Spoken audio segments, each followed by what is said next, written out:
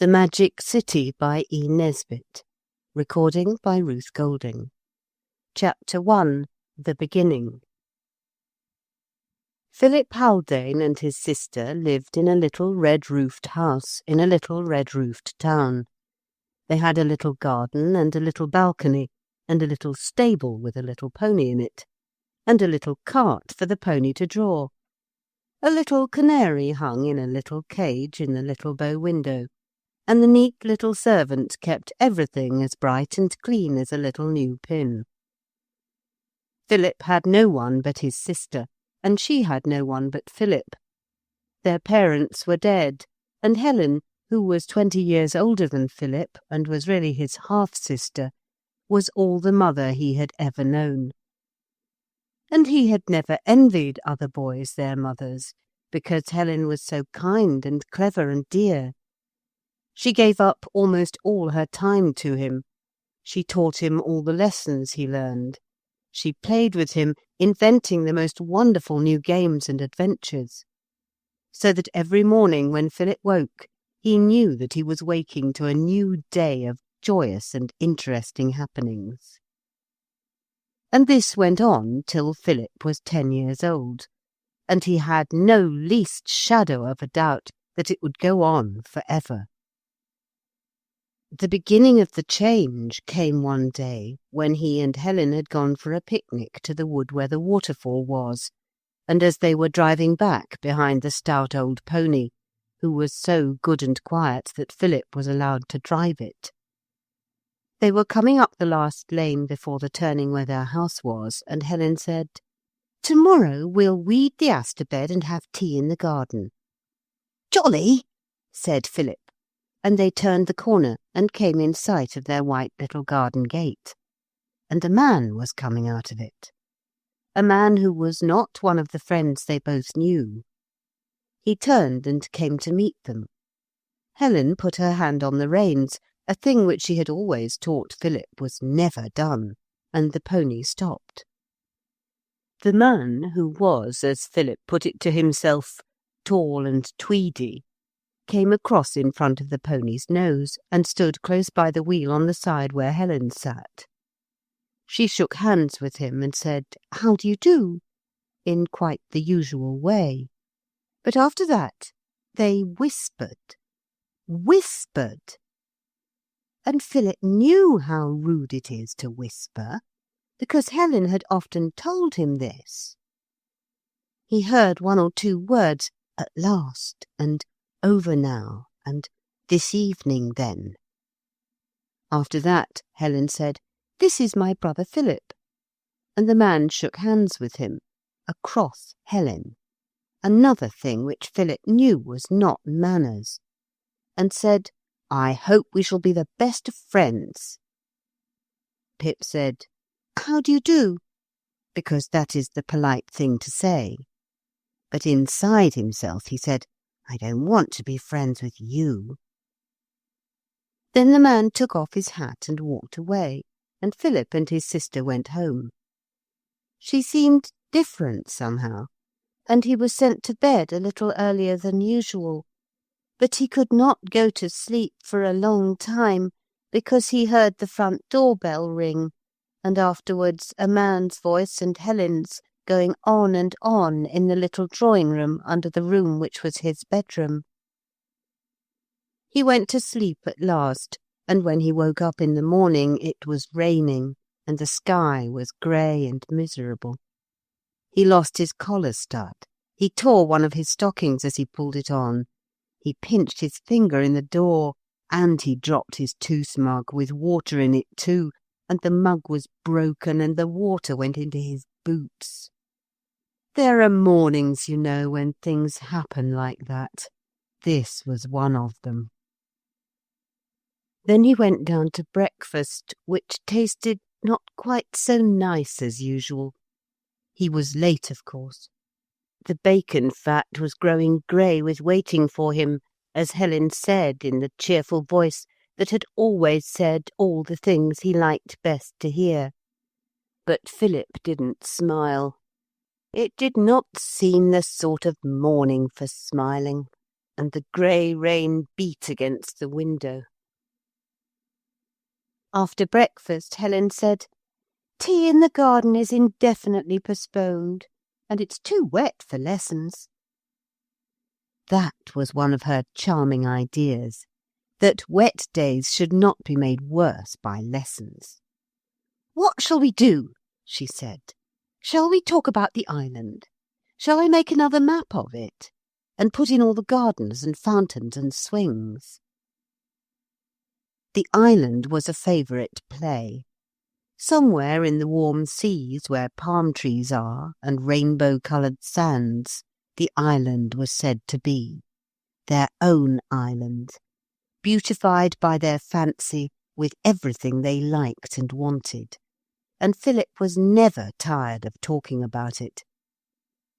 There were times when he almost believed that the island was real. He was king of the island and Helen was queen, and no one else was to be allowed on it, only these two. But this morning even the thought of the island failed to charm. Philip straggled away to the window and looked out dismally at the soaked lawn and the dripping laburnum trees, and the row of raindrops hanging fat and full on the iron gate. "What is it, Pippin?"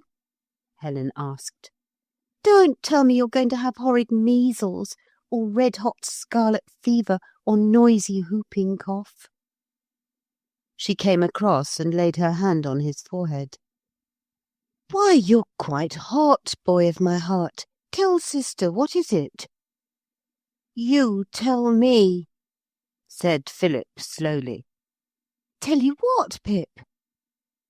"You think you ought to bear it alone, like in books, and be noble and all that. But you must tell me. You promised you'd never have any secrets from me, Helen. You know you did." Helen put her arm round him and said nothing, and from her silence Pip drew the most desperate and harrowing conclusions. The silence lasted. The rain gurgled in the water-pipe and dripped on the ivy. The canary in the green cage that hung in the window put its head on one side and tweaked a seed husk out into Philip's face, then twittered defiantly. But his sister said nothing. "Don't," said Philip suddenly. "Don't break it to me. Tell me straight out." "Tell you what?"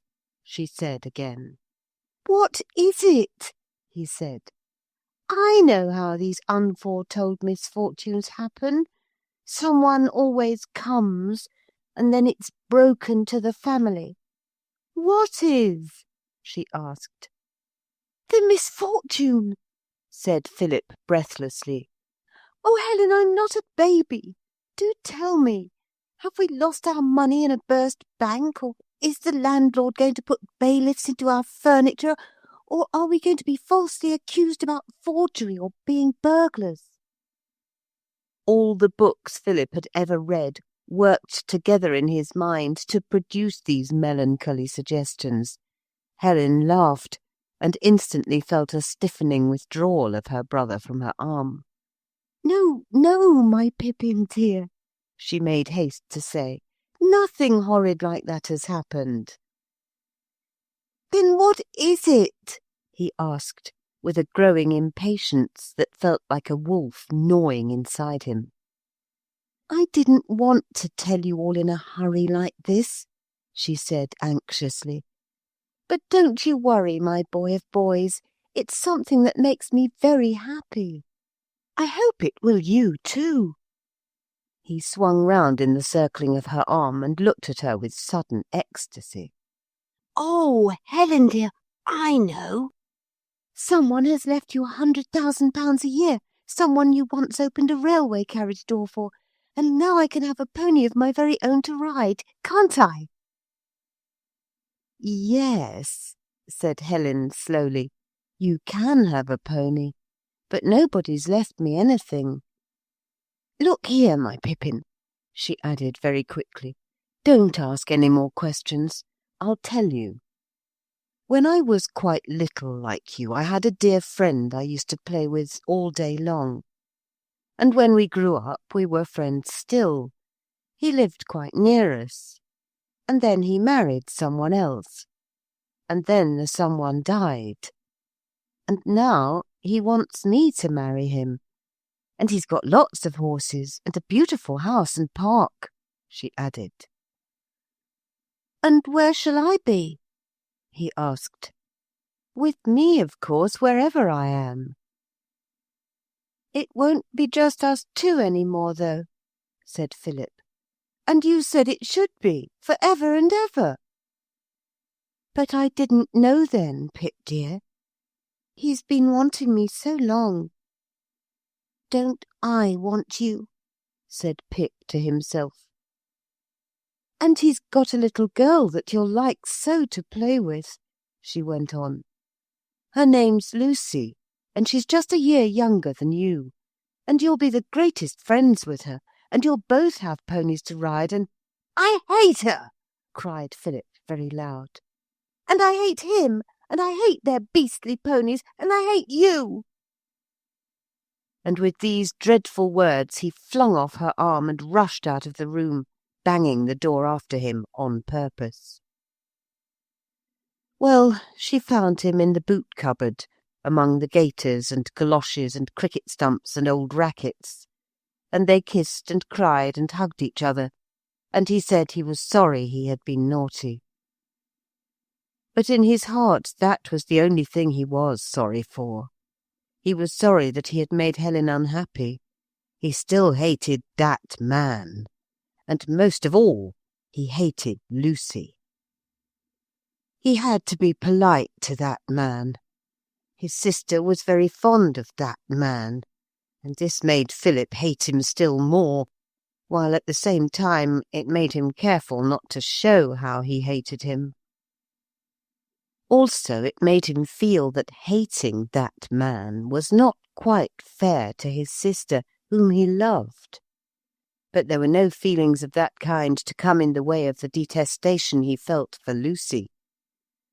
Helen had told him that Lucy had fair hair and wore it in 2 plaits, and he pictured her to himself as a fat, stumpy little girl, exactly like the little girl in the story of the sugar bread in the old oblong shock-headed Peter book that had belonged to Helen when she was little.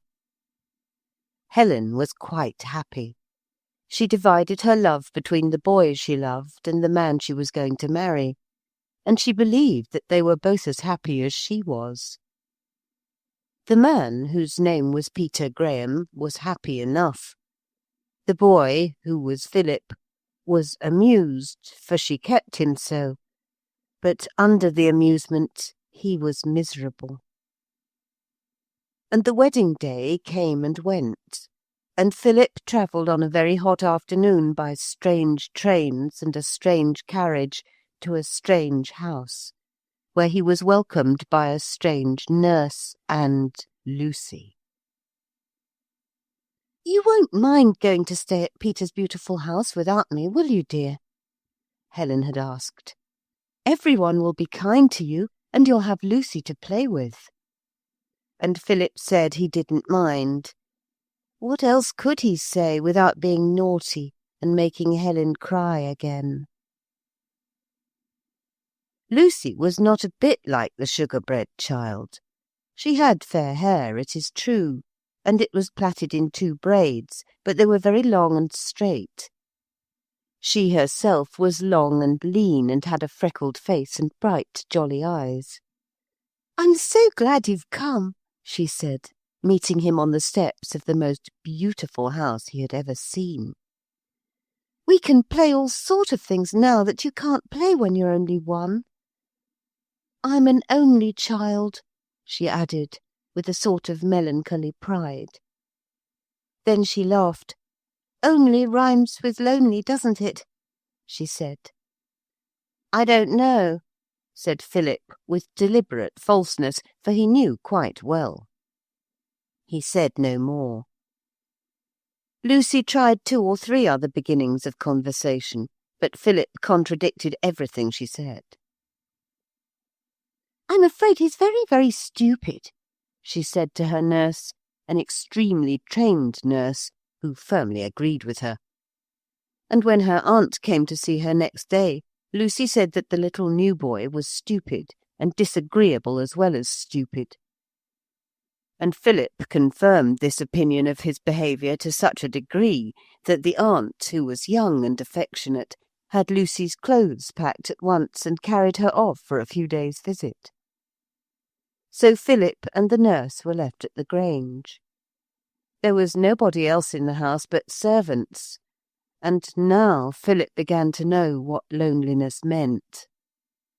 The letters and the picture postcards which his sister sent every day from the odd towns on the continent of Europe, which she visited on her honeymoon, did not cheer the boy. They merely exasperated him, reminding him of the time when she was all his own, and was too near to him to need to send him postcards and letters.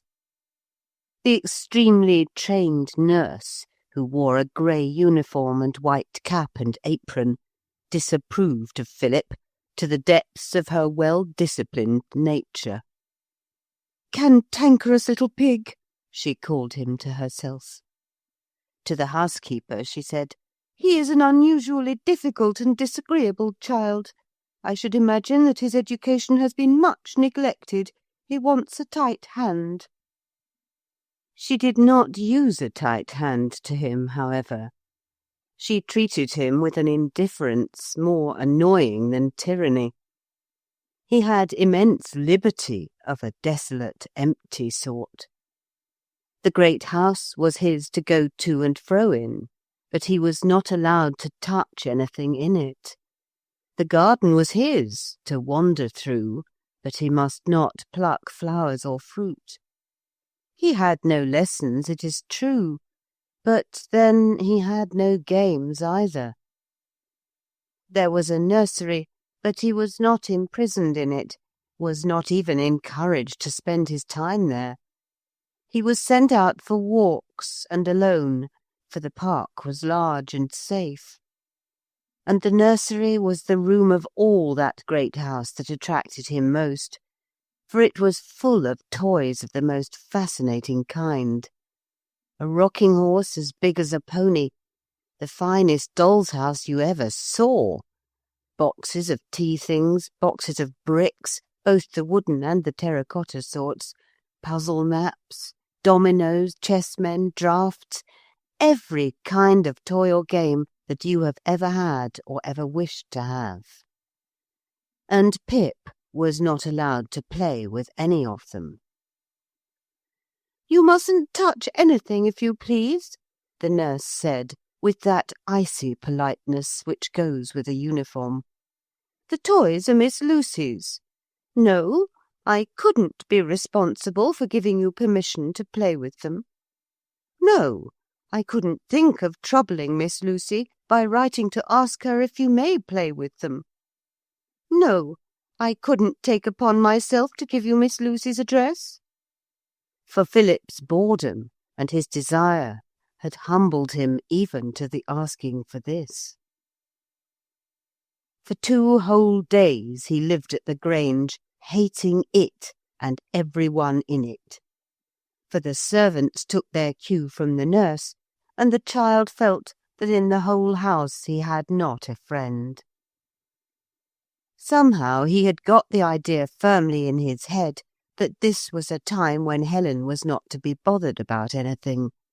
So he wrote to her that he was quite well, thank you, and the park was very pretty, and Lucy had lots of nice toys. He felt very brave and noble and like a martyr, and he set his teeth to bear it all. It was like spending a few days at the dentist's. And then, suddenly, everything changed. The nurse got a telegram. A brother who had been thought to be drowned at sea had abruptly come home. She must go to see him. "If it costs me the situation," she said to the housekeeper, who answered, "Oh, well, go then. I'll be responsible for the boy, sulky little brat." And the nurse went. In a happy bustle she packed her boxes and went. At the last moment, Philip, on the doorstep watching her climb into the dog-cart, suddenly sprang forward. "Oh, nurse!" he cried, blundering against the almost moving wheel, and it was the first time he had called her by any name. "Nurse, do say I may take Lucy's toys to play with. If it is so lonely here, I mayn't I? I may take them." Perhaps the nurse's heart was softened by her own happiness and the thought of the brother who was not drowned. Perhaps she was only in such a hurry that she did not know what she was saying. At any rate, when Philip said for the third time, "May I take them?" she hastily answered, "Bless the child, take anything you like. Mind the wheel, for goodness sake. Goodbye, everybody," waved her hand to the servants assembled at the top of the wide steps, and was whirled off to joyous reunion with the undrowned brother. Philip drew a deep breath of satisfaction, went straight up to the nursery, took out all the toys, and examined every single one of them. It took him all the afternoon. The next day he looked at all the things again, and longed to make something with them. He was accustomed to the joy that comes of making things. He and Helen had built many a city for the dream island out of his own 2 boxes of bricks and certain other things in the house. Her Japanese cabinet, the dominoes and chessmen, cardboard boxes, books, the lids of kettles and teapots. But they had never had enough bricks. Lucy had enough bricks for anything.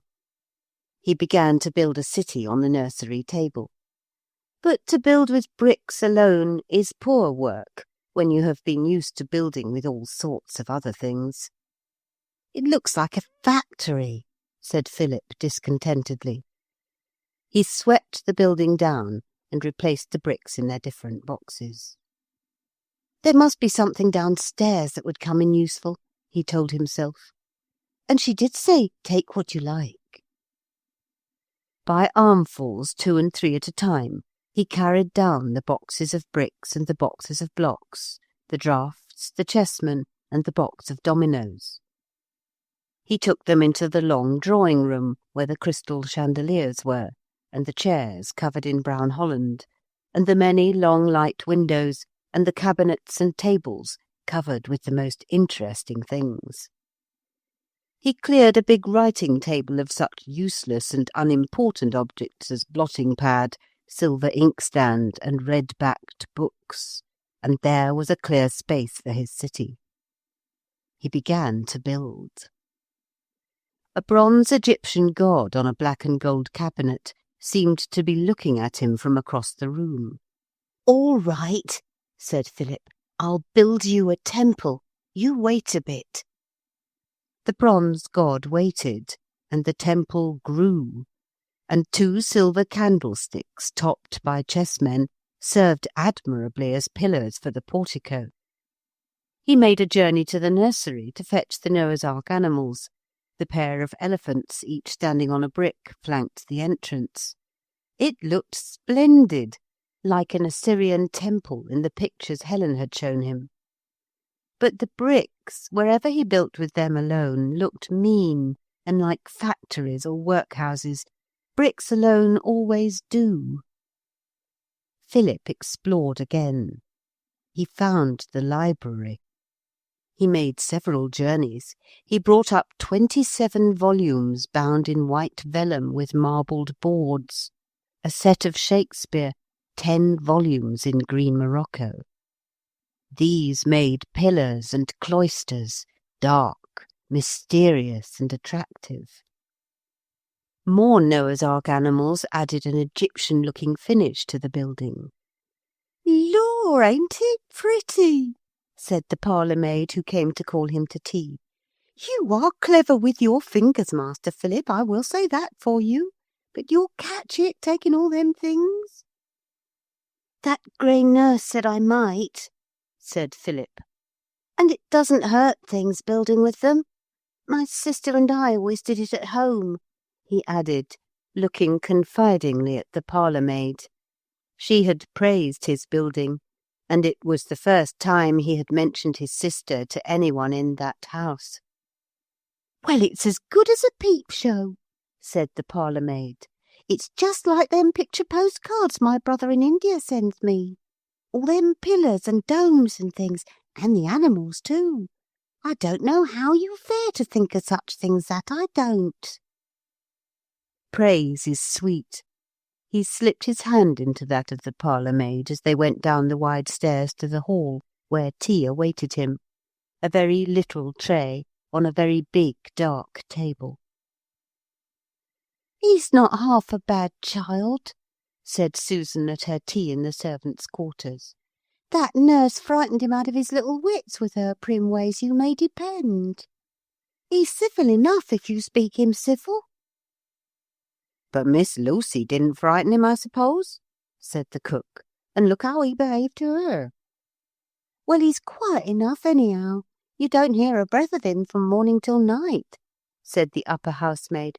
"Seems silly-like to me." "You slip in and look what he's been building, that's all," Susan told them. "You won't call him silly then. India and pagodas ain't in it." They did slip in, all of them, when Philip had gone to bed. The building had progressed, though it was not finished. "I shan't touch a thing," said Susan. "Let him have it to play with tomorrow. We'll clear it all away before that nurse comes back with her caps and her collars and her stuck-up cheek." So next day Philip went on with his building. He put everything you can think of into it. The dominoes and the domino box, bricks and books, cotton reels that he begged from Susan, and a collar box and some cake tins contributed by the cook. He made steps of the dominoes and a terrace of the domino box. He got bits of southernwood out of the garden and stuck them in cotton reels, which made beautiful pots, and they looked like bay trees in tubs. Brass finger bowls served for domes, and the lids of brass kettles and coffee pots from the oak dresser in the hall made minarets of dazzling splendour. Chessmen were useful for minarets too. "I must have paved paths and a fountain," said Philip thoughtfully. The paths were paved with mother-of-pearl card counters, and the fountain was a silver and glass ashtray with a needle case of filigree silver rising up from the middle of it. And the falling water was made quite nicely out of narrow bits of the silver paper off the chocolate Helen had given him at parting. Palm trees were easily made. Helen had showed him how to do that, with bits of larch fastened to elder stems with plasticine. There was plenty of plasticine among Lucy's toys. There was plenty of everything. And the city grew till it covered the table. Philip, unwearied, set about to make another city on another table. This had for chief feature a great water tower with a fountain round its base. And now he stopped at nothing. He unhooked the crystal drops from the great chandeliers to make his fountains. This city was grander than the first.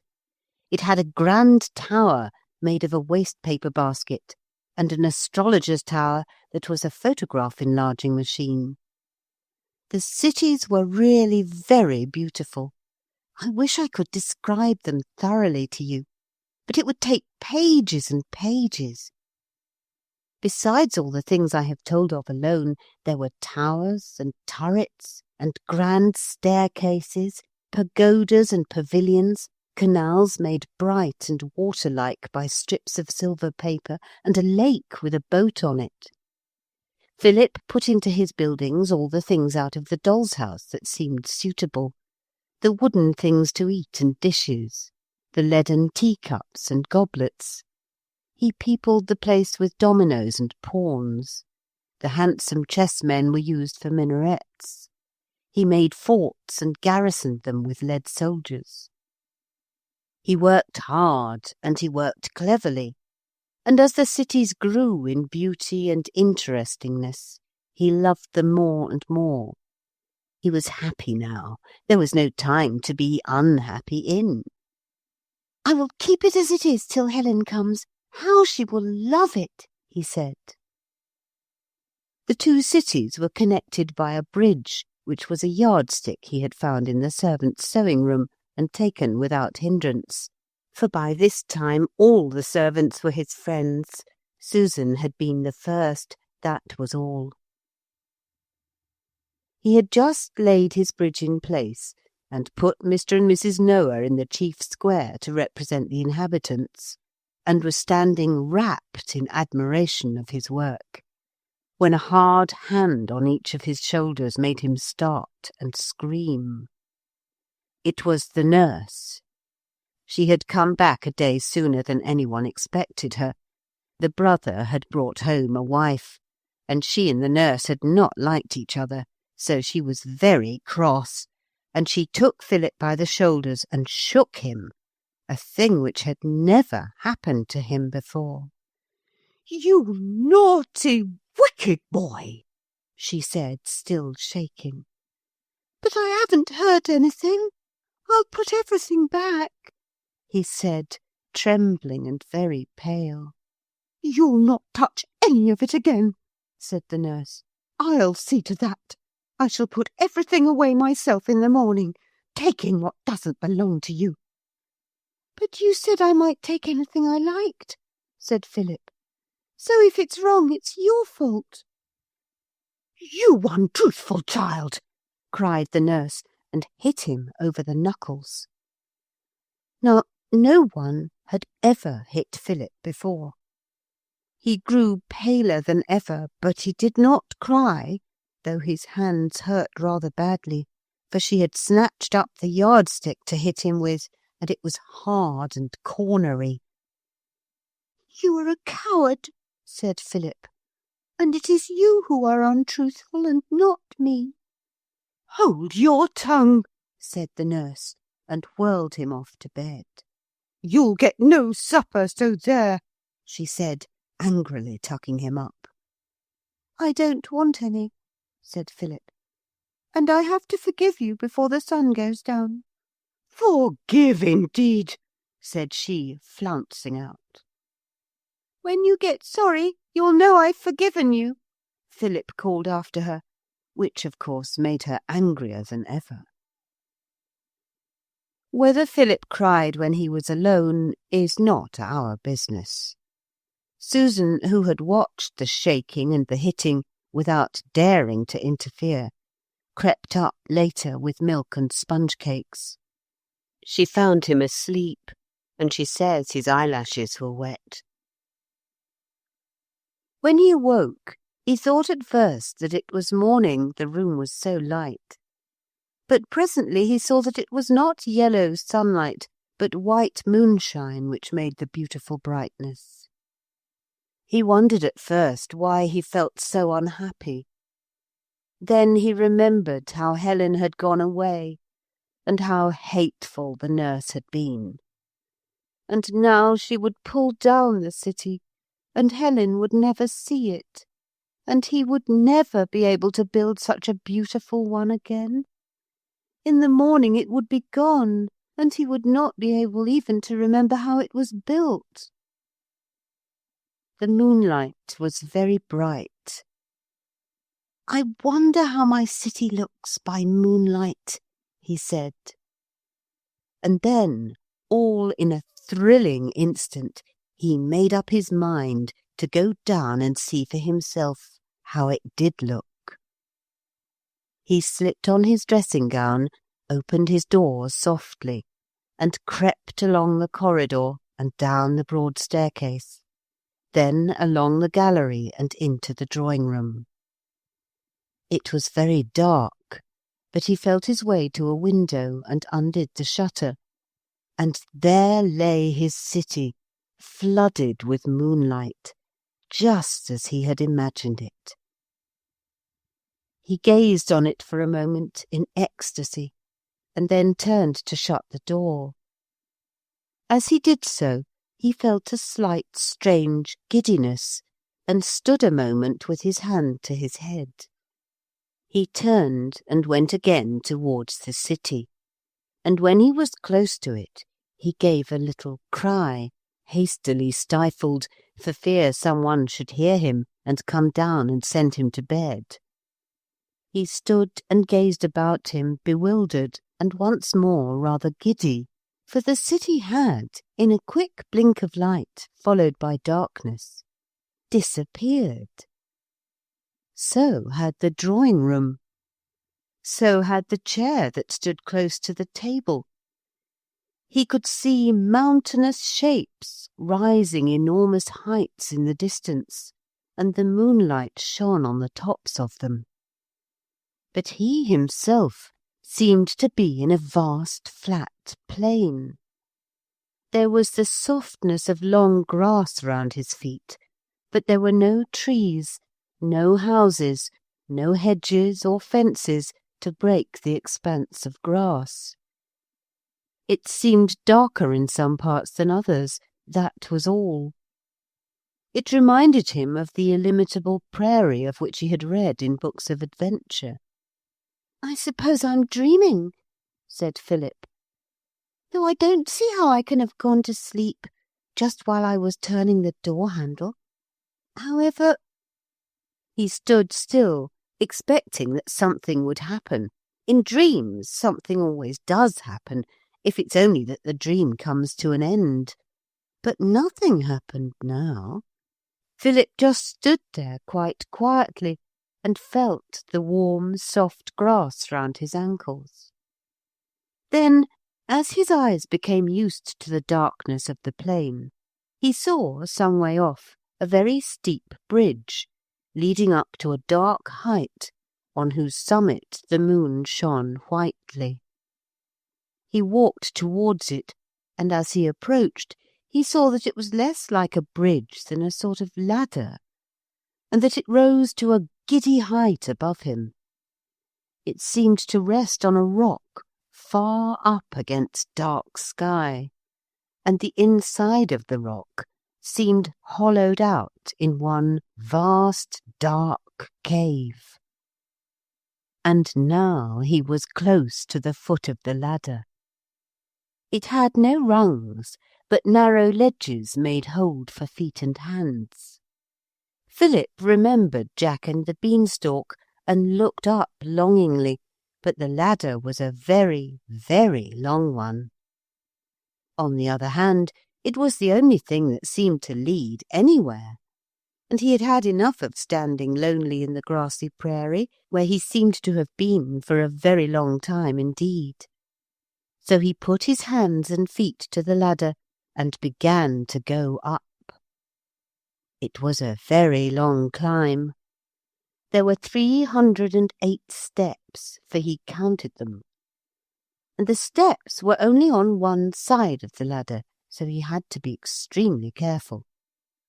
On he went, up and on and up, till his feet ached, and his hands felt as though they would drop off for tiredness. He could not look up far, and he dared not look down at all.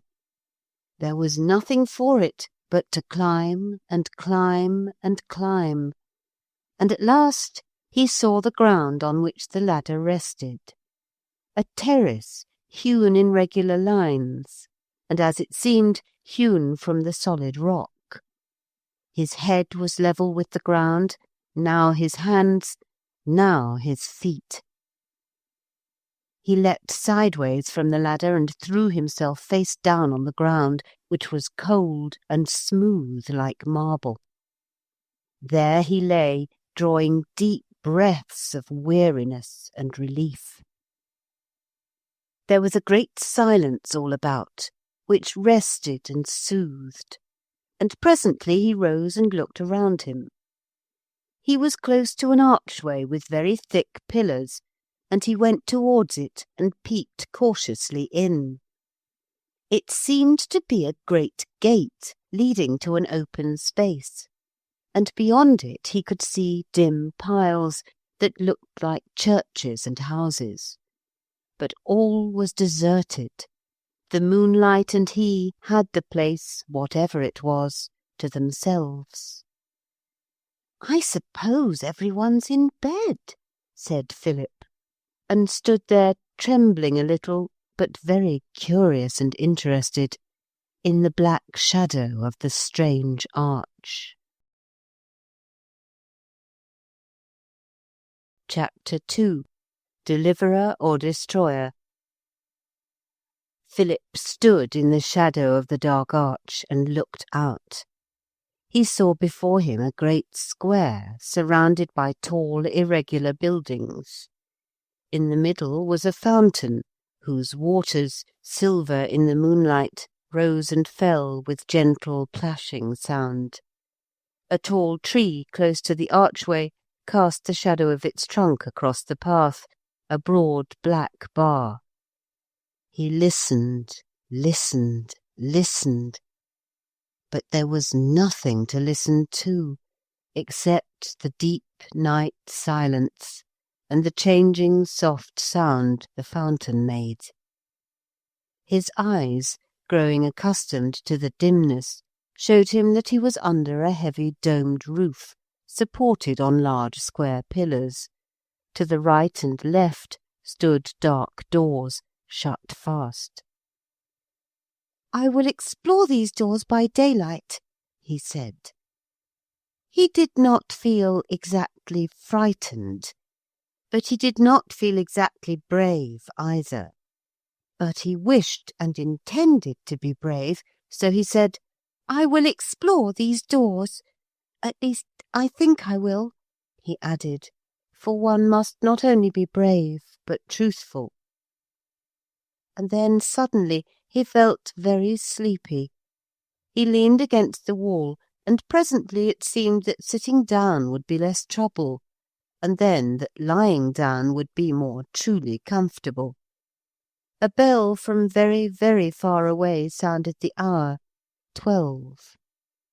Philip counted up to 9, but he missed the 10th bell beat, and the 11th, and the 12th as well, because he was fast asleep, cuddled up warmly in the thick quilted dressing-gown that Helen had made him last winter. He dreamed that everything was as it used to be, before that man came and changed everything and took Helen away. He was in his own little bed, in his own little room, in their own little house, and Helen had come to call him. He could see the sunlight through his closed eyelids. He was keeping them closed just for the fun of hearing her try to wake him, and presently he would tell her he had been awake all the time, and they would laugh together about it. And then he awoke. And he was not in his soft bed at home, but on the hard floor of a big, strange gatehouse, and it was not Helen who was shaking him and saying, "Here, I say, wake up, can't you?" but a tall man in a red coat. And the light that dazzled his eyes was not from the sun at all, but from a horn lantern, which the man was holding close to his face. "What's the matter?" said Philip sleepily. "That's the question," said the man in red. "Come along to the guard-room and give an account of yourself, you young shaver." He took Philip's ear, gently but firmly, between a very hard finger and thumb. "Leave go," said Philip. "I'm not going to run away." And he stood up, feeling very brave. The man shifted his hold from ear to shoulder, and led Philip through one of those doors which he had thought of exploring by daylight. It was not daylight yet, and the room, large and bare, with an arch at each end and narrow little windows at the sides, was lighted by horn lanterns and tall tapers in pewter candlesticks. It seemed to Philip that the room was full of soldiers. Their captain, with a good deal of gold about him and a very smart black moustache, got up from a bench. "Look what I've caught, sir," said the man who owned the hand on Philip's shoulder. Said the captain. "So it's really happened at last." "What has?" said Philip. "Why, you have," said the captain. "Don't be frightened, little man." "I'm not frightened," said Philip, and added politely, "I should be so much obliged if you'd tell me what you mean." He added something which he had heard people say when they asked the way to the market or the public gardens. "I'm quite a stranger here," he said. A jolly roar of laughter went up from the redcoats. "It isn't manners to laugh at strangers," said Philip. "Mind your own manners," said the captain sharply. "In this country little boys speak when they're spoken to. Stranger, eh? Well, we knew that, you know." Philip, though he felt snubbed, yet felt grand too. Here he was, in the middle of an adventure with grown-up soldiers. He threw out his chest and tried to look manly. The captain sat down in a chair at the end of a long table, drew a black book to him, a black book covered with dust, and began to rub a rusty pen nib on his sword, which was not rusty. "Come now," he said, opening the book. "Tell me how you came here, and mind you speak the truth." "I always speak the truth," said Philip proudly. All the soldiers rose and saluted him with looks of deep surprise and respect. "Well, nearly always," said Philip, hot to the ears, and the soldiers clattered stiffly down again onto the benches, laughing once more. Philip had imagined there to be more discipline in the army. "How did you come here?" said the captain. "Up the great bridge staircase," said Philip. The captain wrote busily in the book. "What did you come for?" "I didn't know what else to do. There was nothing but illimitable prairie, and so I came up." "You are a very bold boy," said the captain. "Thank you," said Philip. "I do want to be." "What was your purpose in coming?" "I didn't do it on purpose. I just happened to come." The captain wrote that down too, and then he and Philip and the soldiers looked at each other in silence. "Well?" said the boy. "Well?" said the captain. "I do wish," said the boy, "you'd tell me what you meant by my really happening after all. And then I wish you'd tell me the way home." "Where do you want to get to?" asked the captain. "The address," said Philip, "is The Grange, Ravelsham, Sussex." "Don't know it," said the captain briefly. "And anyhow, you can't go back there now. Didn't you read the notice at the top of the ladder? Trespassers will be prosecuted. You've got to be prosecuted before you can go back anywhere." "I'd rather be persecuted than go down that ladder again," he said. "I suppose it won't be very bad, being persecuted, I mean." His idea of persecution was derived from books. He thought it to be something vaguely unpleasant, from which one escaped in disguise, adventurous and always successful. "That's for the judges to decide," said the captain. "It's a serious thing, trespassing in our city. This guard is put here expressly to prevent it." "Do you have many trespassers?" Philip asked. The captain seemed kind, and Philip had a great-uncle who was a judge, so the word judges made him think of tips and good advice rather than of justice and punishment. "Many trespassers indeed." The captain almost snorted his answer. "That's just it. There's never been one before. You're the first. For years and years and years there's been a guard here, because when the town was first built, the astrologers foretold that some day there would be a trespasser who would do untold mischief. So it's our privilege, we're the Polistopolitan Guards, to keep watch over the only way by which a trespasser could come in." "May I sit down?" said Philip suddenly, and the soldiers made room for him on the bench. "My father and my grandfather and all my ancestors were in the Guards," said the captain proudly. "It's a very great honour." "I wonder," said Philip, Why you don't cut off the end of your ladder, the top end, I mean. Then nobody could come up." "That would never do," said the captain, "because, you see, there's another prophecy. The great deliverer is to come that way." "Couldn't I," suggested Philip shyly, "couldn't I be the deliverer instead of the trespasser? I'd much rather, you know." "I dare say you would," said the captain, "but people can't be deliverers just because they'd much rather, you know." "And isn't anyone to come up the ladder bridge except just those two?" "We don't know, that's just it. You know what prophecies are." "I'm afraid I don't, exactly." "So vague and mixed up, I mean. The one I'm telling you about goes something like this. Who comes up the ladder stair? Beware, beware. Steely eyes and copper hair, strife and grief and pain to bear, all come up the ladder stair. You see, we can't tell whether that means one person or a lot of people with steely eyes and copper hair. "My hair's just plain boy colour," said Philip. "My sister says so, and my eyes are blue, I believe." "I can't see in this light."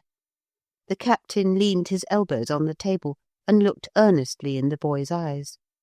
"No, I can't see. The other prophecy goes, from down and very far down, the king shall come to take his own. He shall deliver the magic town, and all that he made shall be his own.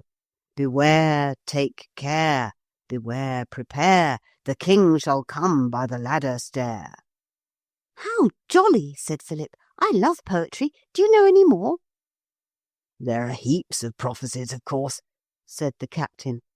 "The astrologers must do something to earn their pay.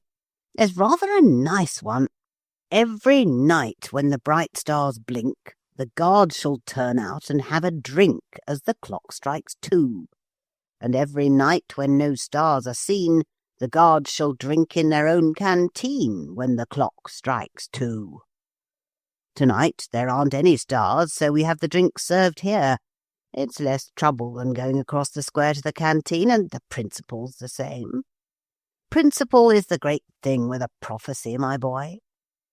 "Yes," said Philip. And then the faraway bell beat again. 1, 2, and outside was a light patter of feet. A soldier rose, saluted his officer, and threw open the door. There was a moment's pause. Philip expected someone to come in with a tray and glasses, as they did at his great-uncle's when gentlemen were suddenly thirsty at times that were not meal-times.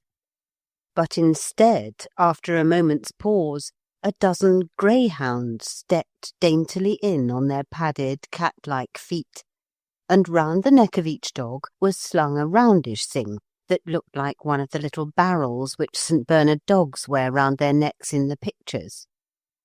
And when these were loosened and laid on the table, Philip was charmed to see that the roundish things were not barrels but coconuts. The soldiers reached down some pewter pots from a high shelf, pierced the coconuts with their bayonets, and poured out the coconut milk. They all had drinks, so the prophecy came true, and what is more, they gave Philip a drink as well. It was delicious, and there was as much of it as he wanted. I have never had as much coconut milk as I wanted, have you? Then the hollow coconuts were tied onto the dogs' necks again, and out they went, slim and beautiful, 2 by 2, wagging their slender tails in the most amiable and orderly way. "They take the coconuts to the town kitchen," said the captain, "to be made into coconut ice for the army breakfast. Waste not, want not, you know. We don't waste anything here, my boy." Philip had quite got over his snubbing. He now felt that the captain was talking with him as man to man. Helen had gone away and left him. Well, he was learning to do without Helen. And he had got away from the Grange, and Lucy, and that nurse. He was a man among men. And then just as he was feeling most manly and important and quite equal to facing any number of judges, there came a little tap at the door of the guardroom, and a very little voice said, "Oh, do please let me come in." Then the door opened slowly. "Well, come in, whoever you are," said the captain. And the person who came in was Lucy. Lucy, whom Philip thought he had got rid of.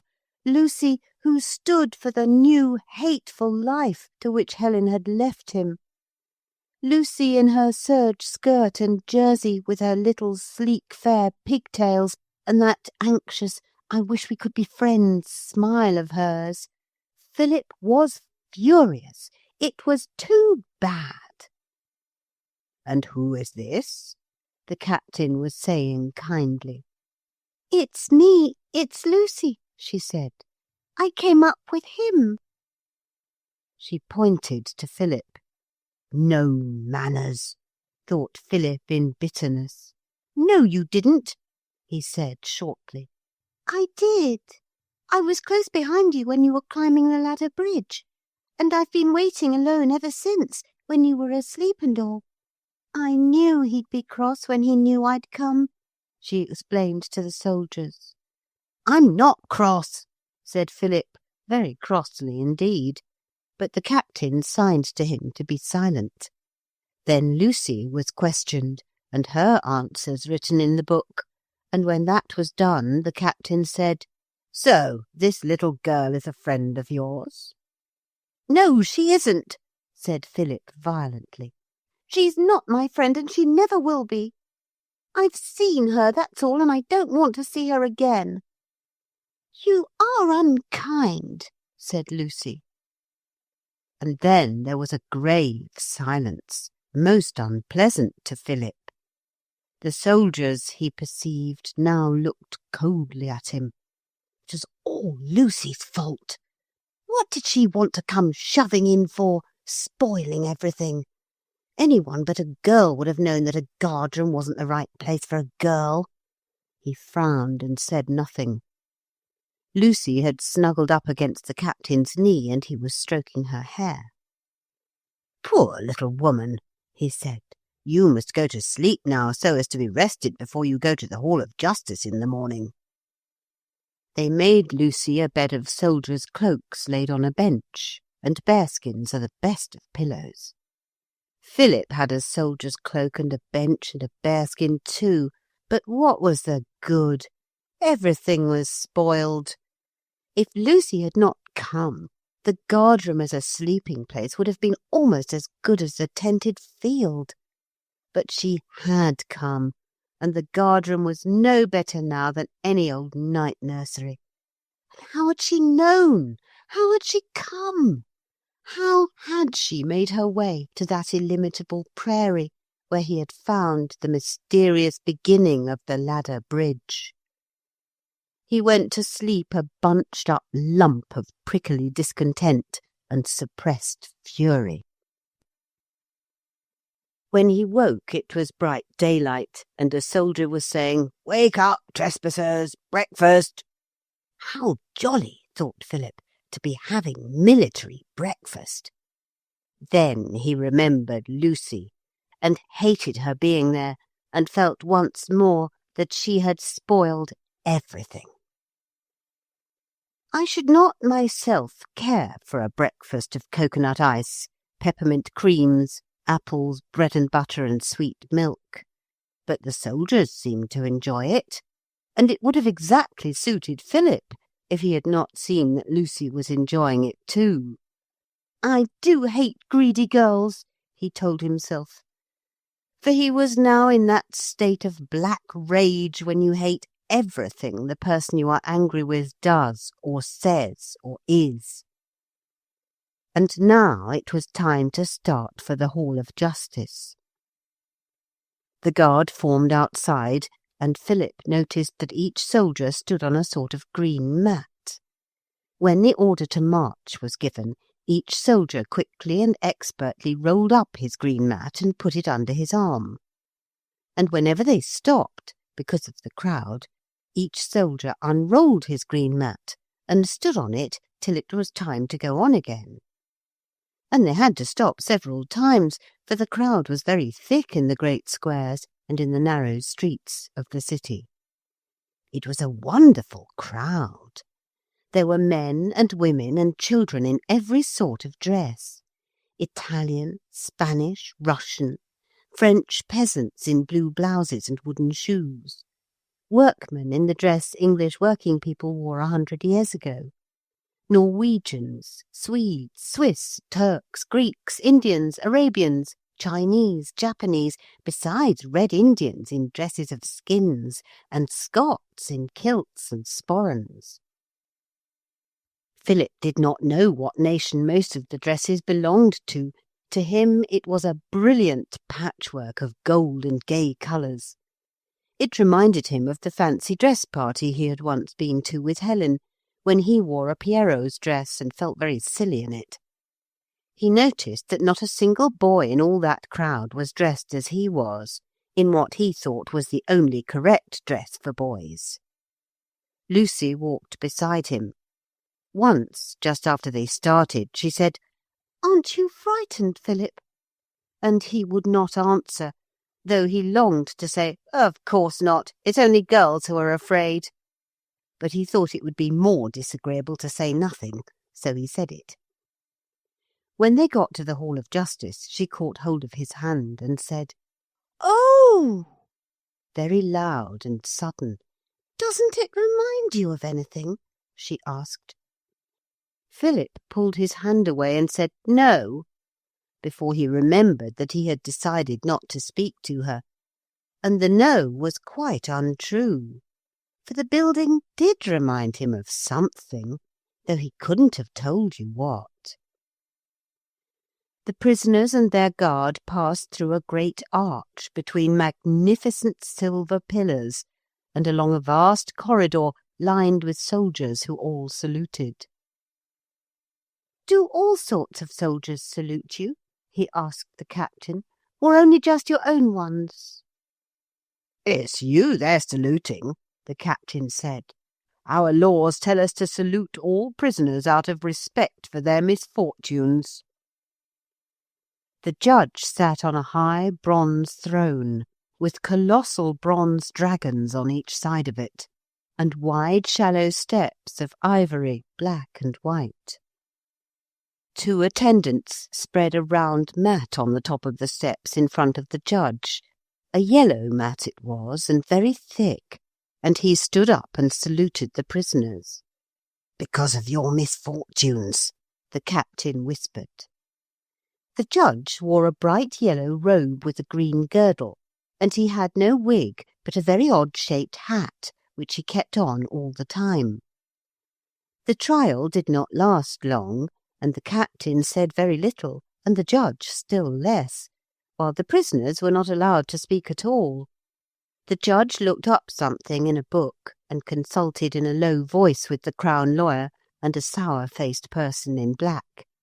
Then he put on his spectacles and said, "Prisoners at the bar, you are found guilty of trespass.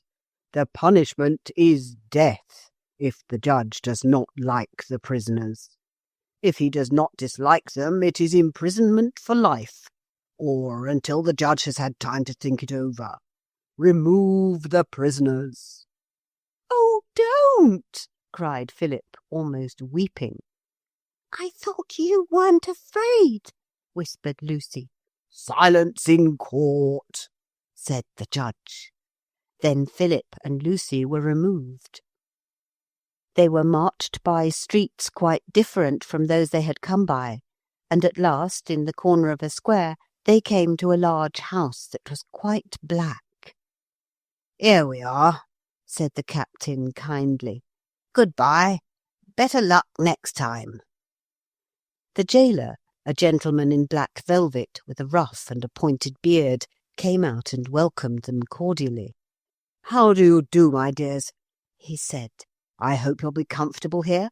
First-class misdemeanants, I suppose?" he asked. "Of course," said the captain. "Top floor, if you please," said the jailer politely, and stood back to let the children pass. "Turn to the left and up the stairs." The stairs were dark and went on and round and round and up and up. At the very top was a big room, simply furnished with a table, chairs, and a rocking horse. Who wants more furniture than that? "You've got the best view in the whole city," said the jailer, "and you'll be company for me, what? They gave me the post of jailer because it's nice, light, gentlemanly work, and leaves me time for my writing. I'm a literary man, you know, but I've sometimes found it a trifle lonely. You're the first prisoners I've ever had, you see. If you'll excuse me, I'll go and order some dinner for you. You'll be contented with the feast of reason and the flow of soul, I feel certain." The moment the door had closed on the jailer's black back, Philip turned on Lucy. "I hope you're satisfied," he said bitterly. "This is all your doing. They'd have let me off if you hadn't been here. What on earth did you want to come here for? Why did you come running after me like that? You know I don't like you." "You're the hatefullest, disagreeablest, horridest boy in all the world," said Lucy firmly. "There!" Philip had not expected this. He met it as well as he could. "I'm not a little sneak of a white mouse squeezing in where I'm not wanted, anyhow," he said. And then they stood looking at each other, breathing quickly, both of them. "I'd rather be a white mouse than a cruel bully," said Lucy at last. "I'm not a bully," said Philip. Then there was another silence. Lucy sniffed. Philip looked round the bare room, and suddenly it came to him that he and Lucy were companions in misfortune, no matter whose fault it was that they were imprisoned. So he said, "Look here, I don't like you, and I shan't pretend I do, but I'll call it Pax for the present if you like. We've got to escape from this place somehow, and I'll help you if you like, and you may help me if you can." "Thank you," said Lucy, in a tone which might have meant anything. "So we'll call it Pax, and see if we can escape by the window. There might be ivy, or a faithful page with a rope ladder. Have you a page at the Grange?" "There's 2 stable boys," said Lucy, "but I don't think they're faithful. And, I say, I think all this is much more magic than you think." "Of course I know it's magic," said he impatiently, "but it's quite real too." "Oh, it's real enough," said she. They leaned out of the window. Alas, there was no ivy. Their window was very high up, and the wall outside, when they touched it with their hand, felt smooth as glass. "That's no go," said he, and the 2 leaned still farther out of the window, looking down on the town. There were strong towers and fine minarets and palaces, the palm trees and fountains and gardens. A white building across the square looked strangely familiar. Could it be like St. Paul's, which Philip had been taken to see when he was very little, and which he had never been able to remember? No, he could not remember it even now.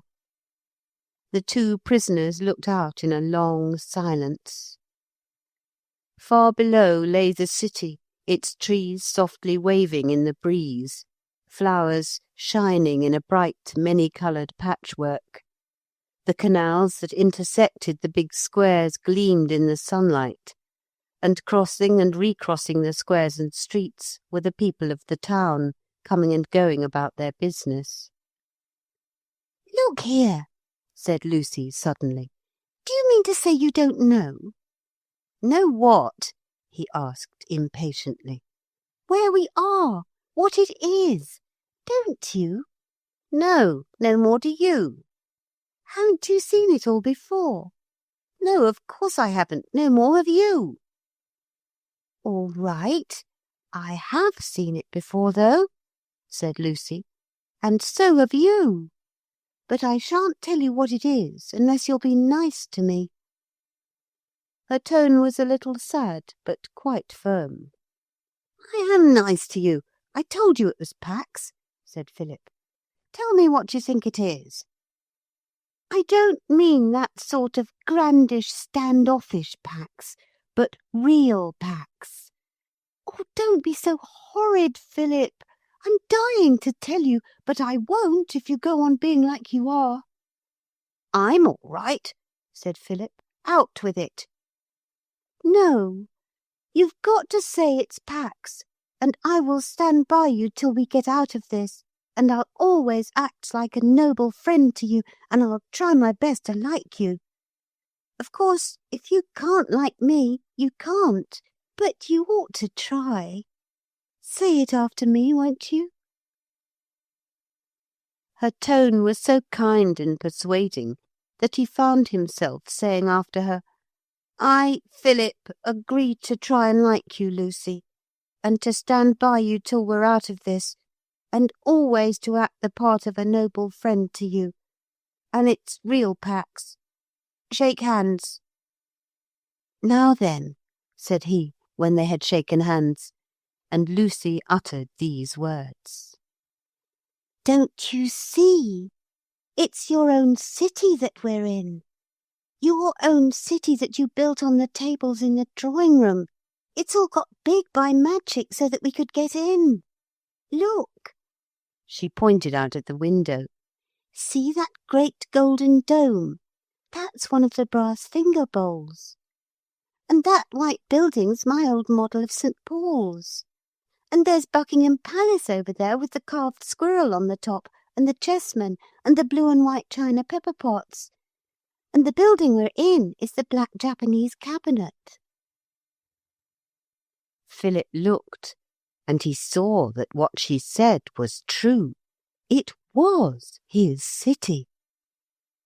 But I didn't build insides to my buildings, said he.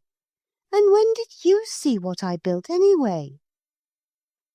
The insides are part of the magic, I suppose, Lucy said. And I saw the cities you built when Auntie brought me home last night after you'd been sent to bed. And I did love them.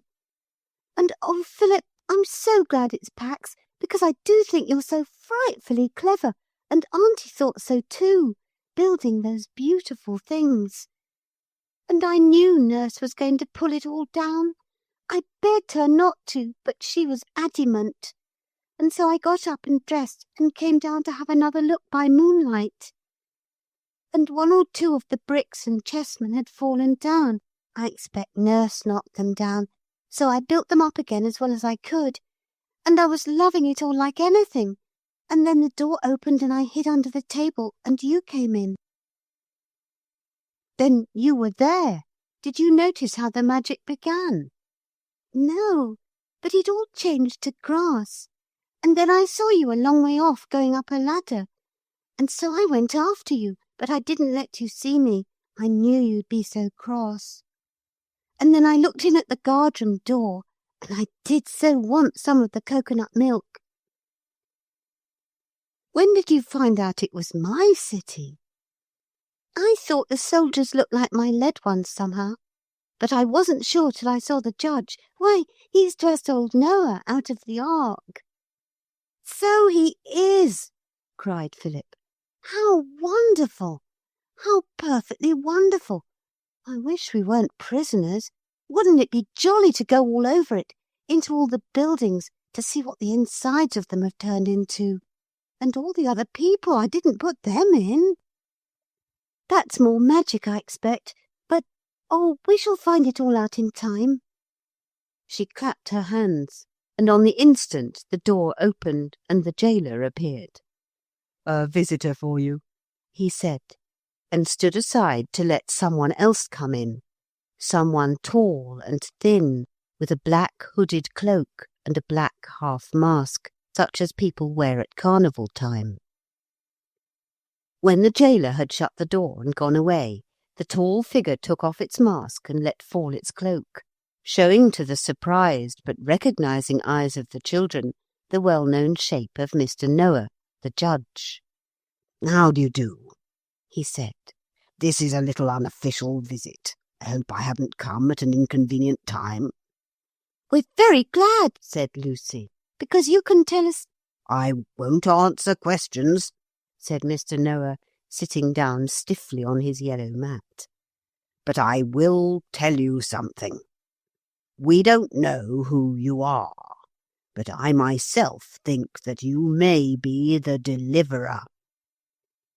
"Both of us?" said Philip jealously. "One or both. You see, the prophecy says that the destroyer's hair is red, and your hair is not red. But before I could get the populace to feel sure of that, my own hair would be grey with thought and argument. Some people are so wooden-headed, and I am not used to thinking. I don't often have to do it. It distresses me." The children said they were sorry. Philip added, "Do tell us a little about your city. It isn't a question. We want to know if it's magic. That isn't a question either." "I was about to tell you," said Mr. Noah, "and I will not answer questions. Of course it is magic. Everything in the world is magic until you understand it.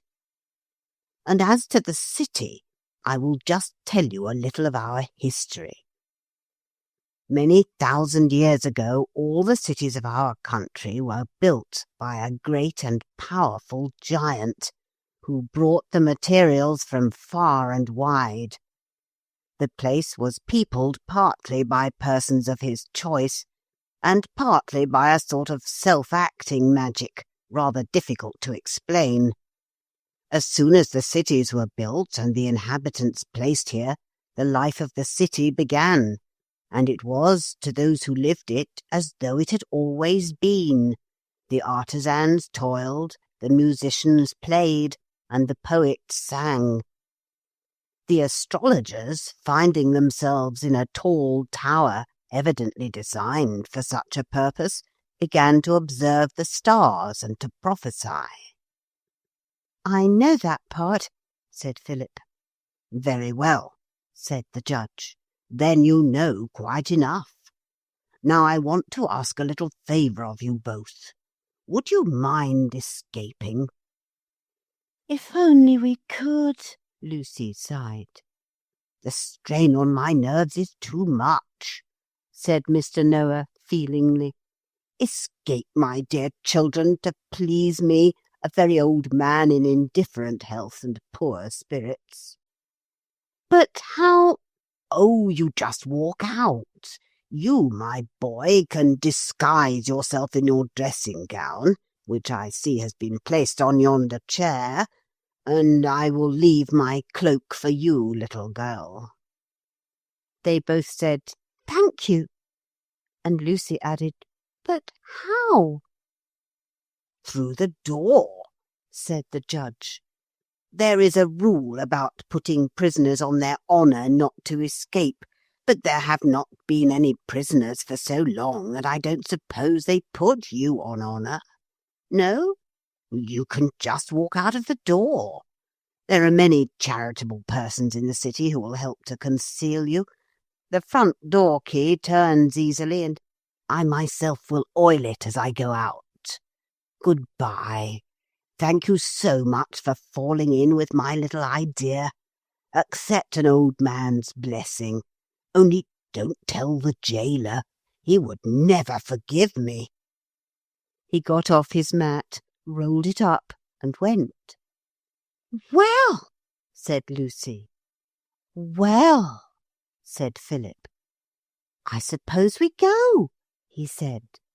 But Lucy said, "What about the jailer? Won't he catch it if we bolt?" Philip felt this might be true. It was annoying, and as bad as being put on one's honour. "Bother," was what he said.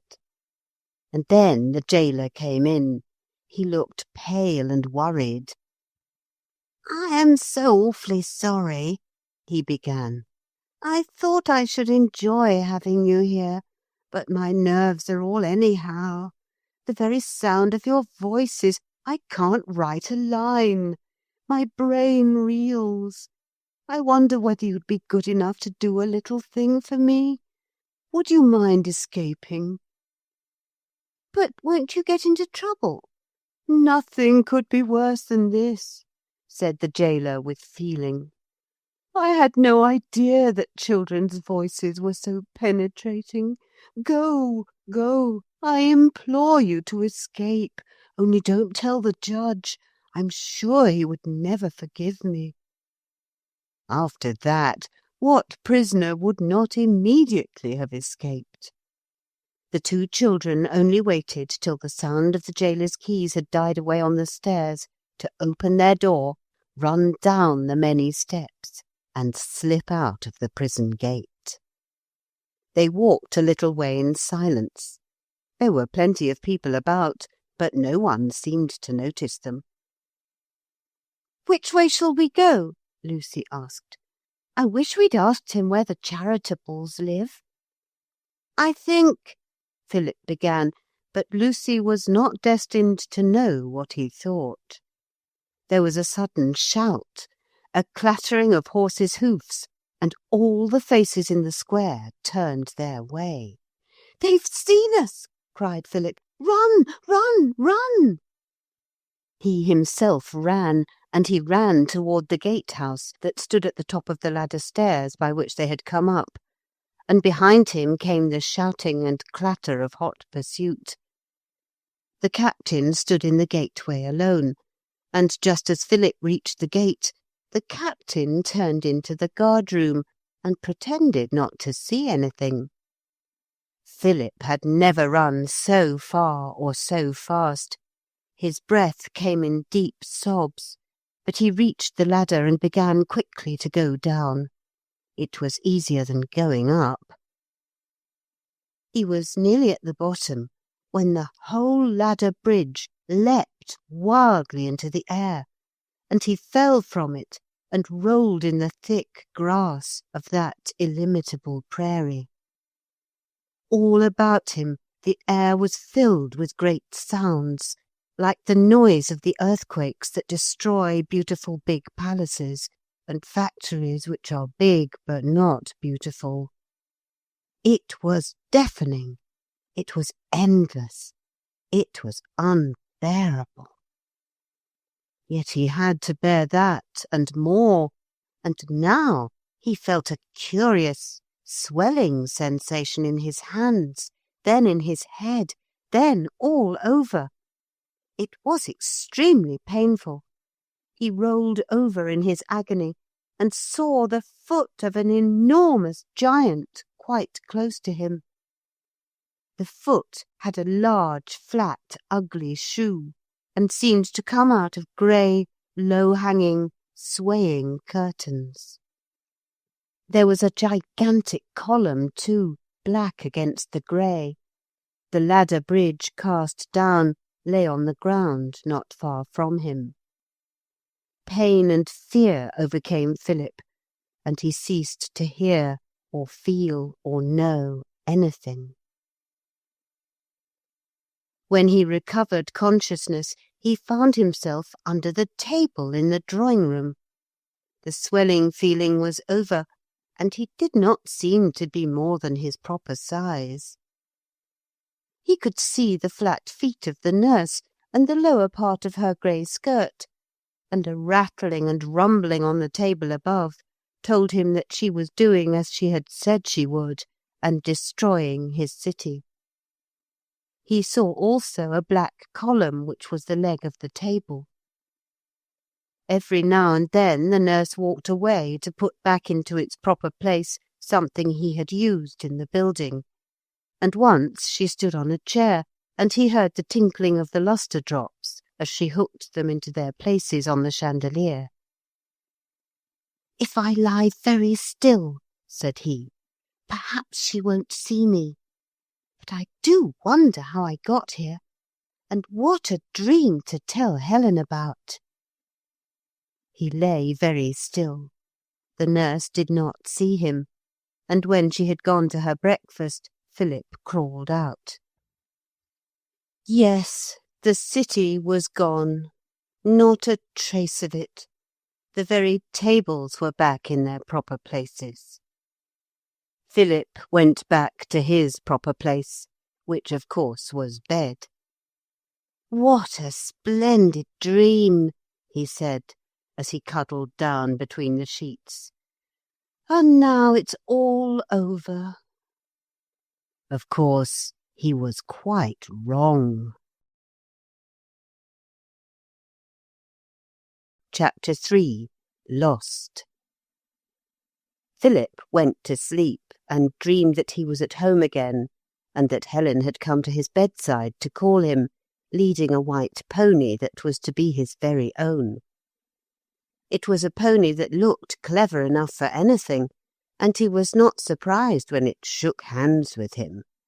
But when it said, "Well, we must be moving," and began to try to put on Philip's shoes and stockings, Philip called out, "Here, I say, stop that!" and awoke to a room full of sunshine, but empty of ponies.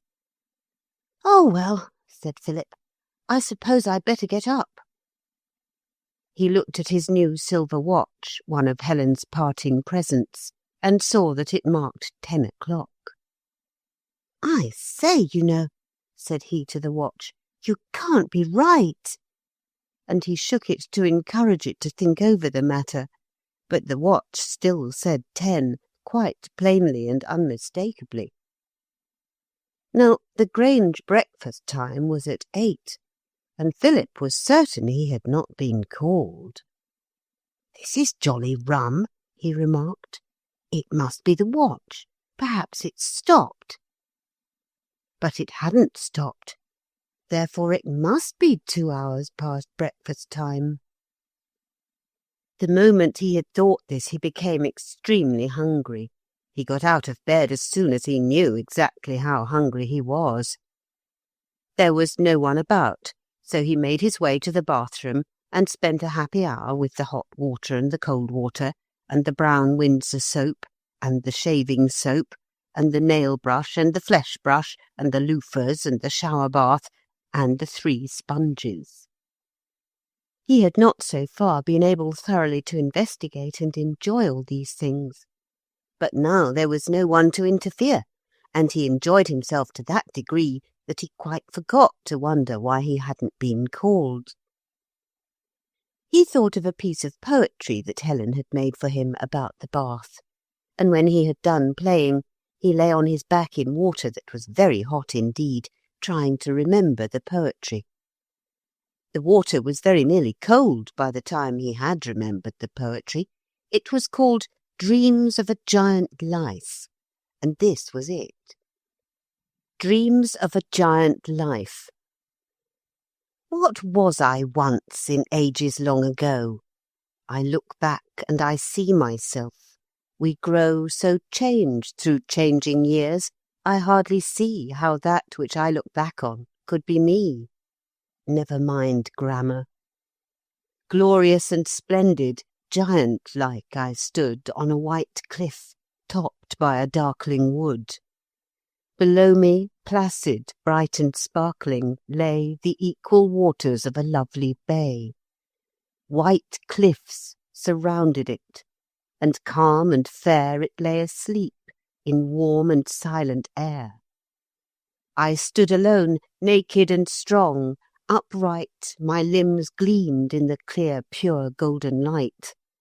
I saw below me all the water lie, expecting something, and that thing was I.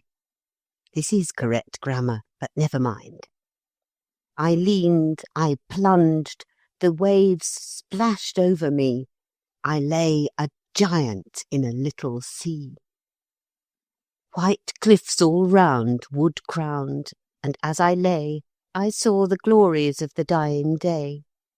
No wind disturbed my sea. The sunlight was as though it came through windows of gold glass. The white cliffs rose above me, and around the clear sea lay, pure, perfect, and profound.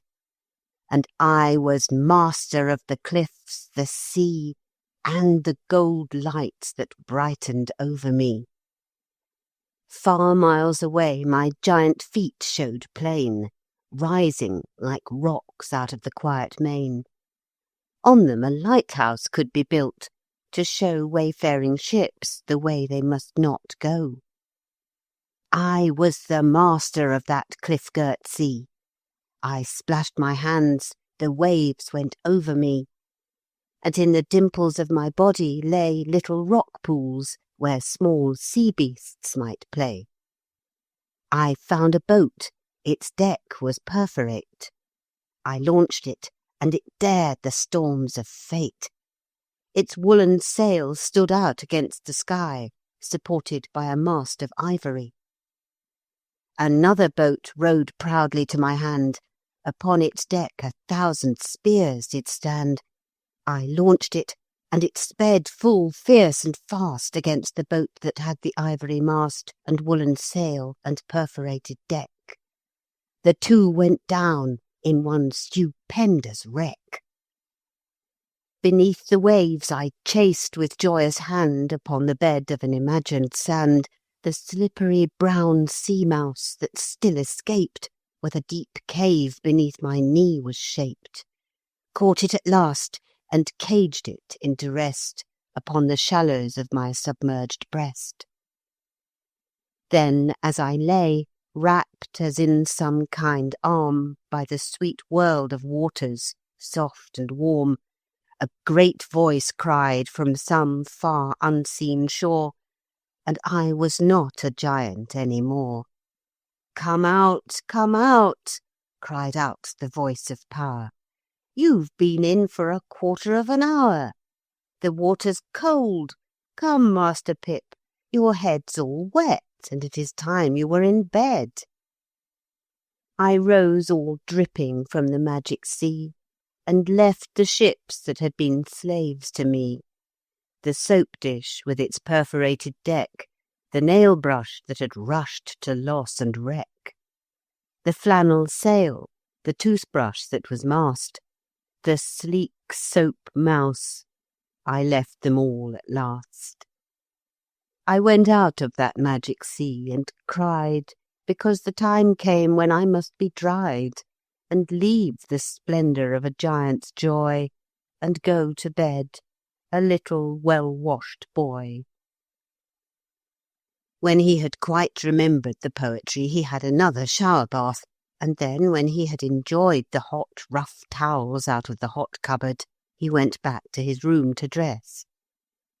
He now felt how deeply he wanted his breakfast, so he dressed himself with all possible speed, even forgetting to fasten his bootlaces properly.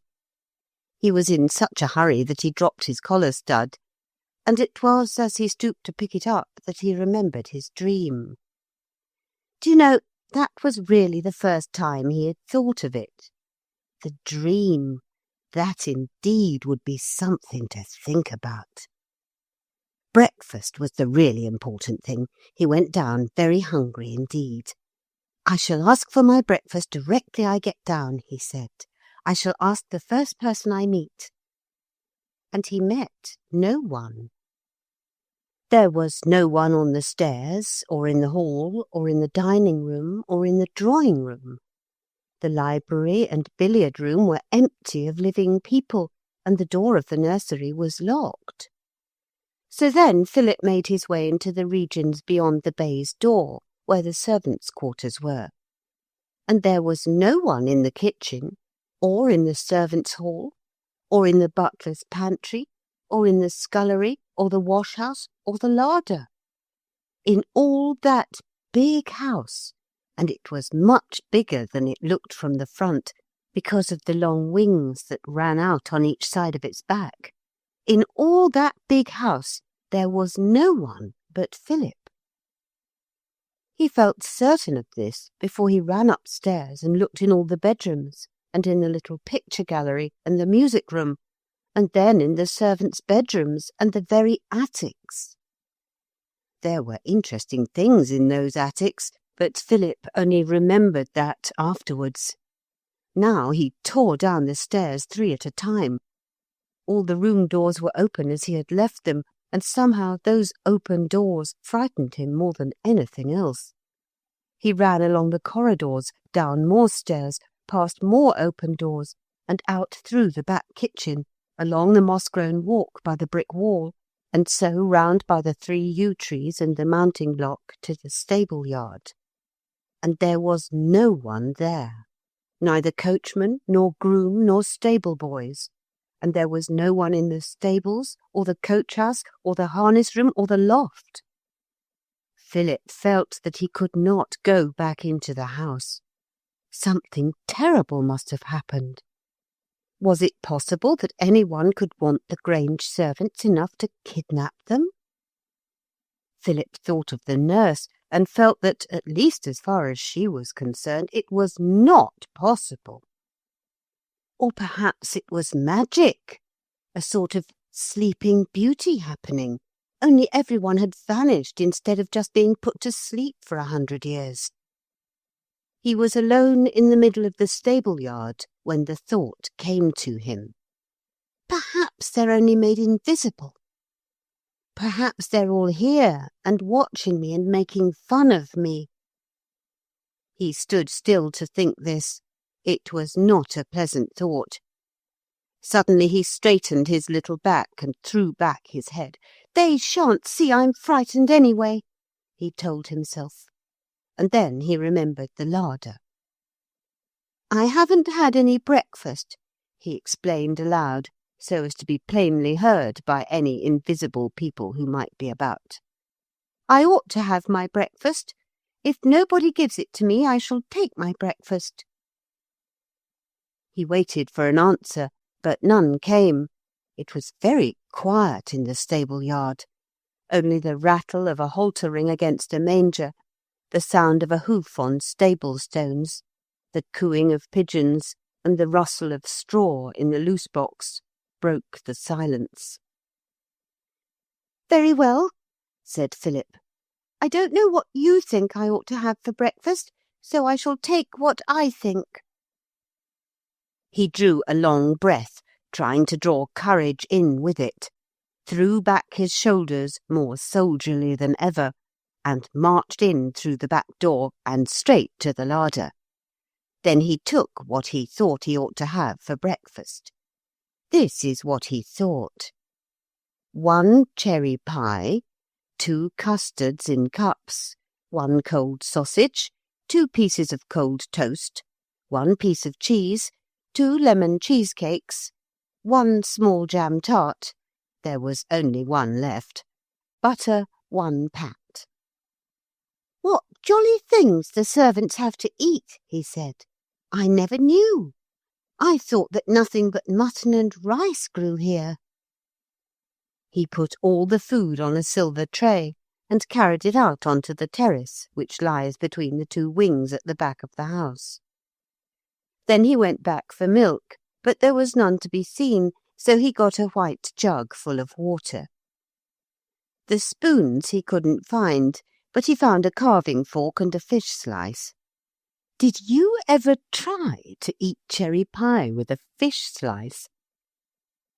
"Whatever's happened," said Philip to himself through the cherry pie, "and whatever happens, it's as well to have had your breakfast." And he bit a generous inch off the cold sausage which he had speared with the carving fork. And now, sitting out in the good sunshine, and growing less and less hungry as he plied fish slice and carving fork, his mind went back to his dream, which began to seem more and more real. Suppose it really had happened? It might have. Magic things did happen, it seemed. Look how all the people had vanished out of the house, out of the world too, perhaps. Suppose everyone's vanished, said Philip. Suppose I'm the only person left in the world who hasn't vanished. Then everything in the world would belong to me. Then I could have everything that's in all the toy shops. And his mind for a moment dwelt fondly on this beautiful idea. Then he went on. But suppose I vanished too? Perhaps if I were to vanish, I could see the other people who have. I wonder how it's done. He held his breath and tried hard to vanish. Have you ever tried this? It is not at all easy to do. Philip could not do it at all. He held his breath and he tried, but he only felt fatter and fatter, and more as though in one more moment he should burst, so he let his breath go.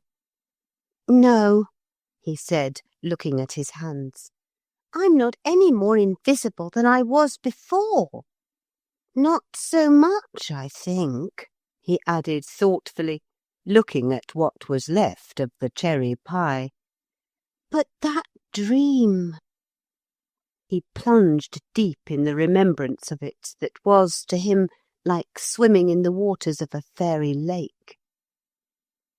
He was hooked out of his lake suddenly by voices. It was like waking up. There, away across the green park, beyond the sunk fence, were people coming. "So everyone hasn't vanished," he said, caught up the tray and took it in. He hid it under the pantry shelf. He didn't know who the people were who were coming, and you can't be too careful. Then he went out and made himself small in the shadow of a red buttress, heard their voices coming nearer and nearer. They were all talking at once, in that quick, interested way that makes you certain something unusual has happened. He could not hear exactly what they were saying, but he caught the words, "No. Of course I've asked. Police. Telegram. Yes, of course. Better make quite sure." Then everyone began speaking all at once, and you could not hear anything that anybody said. Philip was too busy keeping behind the buttress to see who they were who were talking. He was glad something had happened. "Now I shall have something to think about besides the nurse and my beautiful city that she has pulled down." But what was it that had happened? He hoped nobody was hurt or had done anything wrong. The word police had always made him uncomfortable, ever since he had seen a boy no bigger than himself pulled along the road by a very large policeman. The boy had stolen a loaf, Philip was told. Philip could never forget that boy's face. He always thought of it in church when it said prisoners and captives, and still more when it said desolate and oppressed. "I do hope it's not that," he said. And slowly he got himself to leave the shelter of the red brick buttress and to follow to the house those voices and those footsteps that had gone by him. He followed the sound of them to the kitchen. The cook was there in tears and a Windsor armchair. The kitchen maid, her cap all on one side, was crying down most dirty cheeks. The coachman was there, very red in the face, and the groom without his gaiters.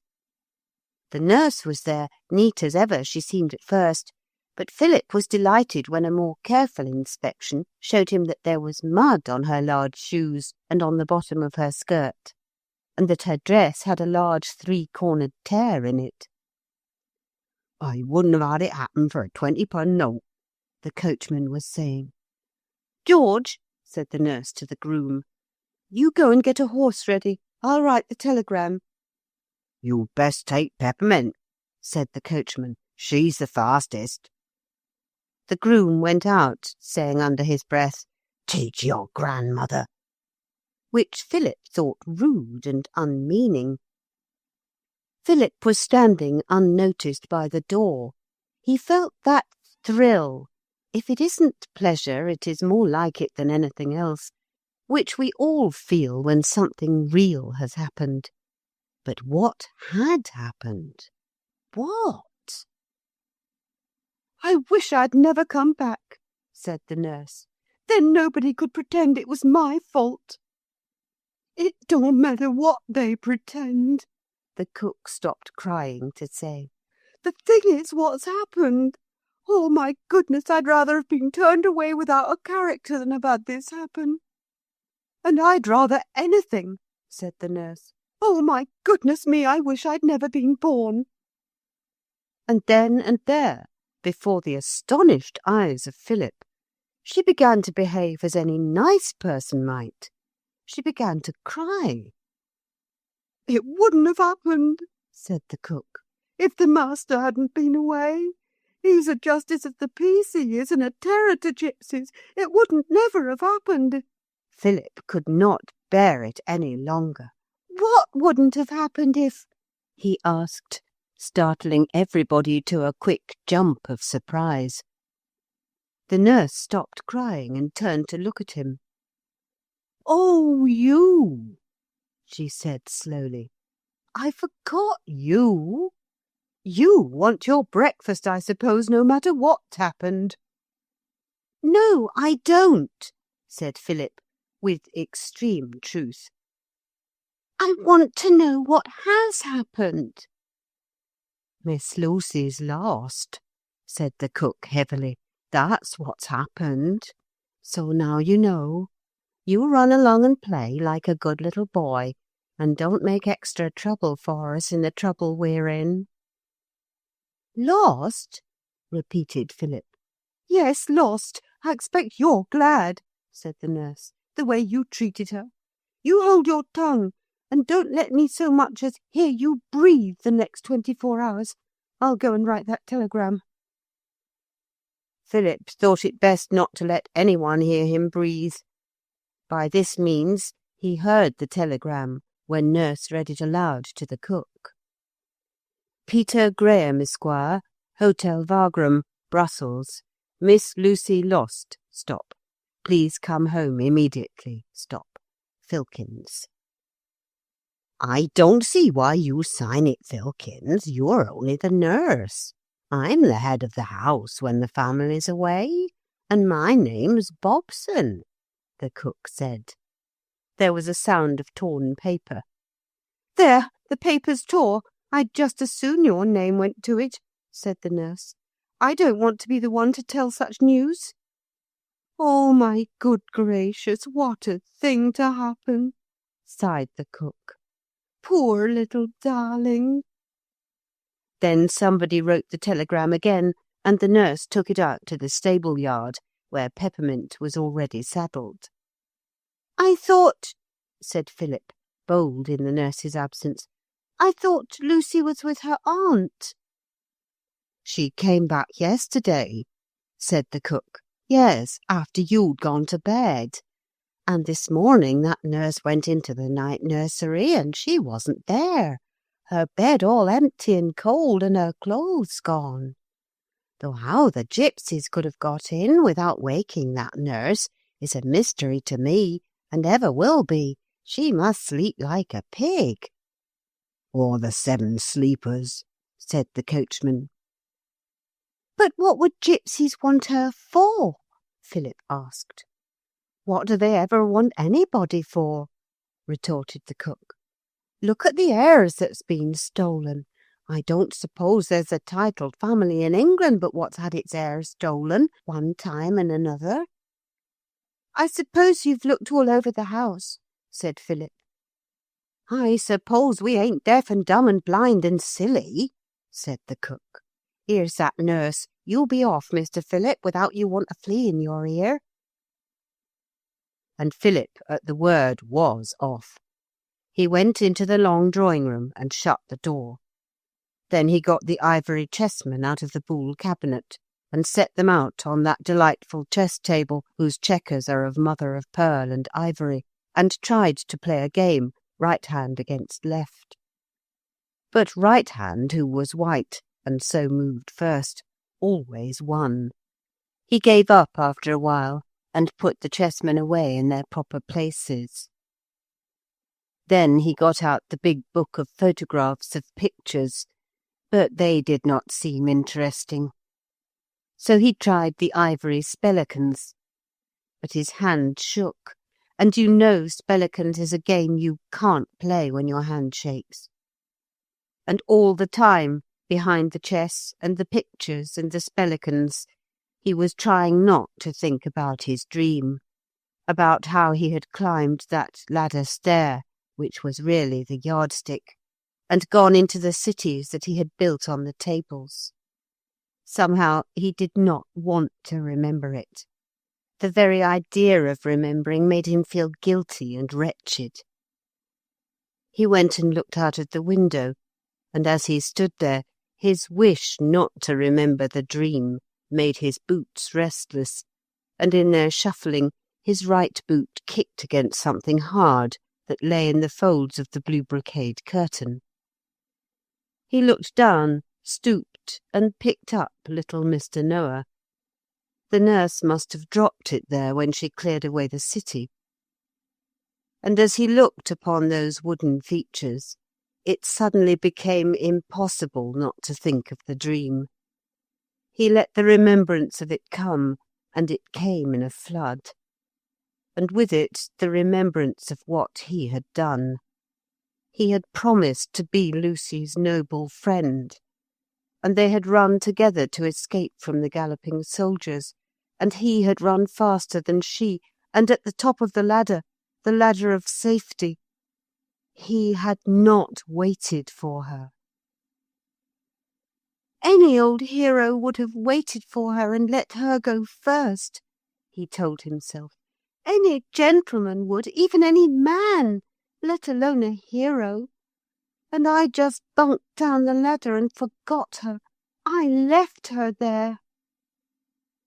Remorse stirred his boots more urgently than before.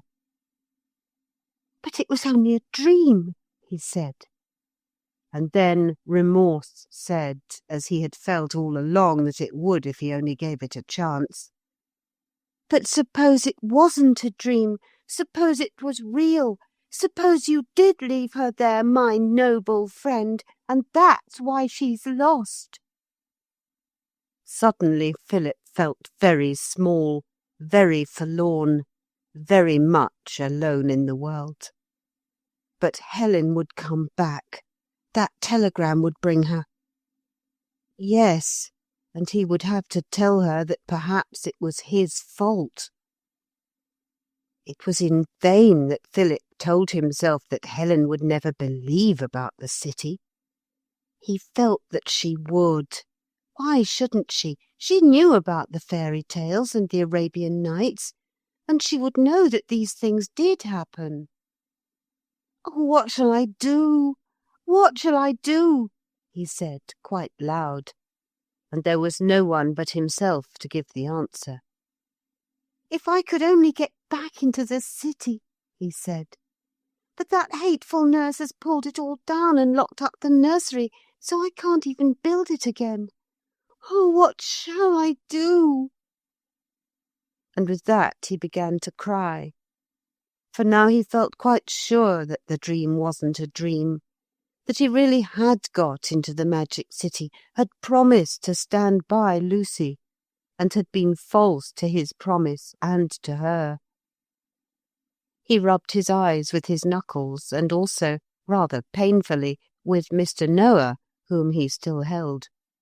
"What shall I do?" he sobbed, and a very, very teeny, tiny voice said, "Put me down." "Eh?" said Philip. "Put me down," said the voice again. It was such a teeny, tiny voice that he could only just hear it. It was unlikely, of course, that the voice could have been Mr. Noah's. But then, whose else could it be?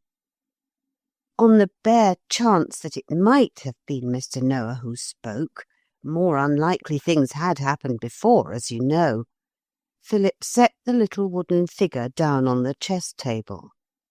It stood there, wooden as ever. "Put who down?" Philip asked. And then, before his eyes, the little wooden figure grew alive, stooped to pick up the yellow disc of wood on which Noah's Ark people stand, rolled it up like a mat, put it under his arm, and began to walk towards the side of the table where Philip stood. He knelt down to bring his ears nearer the little live, moving thing. "What did you say?" he asked. for he fancied that Mr. Noah had again spoken. "I said, what's the matter?" said the little voice. "It's Lucy. She's lost, and it's my fault. And I can only just hear you. It hurts my ears hearing you," complained Philip. "There's an ear trumpet in a box on the middle of the cabinet," he could just hear the teeny tiny voice say. "It belonged to a great aunt. Get it out and listen through it." Philip got it out. It was an odd curly thing, and at first he could not be sure which end he ought to put to his ear, but he tried both ends, and on the second trial he heard quite a loud, strong, big voice say, "That's better." "Then it wasn't a dream last night," said Philip. "Of course it wasn't," said Mr. Noah. "Then where is Lucy?" "In the city, of course, where you left her." "But she can't be," said Philip desperately. "The city's all pulled down and gone forever." "The city you built in this room is pulled down," said Mr. Noah. "But the city you went to wasn't in this room. Now I put it to you, how could it be?" "But it was," said Philip. "Or else how could I have got into it?" "It's a little difficult, I own," said Mr. Noah. "But you see, you built those cities in two worlds. It's pulled down in this world, but in the other world it's going on." "I don't understand," said Philip. "I thought you wouldn't," said Mr. Noah, "but it's true for all that. Everything people make in that world goes on forever." "But how was it that I got in?" "Because you belong to both worlds, and you built the cities, so they were yours." "But Lucy got in." "She built up a corner of your city that the nurse had knocked down." "But you," said Philip, more and more bewildered. "You're here, so you can't be there." "But I am there," said Mr. Noah. "But you're here, and you're alive here. What made you come alive?" "Your tears," said Mr. Noah. "Tears are very strong magic. No, don't begin to cry again. What's the matter?" "I want to get back into the city." "It's dangerous." "I don't care." "You were glad enough to get away," said Mr. Noah. "I know. That's the worst of it," said Philip. "Oh, isn't there any way to get back?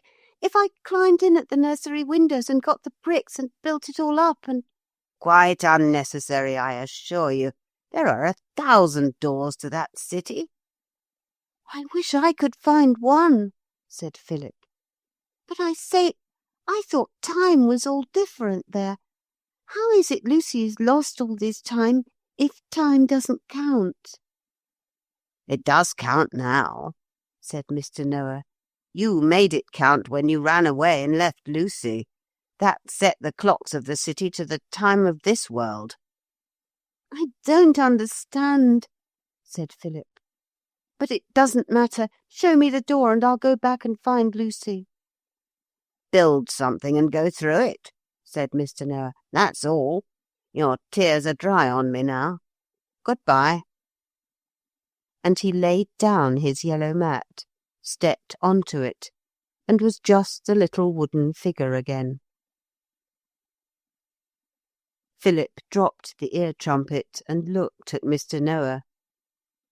"I don't understand," he said. But this at least he understood, that Helen would come back when she got that telegram, and that before she came he must go into the other world and find the lost Lucy.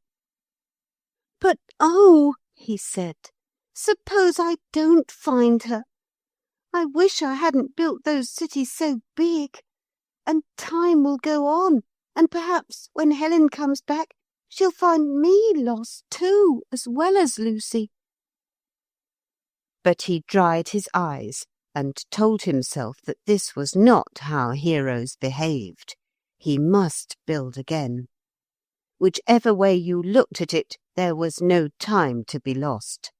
And besides, the nurse might occur at any moment. He looked round for building materials. There was the chess table. It had long narrow legs set round it, rather like arches. Something might be done with it, with books and candlesticks and Japanese vases. Something was done. Philip built with earnest care, but also with considerable speed. If the nurse should come in before he had made a door and got through it, come in and find him building again, she was quite capable of putting him to bed, where, of course, building is impossible. In a very little time there was a building. But how to get in? He was, alas, the wrong size. He stood helpless, and once more tears pricked and swelled behind his eyelids. One tear fell on his hand. Tears are a strong magic, Mr. Noah had said. And at the thought, the tears stopped. Still there was a tear, the one on his hand. He rubbed it on the pillar of the porch. And instantly a queer, tight, thin feeling swept through him. He felt giddy and shut his eyes. His boots, ever sympathetic, shuffled on the carpet. Or was it the carpet? It was very thick, and... He opened his eyes. His feet were once more on the long grass of the illimitable prairie, and in front of him towered the gigantic porch of a vast building and a domino path leading up to it. "Oh, I am so glad!" cried Philip among the grass. "I couldn't have borne it if she'd been lost forever, and all my fault." The gigantic porch lowered frowningly above him. What would he find on the other side of it? "I don't care. I've simply got to go," he said, and stepped out bravely. "If I can't be a hero, I'll try to behave like one." And with that he stepped out, stumbling a little in the thick grass, and the dark shadow of the porch received him. "Bother the child," said the nurse, coming into the drawing-room a little later.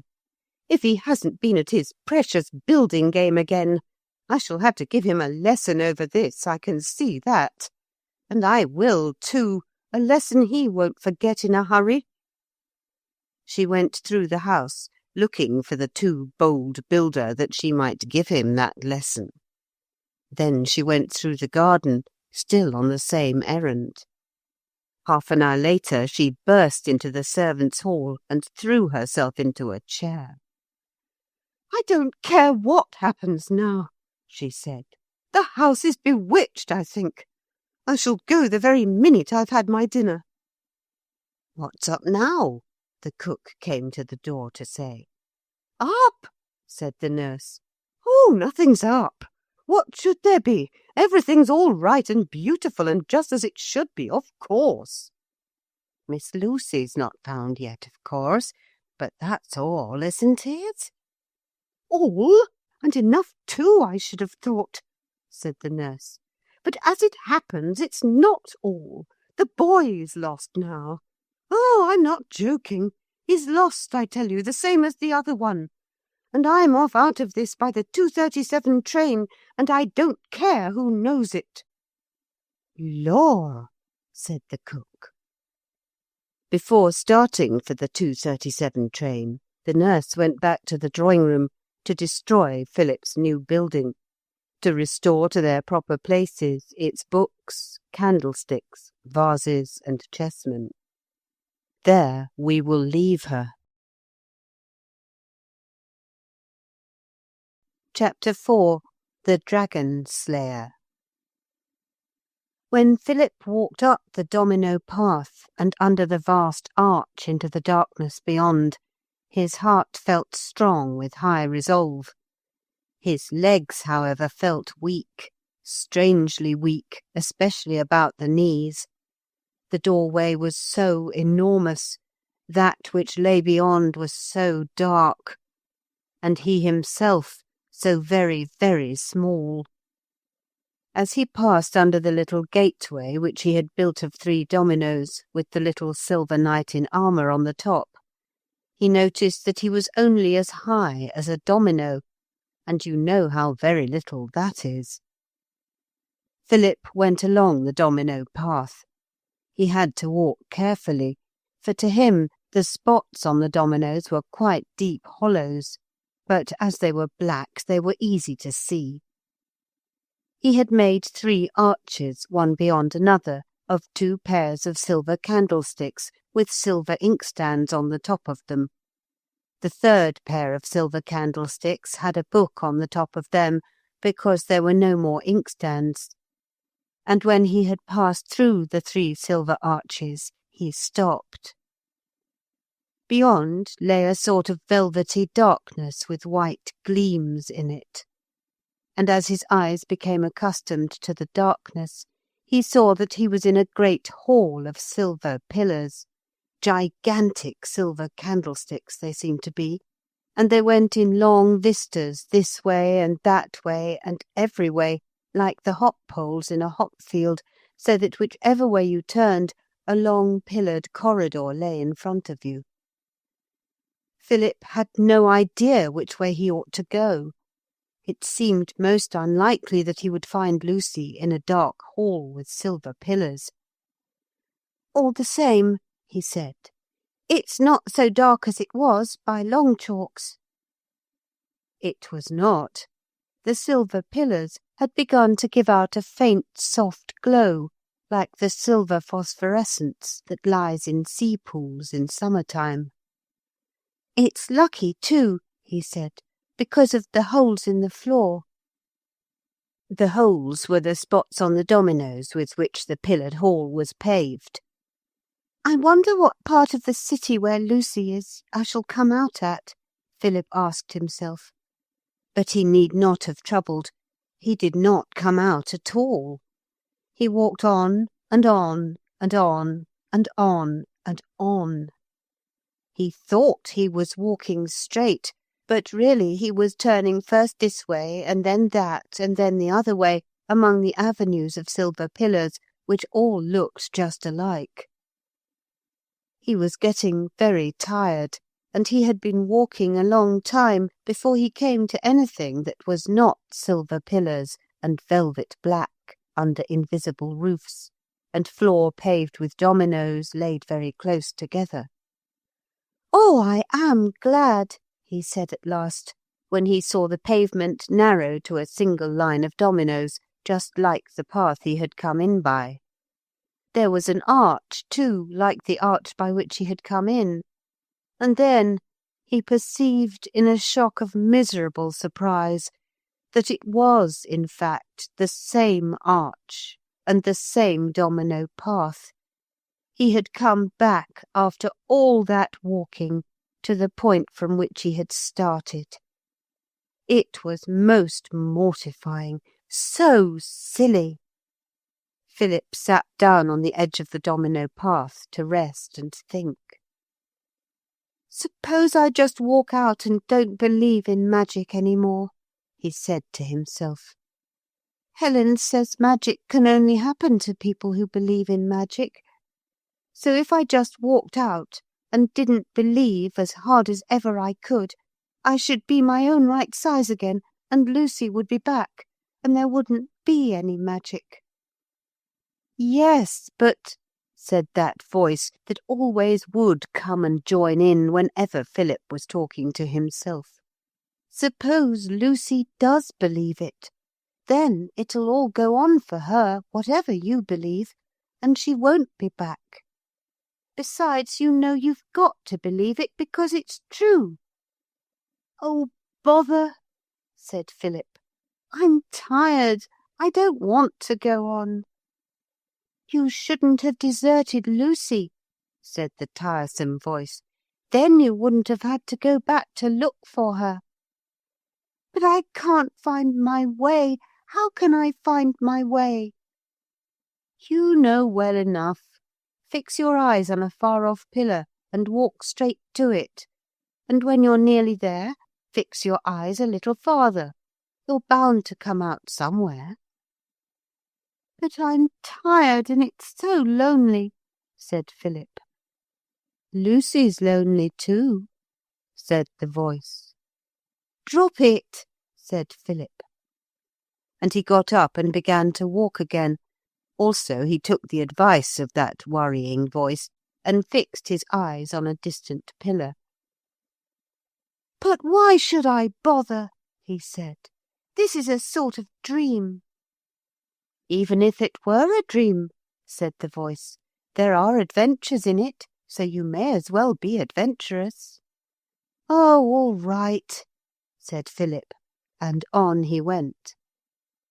And by walking very carefully and fixing his eyes a long way off, he did at last come right through the hall of silver pillars, and saw beyond the faint glow of the pillars the blue light of day.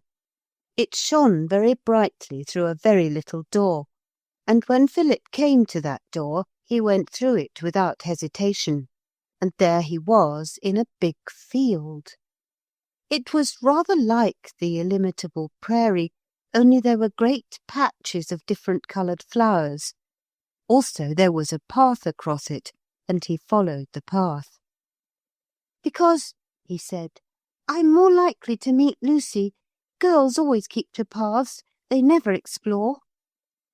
Which just shows how little he knew about girls. He looked back after a while to see what the hall of pillars looked like from outside, but it was already dim in the mists of distance. But ahead of him he saw a great rough building, rather like Stonehenge. I wish I'd come into the other city where the people are, and the soldiers and the greyhounds and the coconuts, he told himself.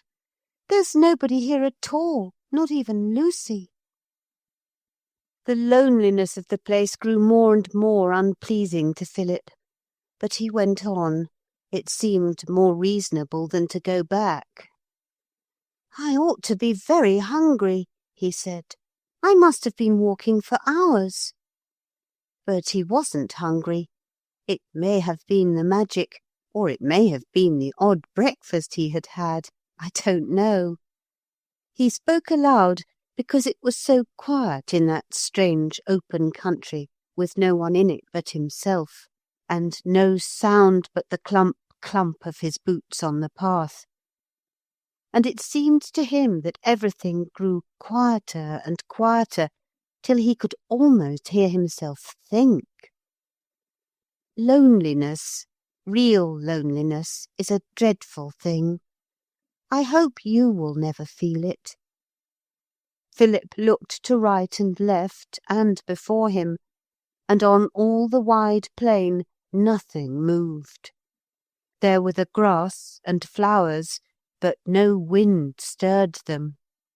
And there was no sign that any living person had ever trodden that path, except that there was a path to tread, and that the path led to the Stonehenge building, and even that seemed to be only a ruin. I'll go as far as that, anyhow, said Philip. Perhaps there'll be a signboard there or something. There was something most unexpected. Philip reached the building. It was really very like Stonehenge, only the pillars were taller and closer together, and there was one high, solid, towering wall. Turned the corner of a massive upright, and ran almost into the arms and quite onto the feet of a man in a white apron and a square paper cap, who sat on a fallen column, eating bread and cheese with a clasp-knife. I beg your pardon, Philip gasped.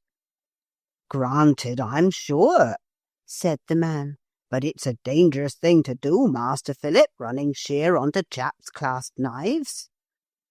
He set Philip on his feet and waved the knife, which had been so often sharpened that the blade was half worn away. "Set you down and get your breath," he said kindly. "Why, it's you," said Philip. "Course it is. Who should I be if I wasn't me? That's poetry." "But how did you get here?" "Ah," said the man, going on with his bread and cheese, while he talked quite in the friendliest way. "That's telling." "Well, tell then," said Philip impatiently, but he sat down. "Well, you say it's me. Who be it? Give it a name." "You're old Perrin," said Pip. I mean, of course, I beg your pardon, you're Mr. Perrin the carpenter." "And what does carpenters do?" "Carp, I suppose," said Philip. "That means they make things, doesn't it?" "That's it," said the man encouragingly. "What sort of things now might old Perrin have made for you?" "You made my wheelbarrow, I know," said Philip, "and my bricks." "Ah," said Mr. Perrin, "now you've got it. I made your bricks, seasoned oak and true to the 1,000th of an inch they was. And that's how I got here. So now you know." "But what are you doing here?" said Philip, wriggling restlessly on the fallen column. "Waiting for you. Them as knows sent me out to meet you and give you a hint of what's expected of you." "Well, what is?" said Philip. "I mean, I think it's very kind of you. What is expected?" "Plenty of time," said the carpenter. "Plenty. Nothing ain't expected of you till towards sundown." "I do think it was most awfully kind of you," said Philip, who had now thought this over. "You was kind to old Perrin once," said that person. "Was I?" said Philip, much surprised. "Yes. When my little girl was ailing, you brought her a lot of pears off your own tree. Not one of 'em you didn't have yourself that year, Miss Helen told me. And you brought back our kitten, the sandy and white one with the black spots, when it strayed. So I was quite willing to come and meet you when so told. And knowing something of young gentlemen's peckers, owing to being in business once next door to a boys' school, I made so bold as to bring you a snack." He reached a hand down behind the fallen pillar on which they sat, and brought up a basket. "Here," he said. And Philip, raising the lid, was delighted to find that he was hungry. It was a pleasant basketful: meat pasties, red hairy gooseberries, a stone bottle of ginger beer, a blue mug with Philip on it in gold letters, a slice of soda cake, and 2 farthing sugar sticks. "I'm sure I've seen that basket before," said the boy as he ate. "Like enough. It's the one you brought them pears down in." "Now, look here," said Philip, through his 7th bite of pasty. "You must tell me how you got here, and tell me where you've got to. You've simply no idea how muddling it all is to me. Do tell me everything. Where are we, I mean, and why? And what I've got to do, and why? And when? Tell me every single thing." And he took the 8th bite. "You really don't know, sir?" "No," said Philip, contemplating the 9th or last bite but one. It was a large pasty. "Well then, here goes. But I was always a poor speaker, and so considered even by friends at cricket dinners and what not." "But I don't want you to speak," said Philip. "Just tell me." "Well then, how did I get here? I got here through having made them bricks what you built this tumble-down old ancient place with. I built? Yes, with them bricks I made you. I understand as this was the first building you ever put up. That's why it's first on the road to where you want to get to. Philip looked round at the Stonehenge building and saw that it was indeed built of enormous oak bricks. Of course, he said, only I've grown smaller. Or they've grown bigger, said Mr. Perrin. It's the same thing. You see, it's like this. All the cities and things you ever built is in this country. I don't know how it's managed no more'n what you do, but so it is. And as you made 'em, you've the right to come to them, if you can get there. And you have got there. 'Tisn't everyone has the luck, I'm told. Well then, you made the cities, but you made 'em out of what other folks had made. Things like bricks and chessmen and books and candlesticks and dominoes and brass basins and every sort of kind of thing. And all the people who helped to make all them things you used to build with, they're all here too. Do you see? Making's the thing.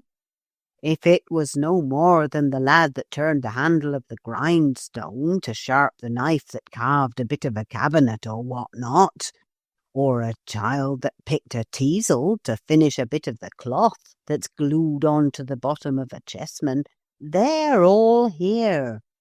They're what's called the population of your cities. I see. They've got small like I have, said Philip. Or the cities has got big, said the carpenter. It comes to the same thing. I wish you wouldn't interrupt, Master Philip. You put me out. I won't again, said Philip. Only do tell me just one thing. How can you be here and at Amblehurst too? We come here, said the carpenter slowly, when we're asleep. Oh, said Philip, deeply disappointed. It's just a dream, then? Not it. We come here when we're too sound asleep to dream. You go through the dreams and come out on the other side where everything's real. That's here. Go on, said Philip. I dunno where I was. You do put me out so. Pop you something or other, said Philip. Population, yes. Well, all those people as made the things you made the cities of, they live in the cities, and they've made the insides to the houses. What do they do? Oh, they just live here, and they buy and sell and plant gardens and work and play like everybody does in other cities. And when they go to sleep, they go slap through their dreams and into the other world and work and play there, see? That's how it goes on. There's a lot more, but that's enough for one time. You get on with your gooseberries. But they aren't all real people, are they? There's Mr. Noah. Ah, those is aristocracy. The ones you put in when you built the cities. They're our old families, very much respected. They're all very high up in the world. Came over with the conquer, as the saying is. There's the Noah family. They're the oldest of all, of course. And the dolls you've put in different times, and the tin soldiers, and of course all the Noah's Ark animals is alive, except when you used them for building, and then they're statues. But I don't see, said Philip. I really don't see how all these cities that I built at different times can still be here, all together and all going on at once, when I know they've all been pulled down? Well, I'm no scholard, but I did hear Mr. Noah say once in a lecture, he's a speaker if you like, I heard him say it was like when you take a person's photo. The person is so many inches thick through, and so many feet high, and he's round and he's solid. But in the photo, he's flat. Because everything's flat in photos. But all the same, it's him right enough. You get him into the photo, then all you've got to do is to get him out again, into where everything's thick and tall and round and solid. And it's quite easy, I believe, once you know the trick. Stop, said Philip suddenly. I think my head's going to burst. Ah, said the carpenter kindly. I felt like that at first. Lie down and try to sleep it off a bit. Education does go to your head something cruel. I've often noticed it. And indeed, Philip was quite glad to lie down among the long grass and be covered up with the carpenter's coat. He fell asleep at once. An hour later he woke again, looked at the wrinkled apple face of Mr. Perrin, and began to remember. I'm glad you're here anyhow, he said to the carpenter. It was horribly lonely. You don't know. That's why I was sent to meet you, said Mr. Perrin simply. But how did you know? Mr. Noah sent for me early this morning. Bless you, he knows all about everything. Says he, you go and meet him and tell him all you can. If he wants to be a deliverer, let him, says Mr. Noah. But how do you begin being a deliverer? Philip asked, sitting up and feeling suddenly very grand and manly, and very glad that Lucy was not there to interfere. There's lots of different ways, said Mr. Perrin. Your particular way's simple. You just got to kill the dragon. A live dragon? Live, said Mr. Perrin. Why, he's all over the place and as green as grass he is, lively as a kitten. He's got a broken spear sticking out of his side, so someone must have had a try at bagging him some time or another. Don't you think, said Philip, a little overcome by this vivid picture, that perhaps I'd better look for Lucy first and be a deliverer afterwards? If you're afraid, said Mr. Perrin. I'm not, said Philip doubtfully. You see, said the carpenter, what you've got to consider is, are you going to be the hero of this here adventure, or ain't you? You can't have it both ways. And if you are, you may's well make up your mind, 'cause killing a dragon ain't the end of it, not by no means. Do you mean there are more dragons? Not dragons, said the carpenter soothingly. Not dragons exactly. But there, I don't want to lower your heart. If you kills the dragon, then afterwards there's 6 more hard things you've got to do. And then they make you king. Take it or leave it. Only if you take it, we'd best be starting. And anyhow, we may as well get a move on us, because at sundown the dragon comes out to drink and exercise of himself. You can hear him rattling all night among these here ruins. Miles off you can hear him of a still night. Suppose I don't want to be a deliverer, said Philip slowly. Then you'll be a destroyer, said the carpenter. There's only these 2 situations vacant here at present. Come, Master Philip, sir, don't talk as if you wasn't going to be a man and do your duty for England, home and beauty, like it says in the song. Let's be starting, shall us? You think I ought to be the deliverer? "Ort stands for nothing," said Mr. Perrin. "I think you're a-going to be the deliverer, that's what I think. Come on." As they rose to go, Philip had a brief fleeting vision of a very smart lady in a motor veil disappearing round the corner of a pillar. "Are there many motors about here?" he asked, not wishing to talk any more about dragons just then. "Not a single one," said Mr. Perrin unexpectedly. "Nor yet phonographs, nor railways, nor factory chimneys, nor none of them loud, ugly things. Nor yet advertisements, nor newspapers, nor barbed wire." After that, the 2 walked silently away from the ruin. Philip was trying to feel as brave and confident as a deliverer should. He reminded himself of St. George, and he remembered that the hero never fails to kill the dragon. But he still felt a little uneasy. It takes some time to accustom yourself to being a hero. But he could not help looking over his shoulder every now and then to see if the dragon was coming. So far it wasn't.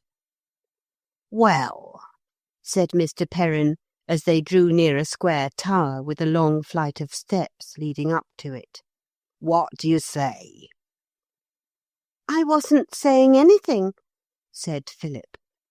"I mean, are you going to be the deliverer?" Then something in Philip's heart seemed to swell, and a choking feeling came into his throat, and he felt more frightened than he had ever felt before, as he said, looking as brave as he could, "Yes, I am."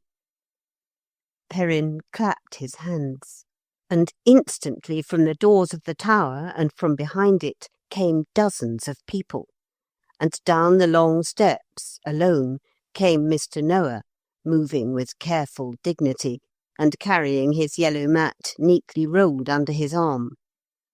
All the people clapped their hands, till Mr. Noah, standing on the 3rd step, raised his hands to command silence.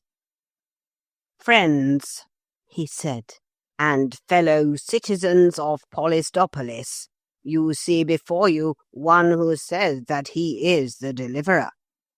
He was yesterday arrested and tried as a trespasser, and condemned to imprisonment. He escaped, and you all assumed that he was the destroyer in disguise. But now he has returned, and of his own free will he chooses to attempt the accomplishment of the 7 great deeds. And the first of these is the killing of the great green dragon." The people, who were a mixed crowd of all nations, cheered loudly. "So now," said Mr. Noah, "we will make him our knight." "Kneel," said Mr. Noah, "in token of fealty to the kingdom of cities." Philip knelt. "You shall now speak after me," said Mr. Noah solemnly. "Say what I say," he whispered, and Philip said it. This was it. "I, Philip, claim to be the deliverer of this great nation, and I pledge myself to carry out the 7 great deeds that shall prove my claim to the deliverership and the throne. I pledge my honour to be the champion of this city and the enemy of its destroyer." When Philip had said this, Mr. Noah drew forth a bright silver-hilted sword and held it over him. "You must be knighted," he said. "Those among my audience who have read any history will be aware that no mere commoner can expect to conquer a dragon. We must give our would-be deliverer every chance, so I will make him a knight." He tapped Philip lightly on the shoulder and said, "Rise up, Sir Philip." This was really grand, and Philip felt new courage as Mr. Noah handed him the silver sword, and all the people cheered. But as the cheers died down, a thin and disagreeable voice suddenly said, "But I claim to be the deliverer too." It was like a thunderbolt. Everyone stopped cheering and stood with mouth open and head turned towards the person who had spoken. And the person who had spoken was the smartly dressed lady in the motor veil, whom Philip had seen among the ruins. "A trespasser! A trespasser!" cried the crowd. "To prison with it!" And angry, threatening voices began to arise. "I am no more a trespasser than he is," said the voice. "And if I say I am the deliverer, you can't stop me. I can kill dragons or do anything he can do." "Silence, trespasser," said Mr. Noah with cold dignity. "You should have spoken earlier. At present, Sir Philip occupies the position of candidate to the post of King Deliverer. There is no other position open to you except that of Destroyer." "But suppose the boy doesn't do it?" said the voice behind the veil. "True," said Mr. Noah. "You may, if you choose, occupy for the present the position of Pretender-in-Chief to the claimancy of the Deliverership, an office now and here created expressly for you. The position of claimant to the Destroyership is also," he added reflectively, "open to you." "Then if he doesn't do it," said the veiled lady, "I can be the deliverer." "You can try," said Mr. Noah. "There are a special set of tasks to be performed if the claimant to the deliverership be a woman." "What are they?" said the veiled lady. "If Sir Philip fails, you will be duly instructed in the deeds required of a deliverer who is a woman. And now, my friend, let us retire and leave Sir Philip to deal with the dragon. We shall watch anxiously from yonder ramparts," he added encouragingly. "But isn't anyone to help me?" said Philip, deeply uneasy. "It is not usual," said Mr. Noah, "for champions to require assistance with dragons." "I should think not indeed," said the veiled lady. "But you're not going the usual way about it at all. Where's the princess, I should like to know?"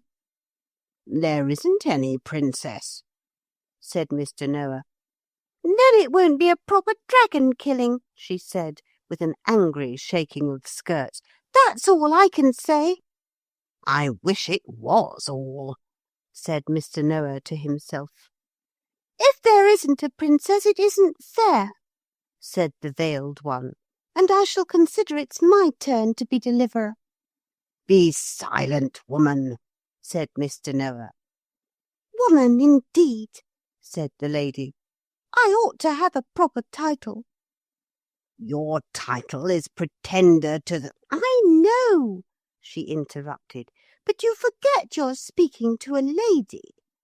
You can call me the Pretenderette." Mr. Noah turned coldly from her and pressed 2 Roman candles and a box of matches into Philip's hand. "When you have arranged your plans and are quite sure that you will be able to kill the dragon, light one of these. We will then have a princess in readiness, and on observing your signal will tie her to a tree. or, since this is a district where trees are rare and buildings frequent, to a pillar. She will be perfectly safe if you make your plans correctly. And in any case you must not attempt to deal with the dragon without first lighting the Roman candle." "And the dragon will see it and go away?" "Exactly," said Mr. Noah. "Or perhaps he will see it and not go away. Time alone will show. The task that is without difficulties can never really appeal to a hero. You will find weapons, cords, nets, shields, and various first aids to the young dragon catcher in the vaults below this tower. Good evening, Sir Philip," he ended warmly. "We wish you every success." And with that the whole crowd began to go away. "I know who you ought to have for princess," the Pretenderette said as they went. And Mr. Noah said, "Silence in court." "This isn't a court," said the Pretenderette aggravatingly. "Wherever justice is a court," said Mr. Noah, "and I accuse you of contempt of it. Guards, arrest this person and take her to prison at once." There was a scuffling and a shrieking, and then the voices withdrew gradually, the angry voice of even the Pretenderette growing fainter and fainter till it died away altogether. Philip was left alone. His first act was to go up to the top of the tower and look out to see if he could see the dragon.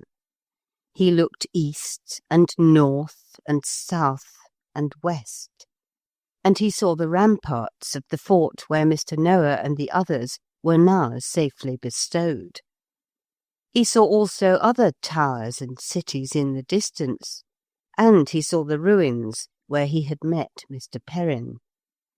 And among those ruins something was moving. Something long and jointed and green. It could be nothing but the dragon. "Oh, crikey!" said Philip to himself. "Whatever shall I do? Perhaps I'd better see what weapons there are." So he ran down the stairs and down till he came to the vaults of the castle. And there he found everything a dragon killer could possibly need, even to a little red book called The Young Dragon Catcher's Vade Mecum, or A Complete Guide to the Good Sport of Dragon Slaying, and a pair of excellent field glasses. The top of the tower seemed the safest place. It was there that he tried to read the book.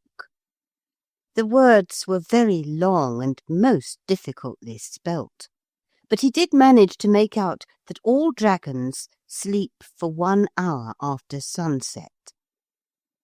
Then he heard a loud rattling sound from the ruin, and he knew it was the dragon who was making that sound. So he looked through the field glasses, frowning with anxiety, to see what the dragon was doing. And as he looked, he started and almost dropped the glasses, and the frown cleared away from his forehead, and he gave a sigh that was almost a sob and almost a laugh, and then he said, "That old thing!" Then he looked again, and this is what he saw. An enormous green dragon, very long and fierce-looking, that rattled as it moved, going in and out among the ruins, rubbing itself against the fallen pillars. And the reason Philip laughed and sighed was that he knew that dragon very well indeed. He had known it long ago. It was the clockwork lizard that had been given him the Christmas before last. And he remembered that he had put it into one of the cities he and Helen had built together. Only now, of course, it had grown big and had come alive like all the other images of live things he had put in his cities.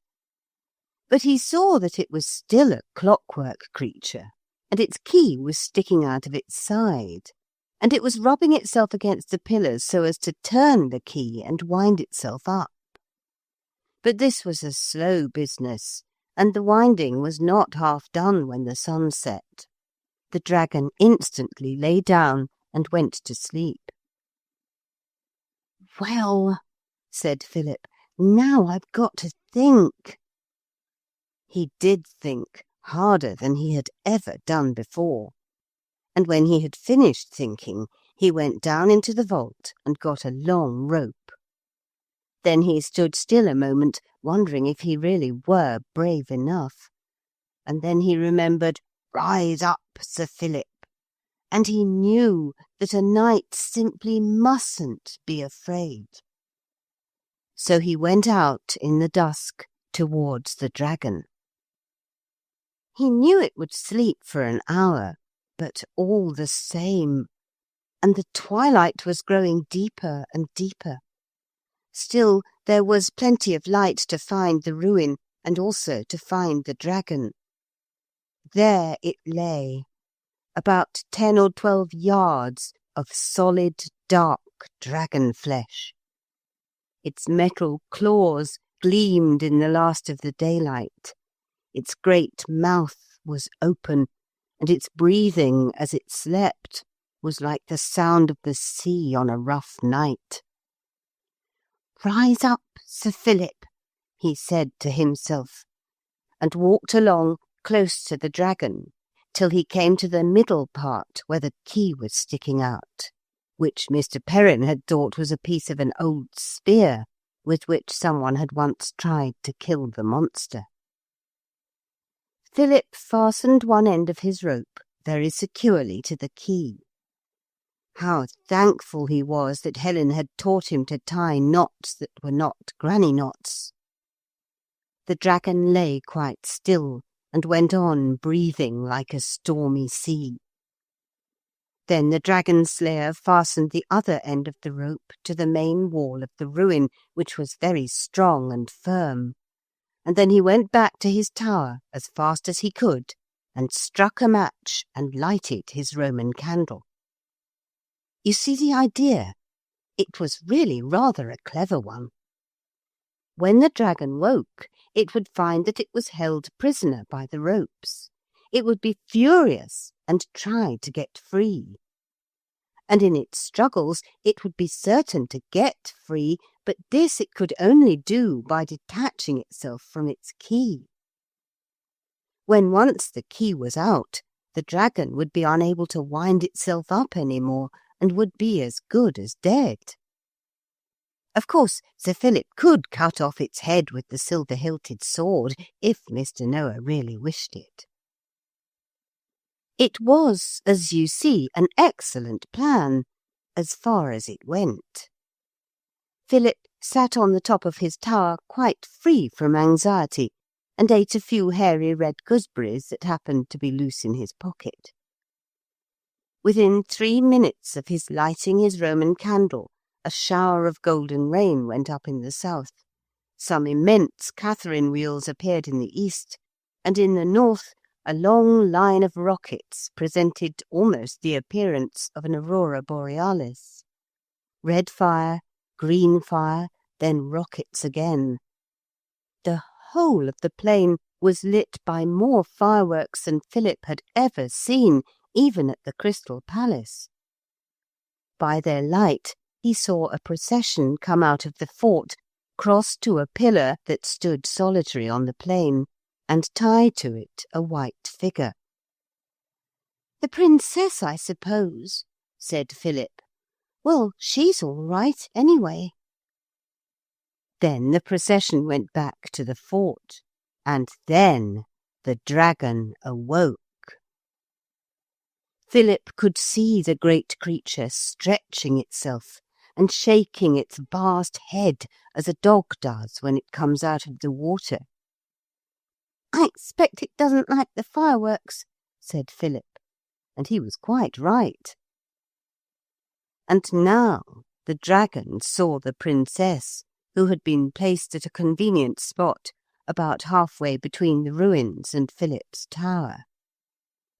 It threw up its snout and uttered a devastating howl, and Philip felt, with a thrill of horror, that clockwork or no clockwork, the brute was alive and desperately dangerous. And now it had perceived that it was bound. With great heavings and throws, with snortings and bellowings, with scratchings and tearings of its great claws and lashings of its terrible tail, it writhed and fought to be free, and the light of thousands of fireworks illuminated the gigantic struggle. Then what Philip had known would happen did happen. The great wall held fast, the rope held fast, the dragon held fast. It was the key that gave way. With an echoing, grinding, rusty sound, like a goods train shunting on a siding, the key was drawn from the keyhole in the dragon's side and left, still fast to its rope, like an anchor to a cable. Left. For now that happened which Philip had not foreseen. He had forgotten that before it fell asleep, the dragon had partly wound itself up, and its struggles had not used up all the winding. There was go in the dragon yet, and with a yell of fury it set off across the plain, wriggling its green, rattling length towards the princess. And now there was no time to think whether one was afraid or not. Philip went down those tower stairs more quickly than he had ever gone downstairs in his life, and he was not bad at stairs even at ordinary times. He put his sword over his shoulder as you do a gun, and ran. Like the dragon, he made straight for the princess. And now it was a race between him and the dragon. Philip ran and ran. His heart thumped. His feet had that leaden feeling that comes in nightmares. He felt as if he were dying. Keep on, faster, faster, you mustn't stop. Ah, that's better. He has got his second wind. He's going faster. And the dragon, or is it fancy, is not going quite so fast. How he did it, Philip never knew. But with a last spurt, he reached the pillar where the princess stood bound, and the dragon was 20 yards away, coming on and on and on. Philip stood quite still, recovering his breath, and more slowly, but with no sign of stopping, the dragon came on. Behind him, where the pillar was, Philip heard someone crying softly. Then the dragon was quite near. Philip took 3 steps forward, took aim with his sword, shut his eyes, and hit as hard as he could. Then something hard and heavy knocked him over, and for a time he knew no more. When he came to himself again, Mr. Noah was giving him something nasty to drink out of a medicine glass. Mr. Perrin was patting him on the back. All the people were shouting like mad, and more fireworks than ever were being let off. Beside him lay the dragon, lifeless and still. "Oh," said Philip, "did I really do it?" "You did indeed," said Mr. Noah. "However you may succeed with the other deeds, you are the hero of this one. And now, if you feel well enough, prepare to receive the reward of valour and chivalry." "Oh," said Philip, brightening, "I didn't know there was to be a reward." "Only the usual one," said Mr. Noah. "The princess, you know." Philip became aware that a figure in a white veil was standing quite near him. Round its feet lay lengths of cut rope. The princess is yours," said Mr. Noah with generous affability.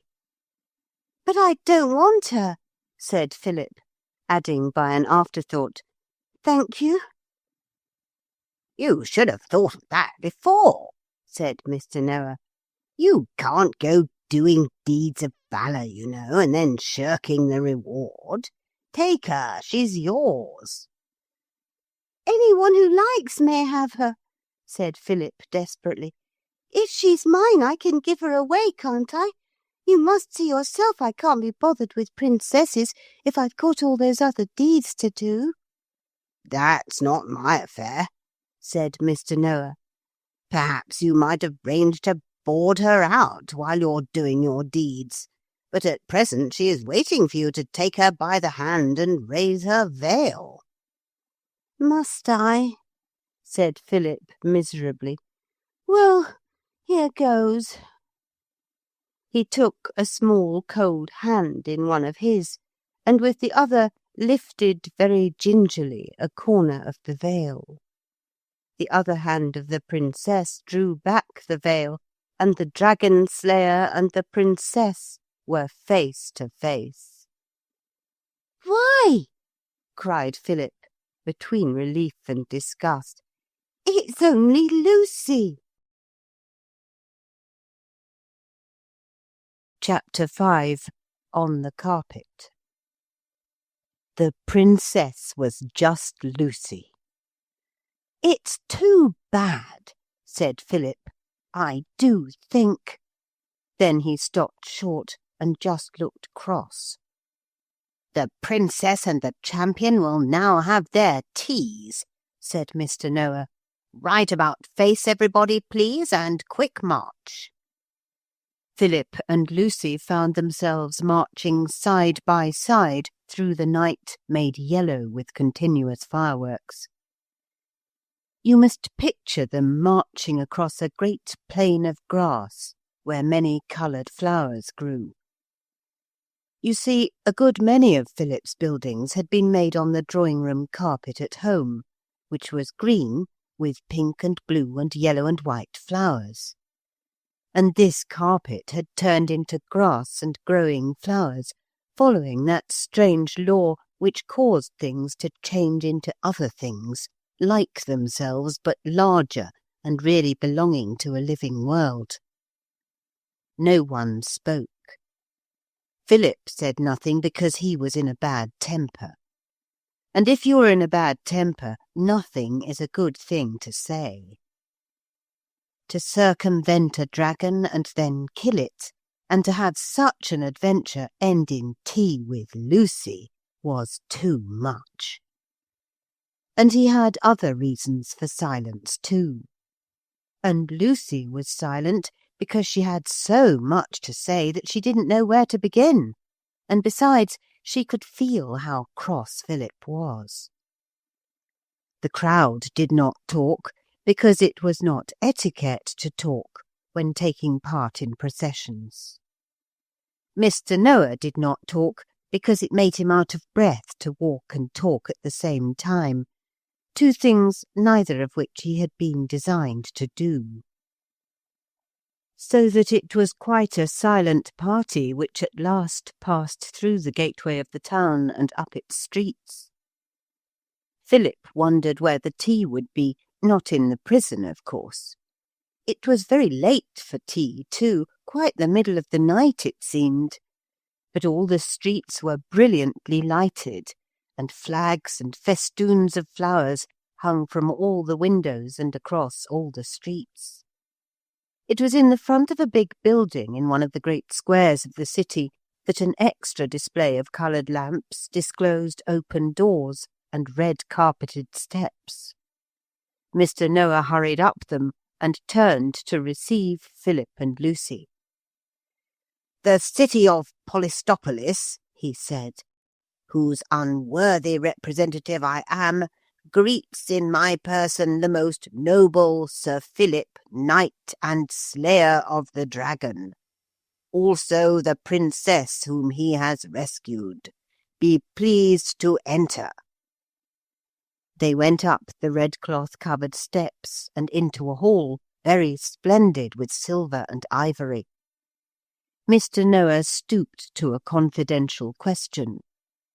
"You'd like a wash, perhaps," he said, "and your princess too. And perhaps you'd like to dress up a little before the banquet, you know." "Banquet?" said Philip. "I thought it was tea." "Business before pleasure," said Mr. Noah. "First the banquet, then the tea. This way to the dressing-rooms." There were 2 doors side by side. On one door was painted Knight's Dressing Room, on the other Princess's Dressing Room. "Look out," said Mr. Noah. "The paint is wet. You see, there wasn't much time." Philip found his dressing room very interesting.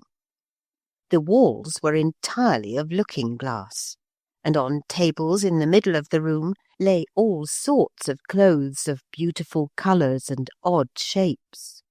Shoes, stockings, hats, crowns, armour, swords, cloaks, breeches, waistcoats, jerkins, trunk-hose. An open door showed a marble bathroom. The bath was sunk in the floor, as the baths of luxurious Roman empresses used to be, and as nowadays baths sometimes are in model dwellings. Only I am told that some people keep their coals in the baths, which is quite useless because coals are always black however much you wash them. Philip undressed and went into the warm, clear water, greenish between the air and the marble. Why is it so pleasant to have a bath, and so tiresome to wash your hands and face in a basin? He put on his shirt and knickerbockers again and wandered round the room, looking at the clothes laid out there, and wondering which of the wonderful costumes would be really suitable for a knight to wear at a banquet. After considerable hesitation, he decided on a little soft shirt of chain-mail that made just a double handful of tiny steel links as he held it. But a difficulty arose. "I don't know how to put it on," said Philip, "and I expect the banquet is waiting. How cross it'll be." He stood undecided, holding the chain-mail in his hands, when his eyes fell on a bell-handle. Above it was an ivory plate, and on it, in black letters, the word valet. Philip rang the bell. Instantly a soft tap at the door heralded the entrance of a person whom Philip at the first glance supposed to be a sandwich man. But the second glance showed that the oblong flat things which he wore were not sandwich boards, but dominoes. The person between them bowed low. "Oh," said Philip, "I rang for the valet." "I am not the valet," said the domino-enclosed person, who seemed to be in skin-tight black clothes under his dominoes. "I am the master of the robes. I only attend on really distinguished persons. 6 at your service, sir. Have you chosen your dress?" "I'd like to wear the armour," said Philip, holding it out. "It seems the right thing for a knight," he added. "Quite so, sir. I confirm your opinion." He proceeded to dress Philip in a white tunic, and to fasten the coat of mail over this. "I've had a great deal of experience," he said. "You couldn't have chosen better. You see, I'm master of the subject of dress. I am able to give my whole mind to it. My own dress being fixed by law, and not subject to changes of fashion, leaves me free to think for others, and I think deeply. But I see that you can think for yourself."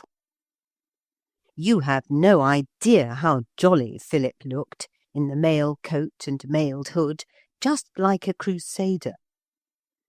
At the doorway of the dressing-room he met Lucy in a short white dress and a coronal of pearls round her head. I always wanted to be a fairy, she said. Did you have anyone to dress you? He asked. Oh, no, said Lucy calmly. I always dress myself. Ladies have the advantage there, said Double Six, bowing and walking backwards. The banquet is spread. It turned out to be spread on 3 tables, one along each side of a great room, and one across the top of the room on a dais, such a table as that high one at which dons and distinguished strangers sit in the halls of colleges. Mr. Noah was already in his place in the middle of the high table, and Lucy and Philip now took their places at each side of him. The table was spread with all sorts of nice-looking foods, and plates of a pink and white pattern very familiar to Philip. They were, in fact, as he soon realized, the painted wooden plates from his sister's old doll's house. There was no food just in front of the children, only a great empty bowl of silver. Philip fingered his knife and fork. The pattern of those also was familiar to him.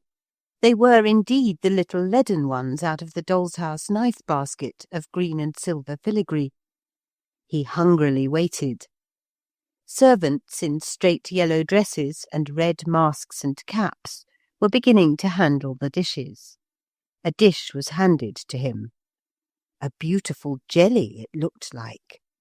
He took up his spoon and was just about to help himself when Mr. Noah whispered ardently, "Don't!" And as Philip looked at him in astonishment, he added, still in a whisper, "Pretend, can't you? Have you never had a pretending banquet?" But before he had caught the whisper, Philip had tried to press the edge of the leaden spoon into the shape of jelly, and he felt that the jelly was quite hard. He went through the form of helping himself, but it was just nothing that he put on his plate. And he saw that Mr. Noah and Lucy and all the other guests did the same.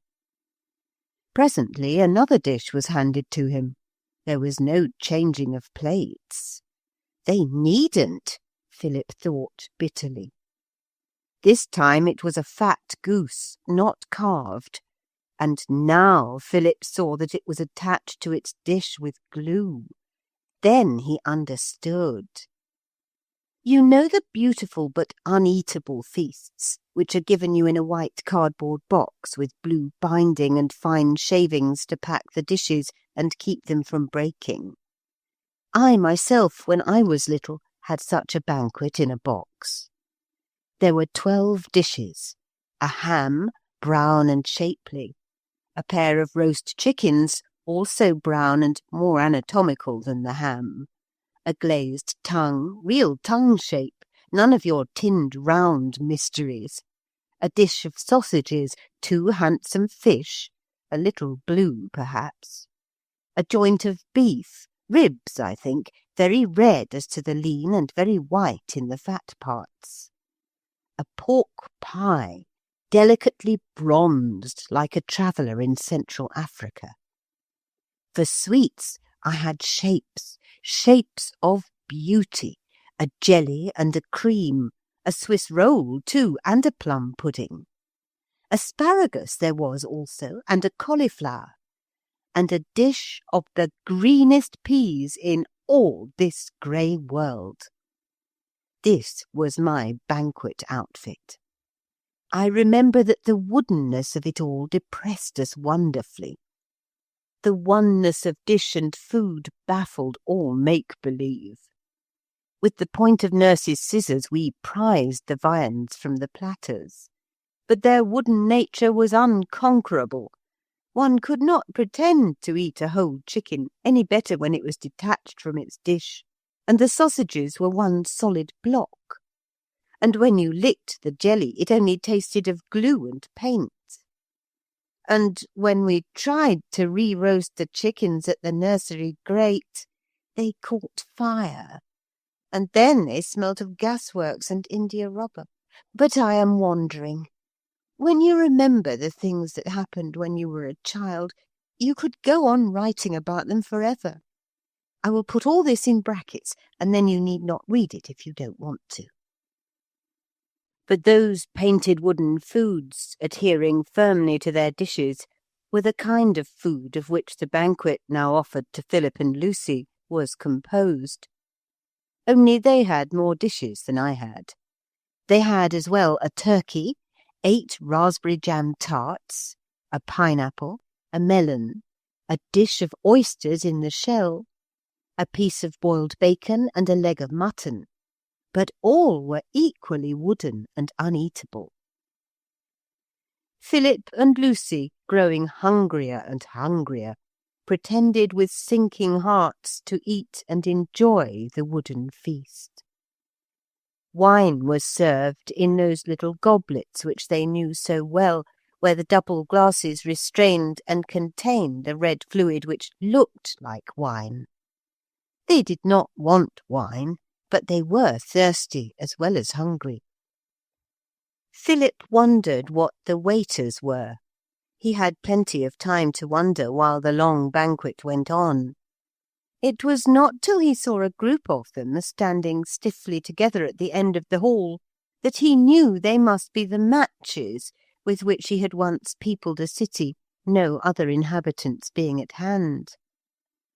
When all the dishes had been handed, speeches happened. "Friends and fellow citizens," Mr. Noah began, and went on to say how brave and clever Sir Philip was, and how likely it was that he would turn out to be the deliverer. Philip did not hear all this speech. He was thinking of things to eat. Then everyone in the hall stood and shouted, and Philip found that he was expected to take his turn at speech-making. He stood up, trembling and wretched. "Friends and fellow citizens," he said, "thank you very much. I want to be the deliverer, but I don't know if I can," and sat down again amid roars of applause. Then there was music from a grated gallery, and then, I cannot begin to tell you how glad Lucy and Philip were, Mr. Noah said, once more in a whisper, "Cheer up, the banquet is over. Now we'll have tea." Tea turned out to be bread and milk in a very cosy, blue silk-lined room opening out of the banqueting hall. Only Lucy, Philip, and Mr. Noah were present. Bread and milk is very good even when you have to eat it with the leaden spoons out of the doll's house basket. When it was much later, Mr. Noah suddenly said, "Good night," and in a maze of sleepy repletion, look that up in the dicker, will you? The children went to bed. Philip's bed was of gold with yellow satin curtains, and Lucy's was made of silver with curtains of silk that were white. But the metals and colours made no difference to their deep and dreamless sleep. And in the morning there was bread and milk again, and the two of them had it in the blue room without Mr. Noah. "Well," said Lucy, looking up from the bowl of white floating cubes, "do you think you're getting to like me any better?" "No," said Philip, brief and stern, like the skipper in the song. "I wish you would," said Lucy. "Well, I can't," said Philip. "But I do want to say one thing. I'm sorry I bunked and left you, and I did come back." "I know you did," said Lucy. "I came back to fetch you," said Philip, "and now we'd better get along home." "You've got to do 7 deeds of power before you can get home," said Lucy. "Oh, I remember. Perrin told me," said he. "Well," Lucy went on, "that'll take ages. No one can go out of this place twice unless he's a king deliverer. You've gone out once without me. Before you can go again, you've got to do 7 noble deeds." "I killed the dragon," said Philip, modestly proud. "That's only one," she said. "There are 6 more." And she ate bread and milk with firmness. "Do you like this adventure?" he asked abruptly. "It's more interesting than anything that ever happened to me," she said. "If you were nice, I should like it awfully. But as it is—" "I'm sorry you don't think I'm nice," said he. "Well, what do you think?" she said. Philip reflected. He did not want not to be nice. None of us do, though you might not think it to see how some of us behave. True politeness, he remembered having been told, consists in showing an interest in other people's affairs. "Tell me," he said, very much wishing to be polite and nice. "Tell me what happened after you didn't come down the ladder with me." "Alone and deserted," Lucy answered promptly.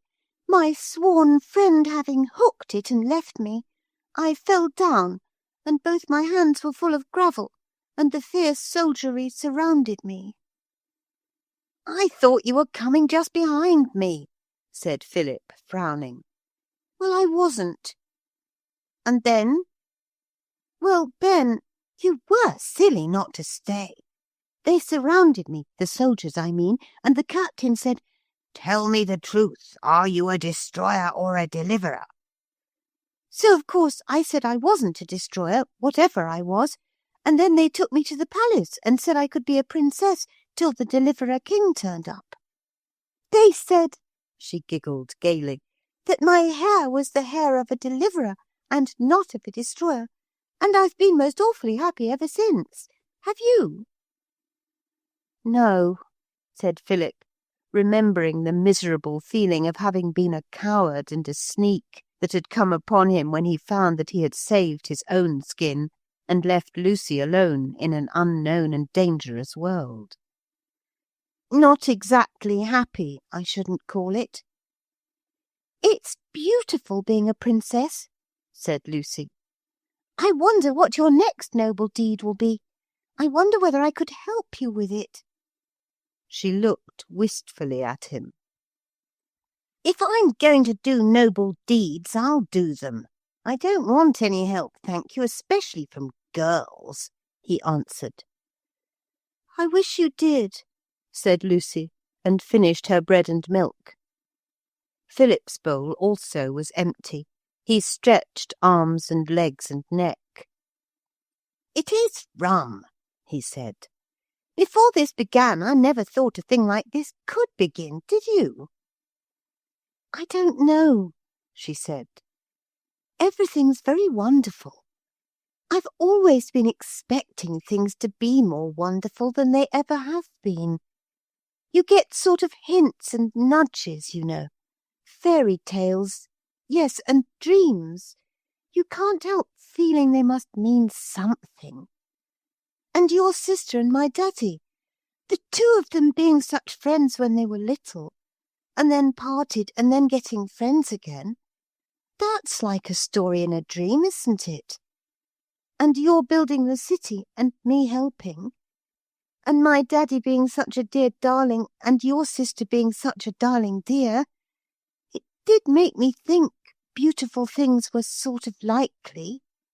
Didn't it you?" "No," said Philip. "I mean, yes," he said. And he was, in that moment, nearer to liking Lucy than he had ever been before. "Everything's very wonderful, isn't it?" "Ahem," said a respectful cough behind them. They turned to meet the calm gaze of Double Six. "If you've quite finished breakfast, Sir Philip," he said, "Mr. Noah would be pleased to see you in his office." "Me too," said Lucy, before Philip could say, "Only me, I suppose." "You may come too, if you wish it, your highness," said Double Six, bowing stiffly. They found Mr. Noah very busy in a little room littered with papers. He was sitting at a table writing. "Good morning, Princess," he said. "Good morning, Sir Philip. You see me very busy. I am trying to arrange for your next labour." "Do you mean my next deed of valour?" Philip asked. "We have decided that all your deeds need not be deeds of valour," said Mr. Noah, fiddling with a pen. "The strange labours of Hercules, you remember, were some of them dangerous and some merely difficult. I have decided that difficult things shall count. There are several things that really need doing," he went on half to himself. "There's the fruit supply, and the dwellers by the sea, but that must wait. We try to give you as much variety as possible. Yesterday's was an outdoor adventure. Today's shall be an indoor amusement.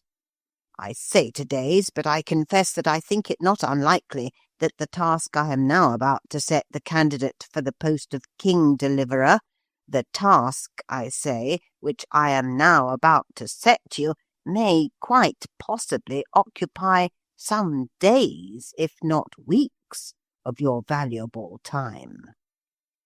"But our people at home," said Philip. "It isn't that I'm afraid, really and truly it isn't. But they'll go out of their minds not knowing what's become of us.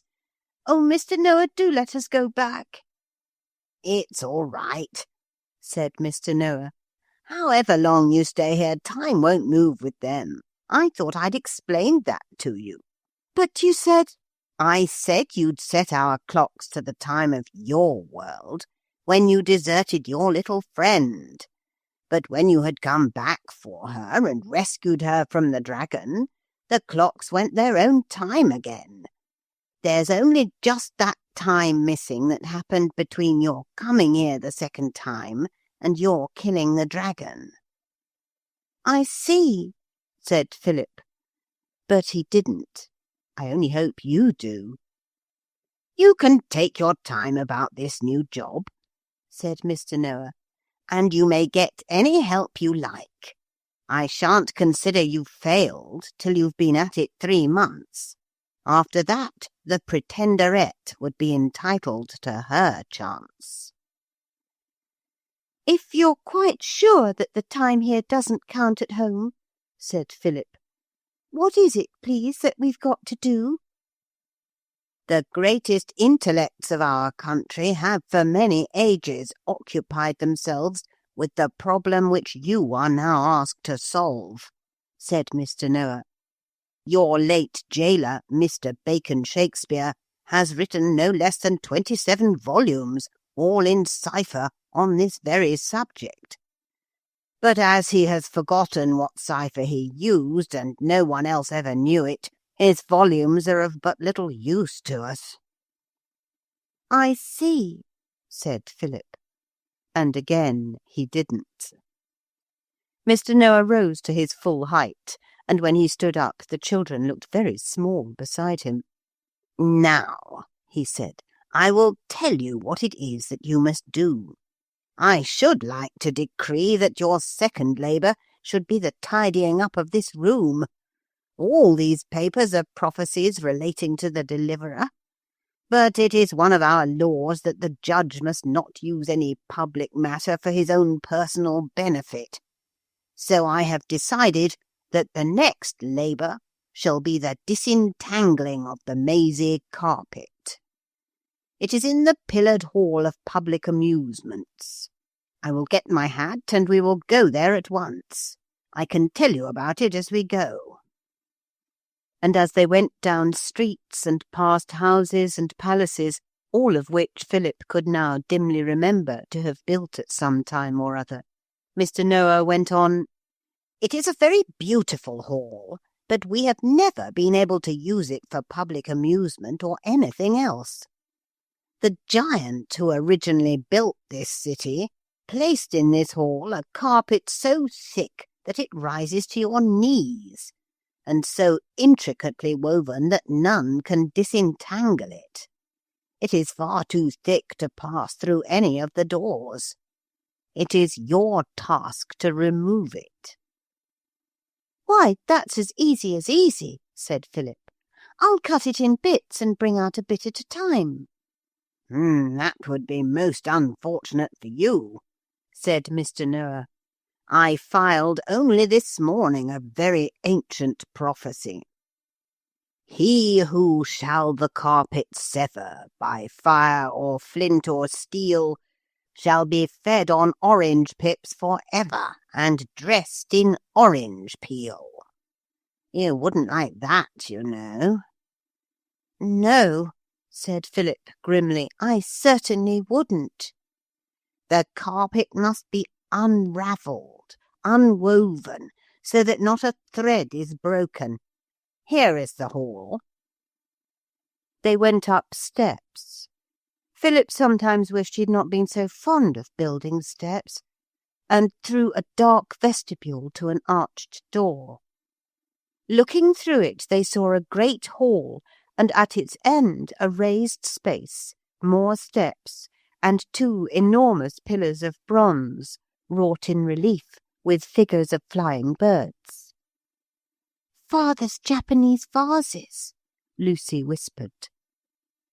The floor of the room was covered by the carpet. It was loosely but difficultly woven of very thick soft rope of a red colour. When I say difficultly, I mean that it wasn't just straightforward in the weaving, but the threads went over and under and round about in such a determined and bewildering way that Philip felt and said that he would rather untie the string of 100 of the most difficult parcels than tackle this. "Well," said Mr. Noah, "I leave you to it. Board and lodging will be provided at the Provisional Palace where you slept last night. All citizens are bound to assist when called upon. Dinner is at 1. Good morning." Philip sat down in the dark archway and gazed helplessly at the twisted strands of the carpet. After a moment of hesitation, Lucy sat down too, clasped her arms round her knees, and she also gazed at the carpet. They had all the appearance of shipwrecked mariners looking out over a great sea and longing for a sail. "Ha ha tee!" said a laugh close behind them. They turned, and it was the motor-veiled lady, the hateful Pretenderette, who had crept up close behind them and was looking down at them through her veil. "What do you want?" said Philip severely. "I want to laugh," said the motor lady. "I want to laugh at you, and I'm going to." "Well, go and laugh somewhere else then," Philip suggested. "Ah, but this is where I want to laugh. You and your carpet. You'll never do it. You don't know how, but I do." "Come away," whispered Lucy, and they went.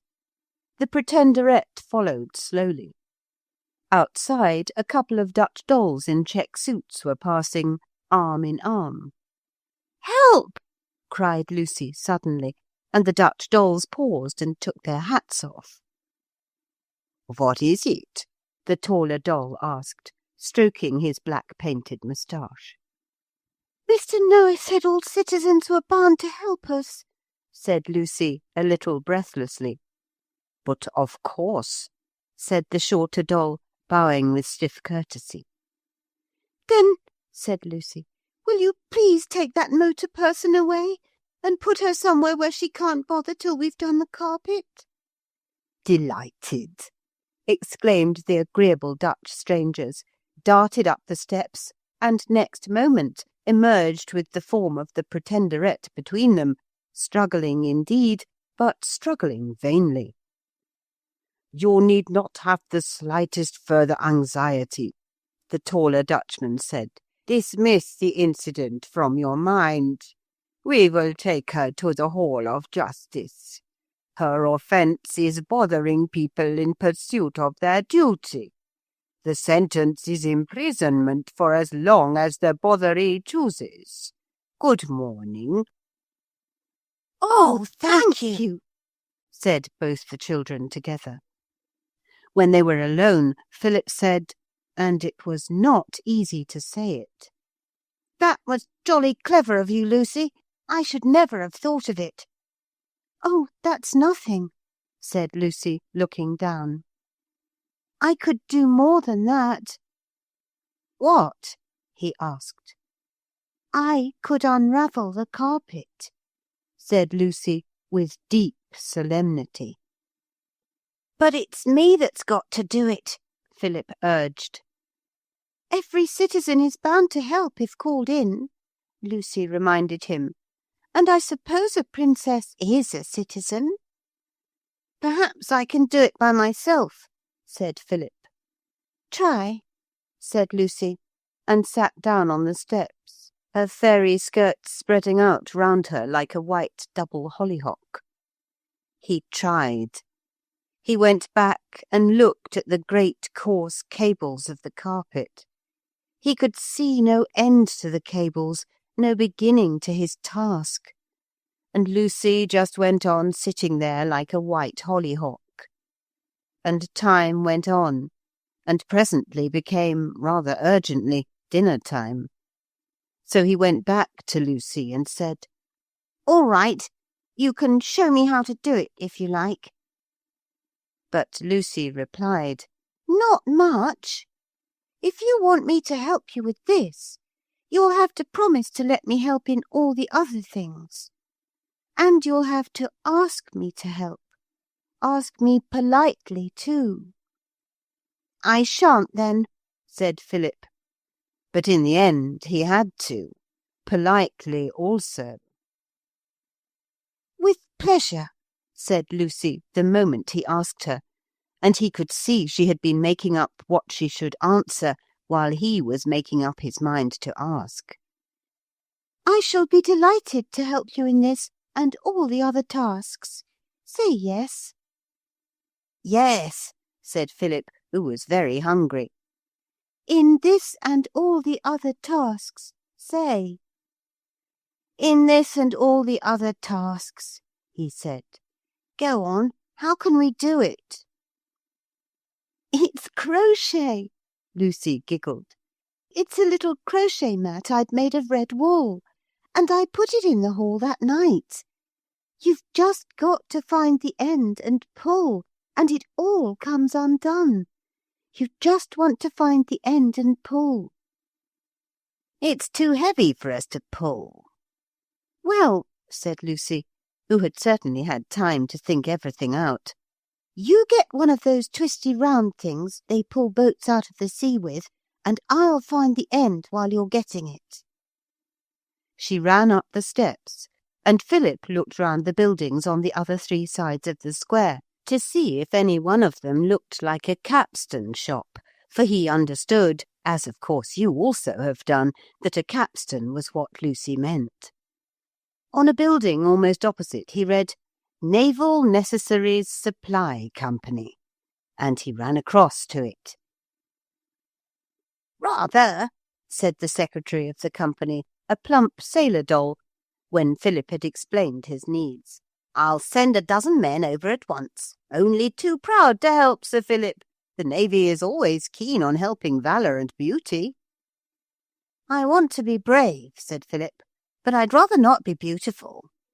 "Of course not," said the secretary, and added surprisingly, "I meant the Lady Lucy." "Oh," said Philip. So 12 bluejackets and a capstan outside the Hall of Public Amusements were soon the centre of a cheering crowd. Lucy had found the end of the rope, and 2 sailors dragged it out and attached it to the capstan, and then, round and round with a will and a breathless chanty, the carpet was swiftly unravelled.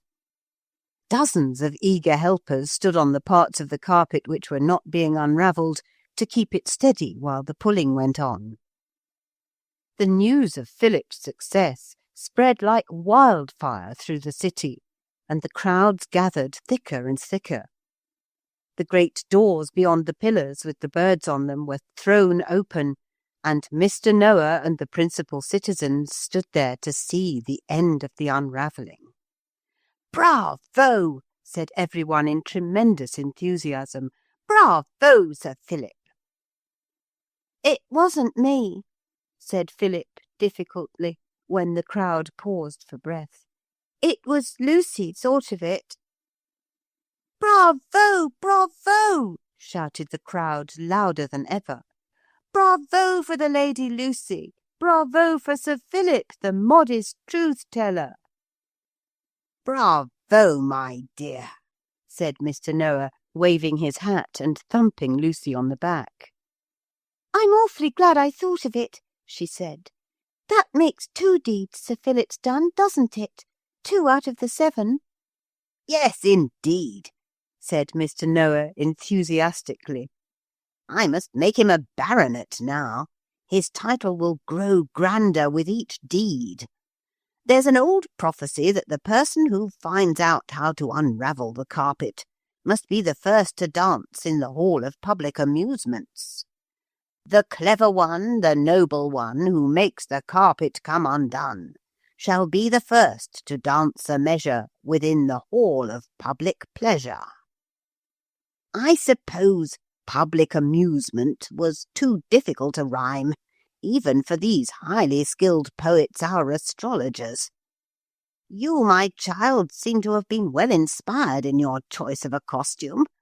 Dance then, my Lady Lucy, and let the prophecy be fulfilled." So all down the wide, clear floor of the Hall of Public Amusement, Lucy danced, and the people of the city looked on and applauded, Philip with the rest. Chapter 6. The Lions in the Desert. "But why?" asked Philip at dinner, which was no painted wonder of wooden make-believe, but real roast guinea-fowl and angel pudding. "Why do you only have wooden things to eat at your banquets?" "Banquets are extremely important occasions," said Mr. Noah, "and real food that you can eat and enjoy, only serves to distract the mind from the serious affairs of life. Many of the most successful caterers in your world have grasped this great truth." "But why," Lucy asked, "do you have the big silver bowls with nothing in them?" Mr. Noah sighed. "Oh, the bowls are for dessert," he said. "But there isn't any dessert in them," Lucy objected. "No," said Mr. Noah, sighing again. "That's just it. There is no dessert. There has never been any dessert. Will you have a little more angel pudding?" It was quite plain to Lucy and Philip that Mr. Noah wished to change the subject, which for some reason was a sad one, and with true politeness they both said, "Yes, please," to the angel pudding offer, though they had already had quite as much as they really needed. After dinner, Mr. Noah took them for a walk through the town to see the factories, he said. This surprised Philip, who had been taught not to build factories with his bricks because factories were so ugly. But the factories turned out to be pleasant, long, low houses with tall French windows opening into gardens of roses, where people of all nations made beautiful and useful things, and loved making them. And all the people who were making them looked clean and happy. "I wish we had factories like those," Philip said. "Our factories are so ugly. Helen says so."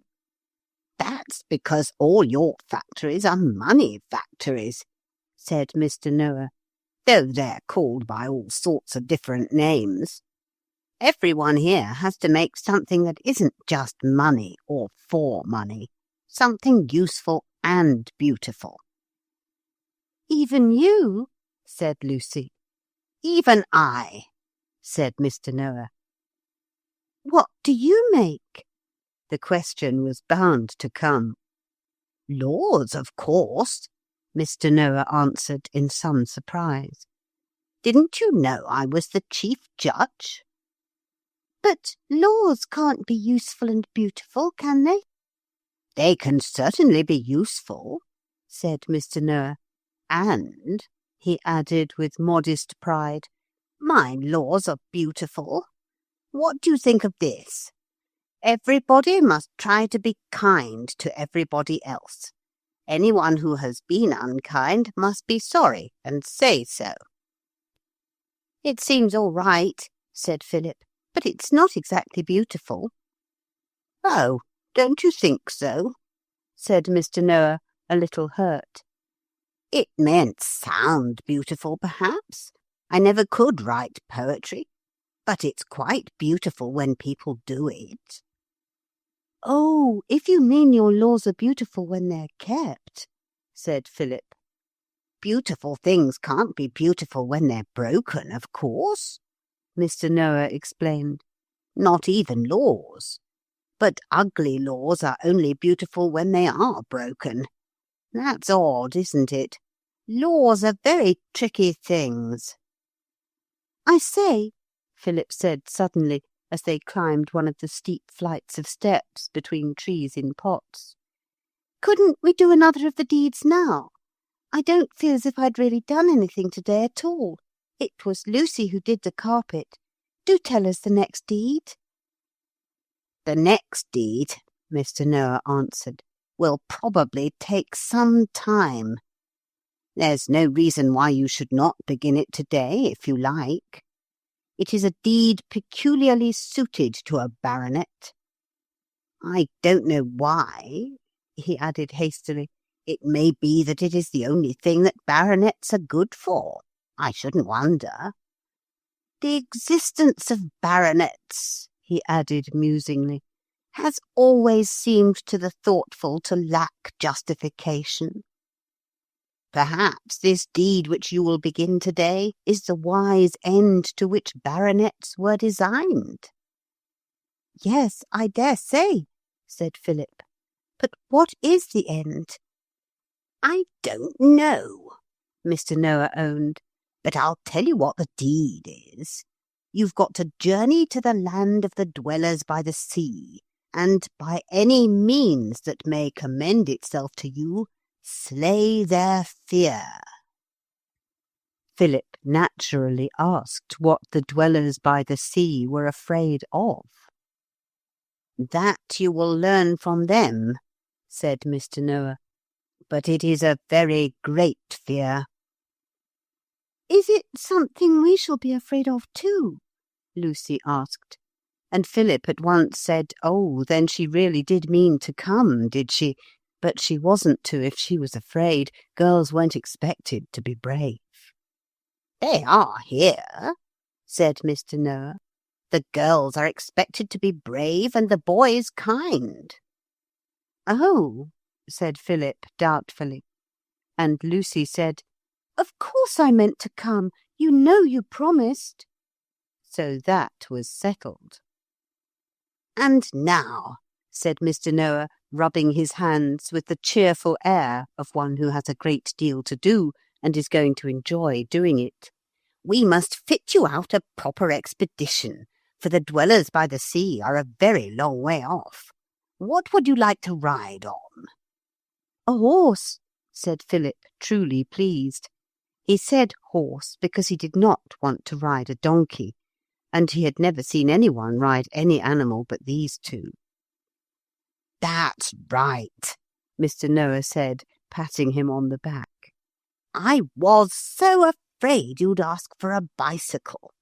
And there's a dreadful law here.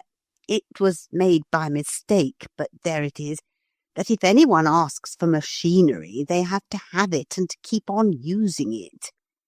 But as to a horse, well, I'm not sure.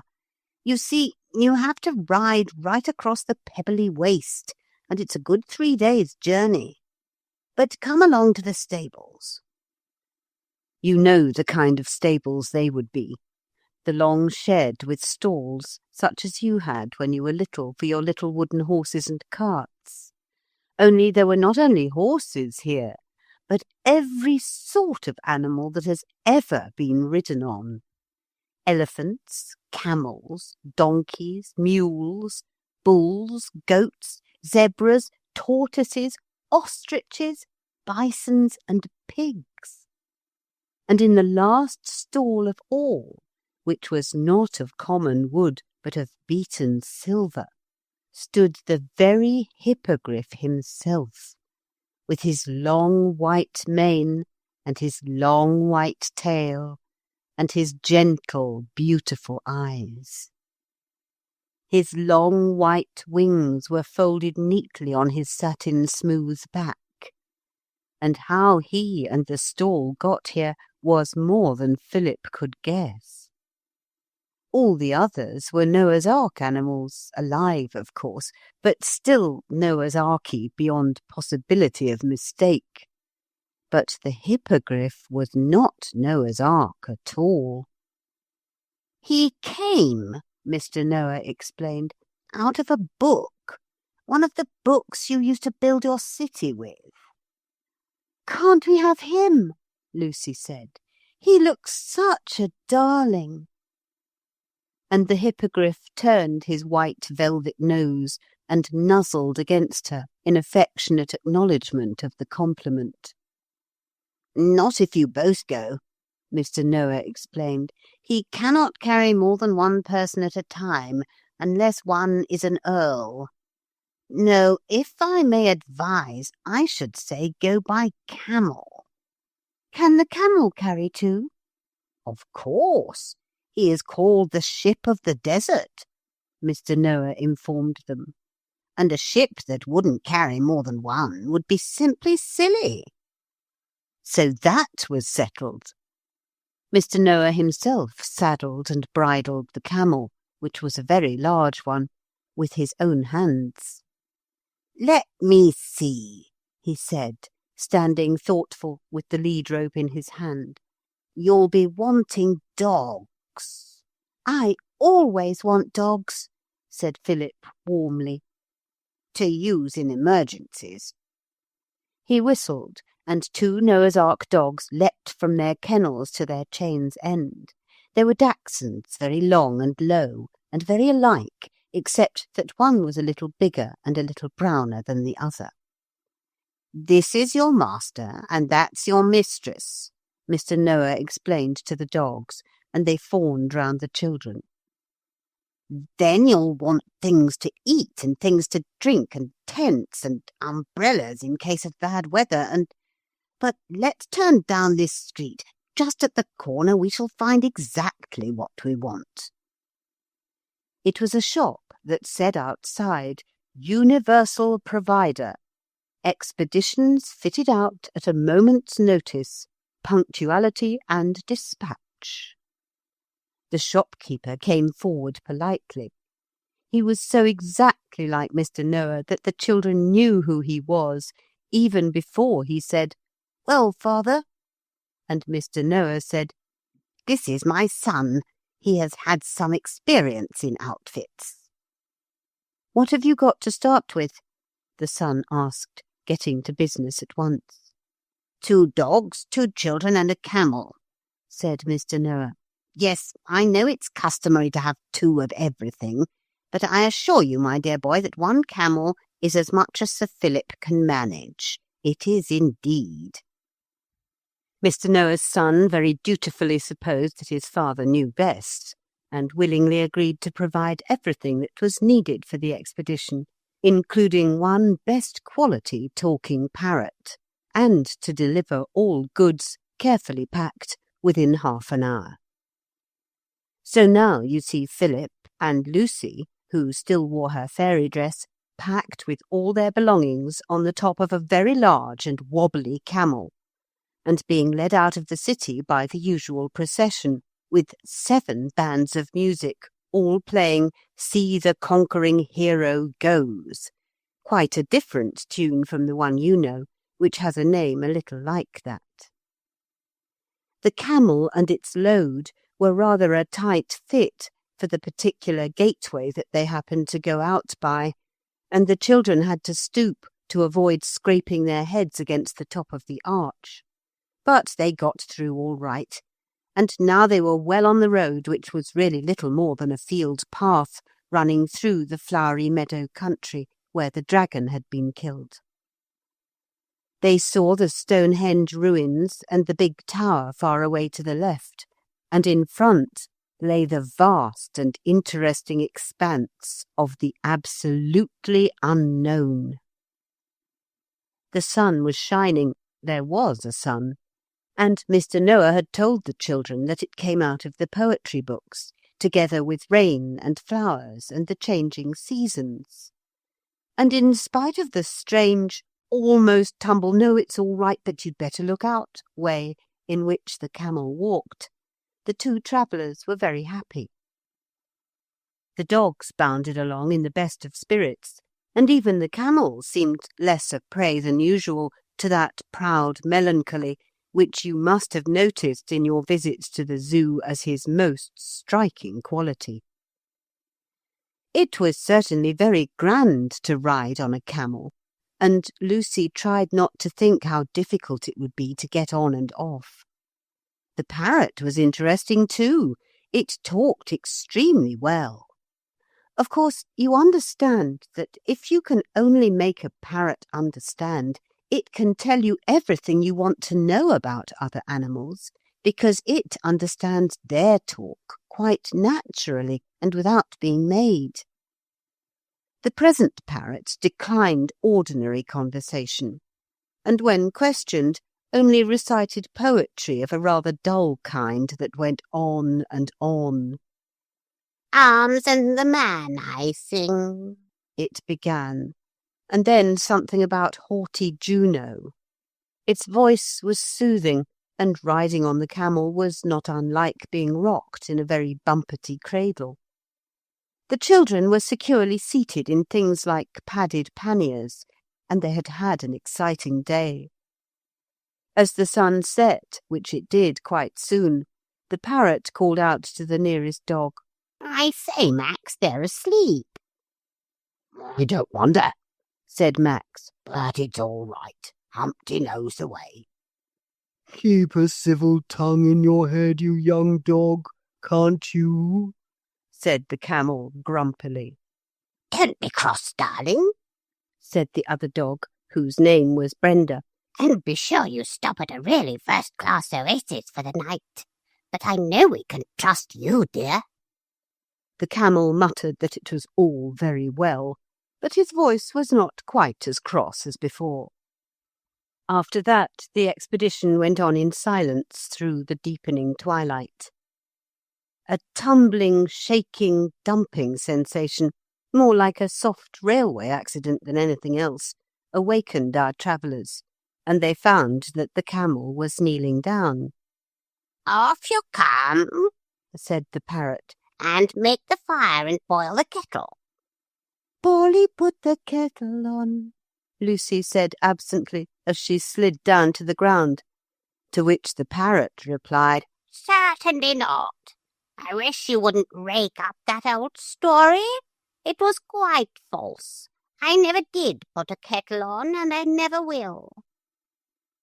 Why should I describe to you the adventure of camping at an oasis in a desert?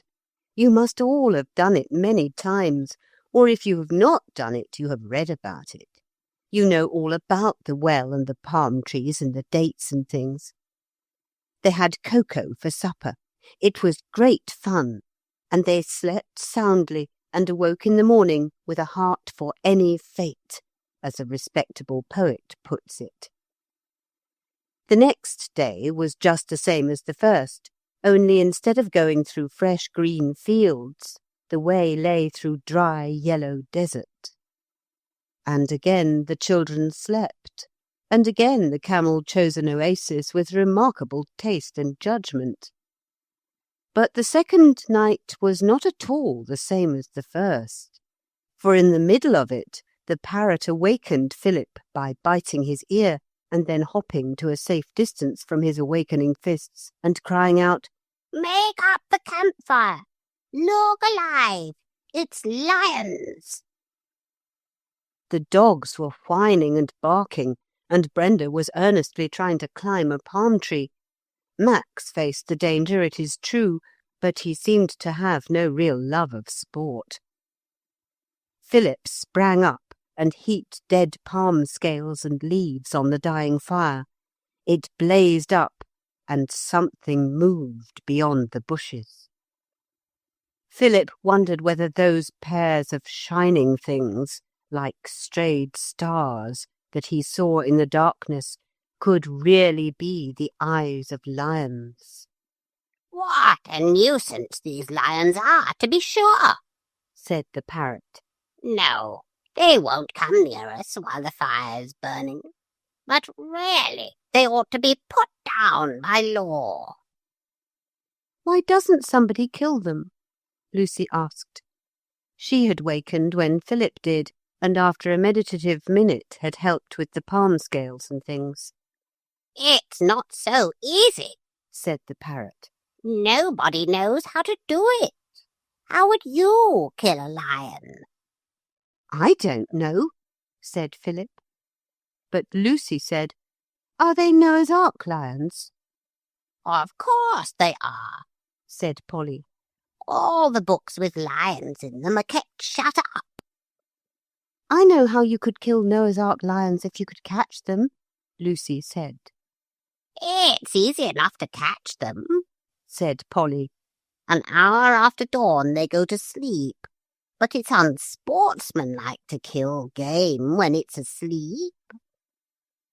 "I'm going to think, if you don't mind," Lucy announced, and sat down very near the fire. "It's just the opposite of the dragon," she said after a minute. The parrot nodded, and there was a long silence. Then suddenly Lucy jumped up. "I know," she cried. "Oh, I really do know. And it won't hurt them either. I don't mind a bit killing things, but I do hate hurting them. There's plenty of rope, I know." There was.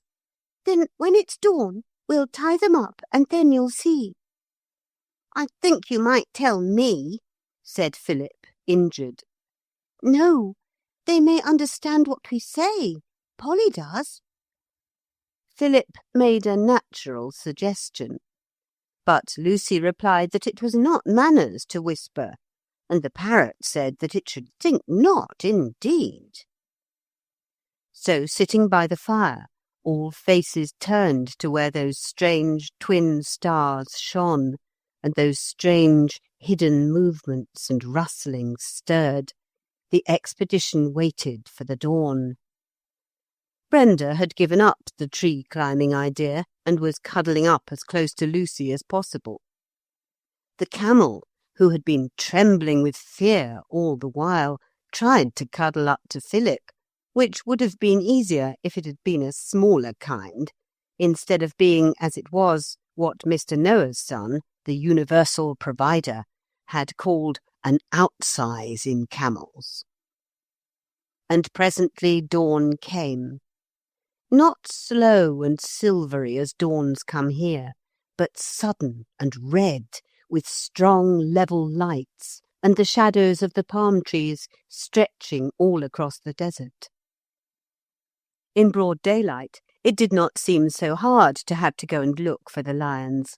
They all went, even the camel pulled himself together to join the lion hunt, and Brenda herself decided to come rather than be left alone. The lions were easily found.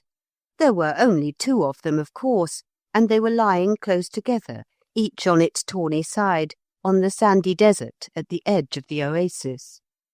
Very gently, the ropes with slip knots were fitted over their heads, and the other end of the rope passed round a palm tree. Other ropes round the trees were passed round what would have been the waists of the lions, if lions had such things as waists. "Now," whispered Lucy, and at once all 4 ropes were pulled tight. The lions struggled, but only in their sleep, and soon they were still. Then with more and more ropes their legs and tails were made fast. "And that's all right," said Lucy, rather out of breath. Where's Polly? Here, replied that bird from a neighbouring bush. I thought I should only be in the way if I kept close to you, but I longed to lend a claw in such good work. Can I help now? Will you please explain to the dogs, said Lucy. It's their turn now. The only way I know to kill Noah's Ark lions is to lick the paint off and break their legs. And if the dogs lick all the paint off their legs, they won't feel it when we break them. Polly hastened to explain to the dogs and then turned again to Lucy. They asked if you're sure the ropes will hold, and I've told them of course. So now they're going to begin. I only hope the paint won't make them ill. It never did me, said Lucy. I sucked the dove quite clean one Sunday, and it wasn't half bad. Tasted of sugar a little, and eucalyptus oil like they give you when you got a cold. Tell them that, Polly. Polly did, and added, I will recite poetry to them to hearten them to their task. Do, said Philip heartily. It may make them hurry up.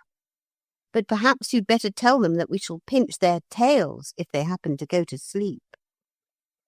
Then the children had a cocoa and date breakfast.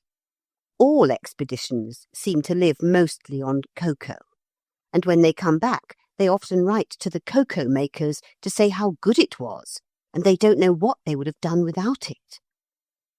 And the noble and devoted dogs licked and licked and licked, and the paint began to come off the lion's legs like anything.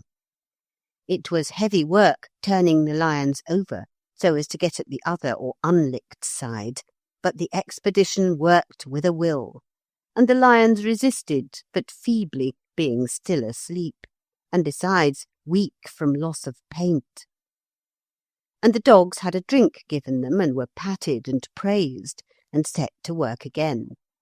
And they licked and licked for hours and hours, and in the end all the paint was off the lion's legs, and Philip chopped them off with the explorer's axe, which that experienced provider, Mr. Noah's son, had thoughtfully included in the outfit of the expedition.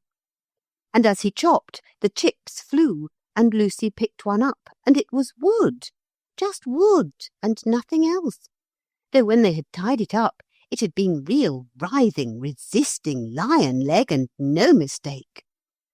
And when all the legs were chopped off, Philip put his hand on a lion body, and that was wood too. So the lions were dead indeed. It seems a pity, he said. Lions are such jolly beasts when they are alive. I never cared for lions myself, said Polly. And Lucy said, Never mind, Phil. It didn't hurt them anyway. And that was the first time she ever called him Phil. All right, Lou, said Philip. It was jolly clever of you to think of it anyhow. And that was the first time he ever called her Lou. They saw the straight, pale line of the sea for a long time before they came to the place of the dwellers by the sea. For these people had built their castle down on the very edge of the sea, and the pebbly waste rose and rose to a mountain that hid their castle from the eyes of the camel riders, who were now drawing near to the scene of their next deed. The pebbly waste was all made of small slippery stones, and the children understood how horrid a horse would have found it. Even the camel went very slowly, and the dogs no longer frisked and bounded, but went at a foot's pace, with drooping ears and tails. I should call a halt if I were you, said Polly. We shall all be the better for a cup of cocoa, and besides... Polly refused to explain this dark hint, and only added, Look out for surprises. I thought, said Philip, draining the last of his second mug of cocoa, I thought there were no birds in the desert except you, and you're more a person than a bird, but look there. Far away across the desert, a moving speck showed high up in the blue air. It grew bigger and bigger, plainly coming towards the camp. It was as big as a moth now as big as a teacup, now as big as an eagle, and— "But it's got 4 legs," said Lucy. Yes, said the parrot. it would have, you know. It is the hippogriff. It was indeed that magnificent wonder. Flying through the air with long sweeps of his great white wings, the hippogriff drew nearer and nearer, bearing on his back— what? "It's the Pretenderette!" cried Lucy, and at the same moment Philip said, "It's that nasty motor thing." It was. The hippogriff dropped from the sky to the desert below as softly as a butterfly alighting on a flower, and stood there in all his gracious whiteness. And on his back was the veiled motor lady. "So glad I've caught you up," she said in that hateful voice of hers. "Now we can go on together." "I don't see what you wanted to come at all for," said Philip downrightly. "Oh, don't you?" she said, sitting up there on the hippogriff, with her horrid motor veil fluttering in the breeze from the now hidden sea. "Why, of course I have a right to be present at all experiments. There ought to be some responsible grown-up person to see that you really do what you're sure to say you've done." "Do you mean that we're liars?" Philip asked hotly. "I don't mean to say anything about it," the Pretenderette answered with an unpleasant giggle. "but a grown-up person ought to be present." She added something about a parcel of birds and children, and the parrot ruffled his feathers till he looked twice his proper size. Philip said he didn't see it. "Oh, but I do," said the Pretenderette. "If you fail, then it's my turn, and I might very likely succeed the minute after you'd failed. So we'll all go on comfortably together. Won't that be nice?" A speechless despair seemed to have fallen on the party. Nobody spoke. The children looked blank, the dogs whined, the camel put on his haughtiest sneer, and the parrot fidgeted in his fluffed-out feather dress. "Let's be starting," said the motor lady. "Gee up, pony." A shiver ran through everyone present. That a Pretenderette should dare to speak so to a hippogriff. Suddenly the parrot spread its wings and flew to perch on Philip's shoulder. It whispered in his ear. "Whispering is not manners, I know," it said, "but your own generous heart will excuse me. Parcel of birds and children, doesn't your blood boil?" Philip thought it did. "Well then," said the bird impatiently, "what are we waiting for? You've only got to say the word, and I'll take her back by the ear." "I wish you would," said Philip from the heart. "Nothing easier," said the parrot. "The miserable outsider, intruding into our expedition. I advise you to await my return here, or if I'm not back by the morning, there will be no objection to your calling about noon on the dwellers. I can rejoin you there. Goodbye." It stroked his ear with a gentle and kindly beak, and flew into the air and circled 3 times round the detested motor lady's head.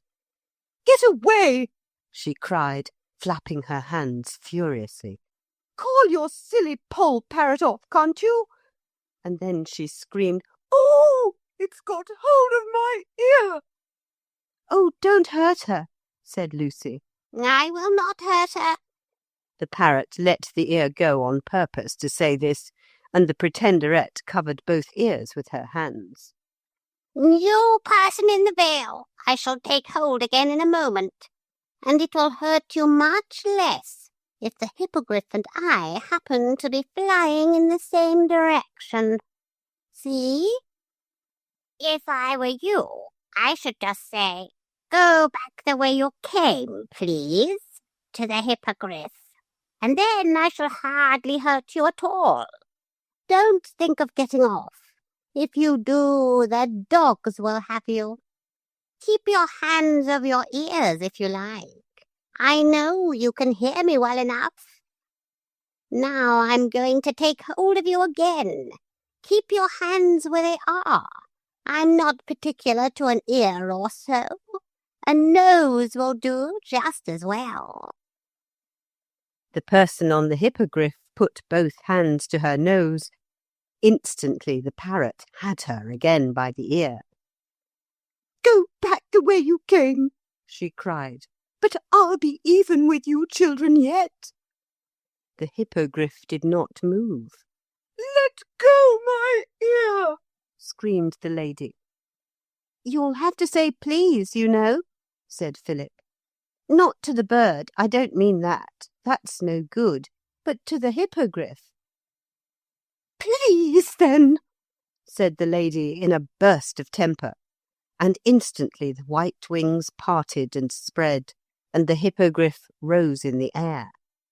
Polly let the ear go for the moment to say, I shan't hurt her, so long as she behaves, and then took hold again, and his little grey wings and the big white wings of the Hippogriff went sailing away across the desert. What a treasure of a parrot, said Philip. But Lucy said, Who is that Pretenderette? Why is she so horrid to us when everyone else is so nice? I don't know, said Philip. Hateful old thing. I can't help feeling as if I knew her quite well, if I could only remember who she is. Do you? Said Philip. I say, let's play noughts and crosses. I've got a notebook and a bit of pencil in my pocket. We might play till it's time to go to sleep. So they played noughts and crosses on the pebbly waste, and behind them the parrot and the Hippogriff took away the tiresome one, and in front of them lay the high pebble ridge that was like a mountain, and beyond that was the unknown and the adventure and the dwellers and the deed to be done. Chapter 7. The Dwellers by the Sea. You soon get used to things. It seemed quite natural and homelike to Philip to be wakened in bright, early out-of-doors morning by the gentle beak of the parrot at his ear. You got back all right then? He said sleepily. It was rather a long journey, said the parrot, but I thought it better to come back by wing. The Hippogriff offered to bring me. He is the soul of courteous gentleness, but he was tired too. The Pretenderette is in jail for the moment, but I'm afraid she'll get out again. We're so unused to having prisoners, you see, and it's no use putting her on her honour because she hasn't any, Philip finished. I wouldn't say that, said the parrot, of anybody. I'd only say we haven't come across it. What about breakfast? How meals do keep happening, said Lucy, yawning. It seems only a few minutes since supper, and yet here we are hungry again. Ah, said the parrot. That's what people always feel when they have to get their meals themselves. When the camel and the dogs had been served with breakfast, the children and the parrot sat down to eat. And there were many questions to ask. The parrot answered some, and some it didn't answer. But there's one thing, said Lucy, I do most awfully want to know. About the hippogriff. How did it get out of the book? It's a long story, said the parrot, so I'll tell it shortly. That's a very good rule. Tell short stories longly and long stories shortly. Many years ago, in repairing one of the buildings, the masons removed the supports of one of the books which are part of the architecture. The book fell. It fell open, and out came the hippogriff. Then they saw something struggling under the next page and lifted it, and out came a megatherium. So they shut the book and built it into the wall again. But how did the mega-what's-its-name and the hippogriff come to be the proper size? Ah, that's one of the 11 mysteries. Some sages suppose that the country gave itself a sort of shake, and everything settled down into the size it ought to be. I think myself that it's the air. The moment you breathe this enchanted air, you become the right size. You did, you know. But why did they shut the book? It was a book of beasts. Who knows what might have come out next? A tiger, perhaps, and ravening for its prey as likely as not. I see, said Philip. And of course beasts weren't really needed because of there being all the Noah's Ark ones. Yes, said the parrot. So they shut the book. But the weather came out of books? That was another book, a poetry book. It had only one cover, so everything that was on the last page got out naturally. We got a lot out of that page. Rain and sun and sky and clouds, mountains, gardens, roses, lilies, flowers in general. Blossoms of delight, they were called in the book, and trees and the sea and the desert and silver and iron, as much of all of them as anybody could possibly want. There are no limits to poets' imaginations, you know. I see, said Lucy, and took a large bite of cake. And where did you come from, Polly dear? I, said the parrot modestly, came out of the same book as the hippogriff. We were on the same page. My wings entitled me to associate with him, of course. But I have sometimes thought they just put me in as a contrast. My smallness, his greatness. My red and green, his white. I see, said Lucy again. And please will you tell us— Enough of this, said the parrot. Business before pleasure. You have begun the day with the pleasures of my conversation. You will have to work very hard to pay for this privilege. So they washed up the breakfast things in warm water, obligingly provided by the camel. And now, said the parrot, we must pack up and go on our way to destroy the fear of the dwellers by the sea. I wonder, Brenda said to Max in an undertone, I wonder whether it wouldn't be best for dear little dogs to lose themselves. We could turn up later and be so very glad to be found. But why? Max asked.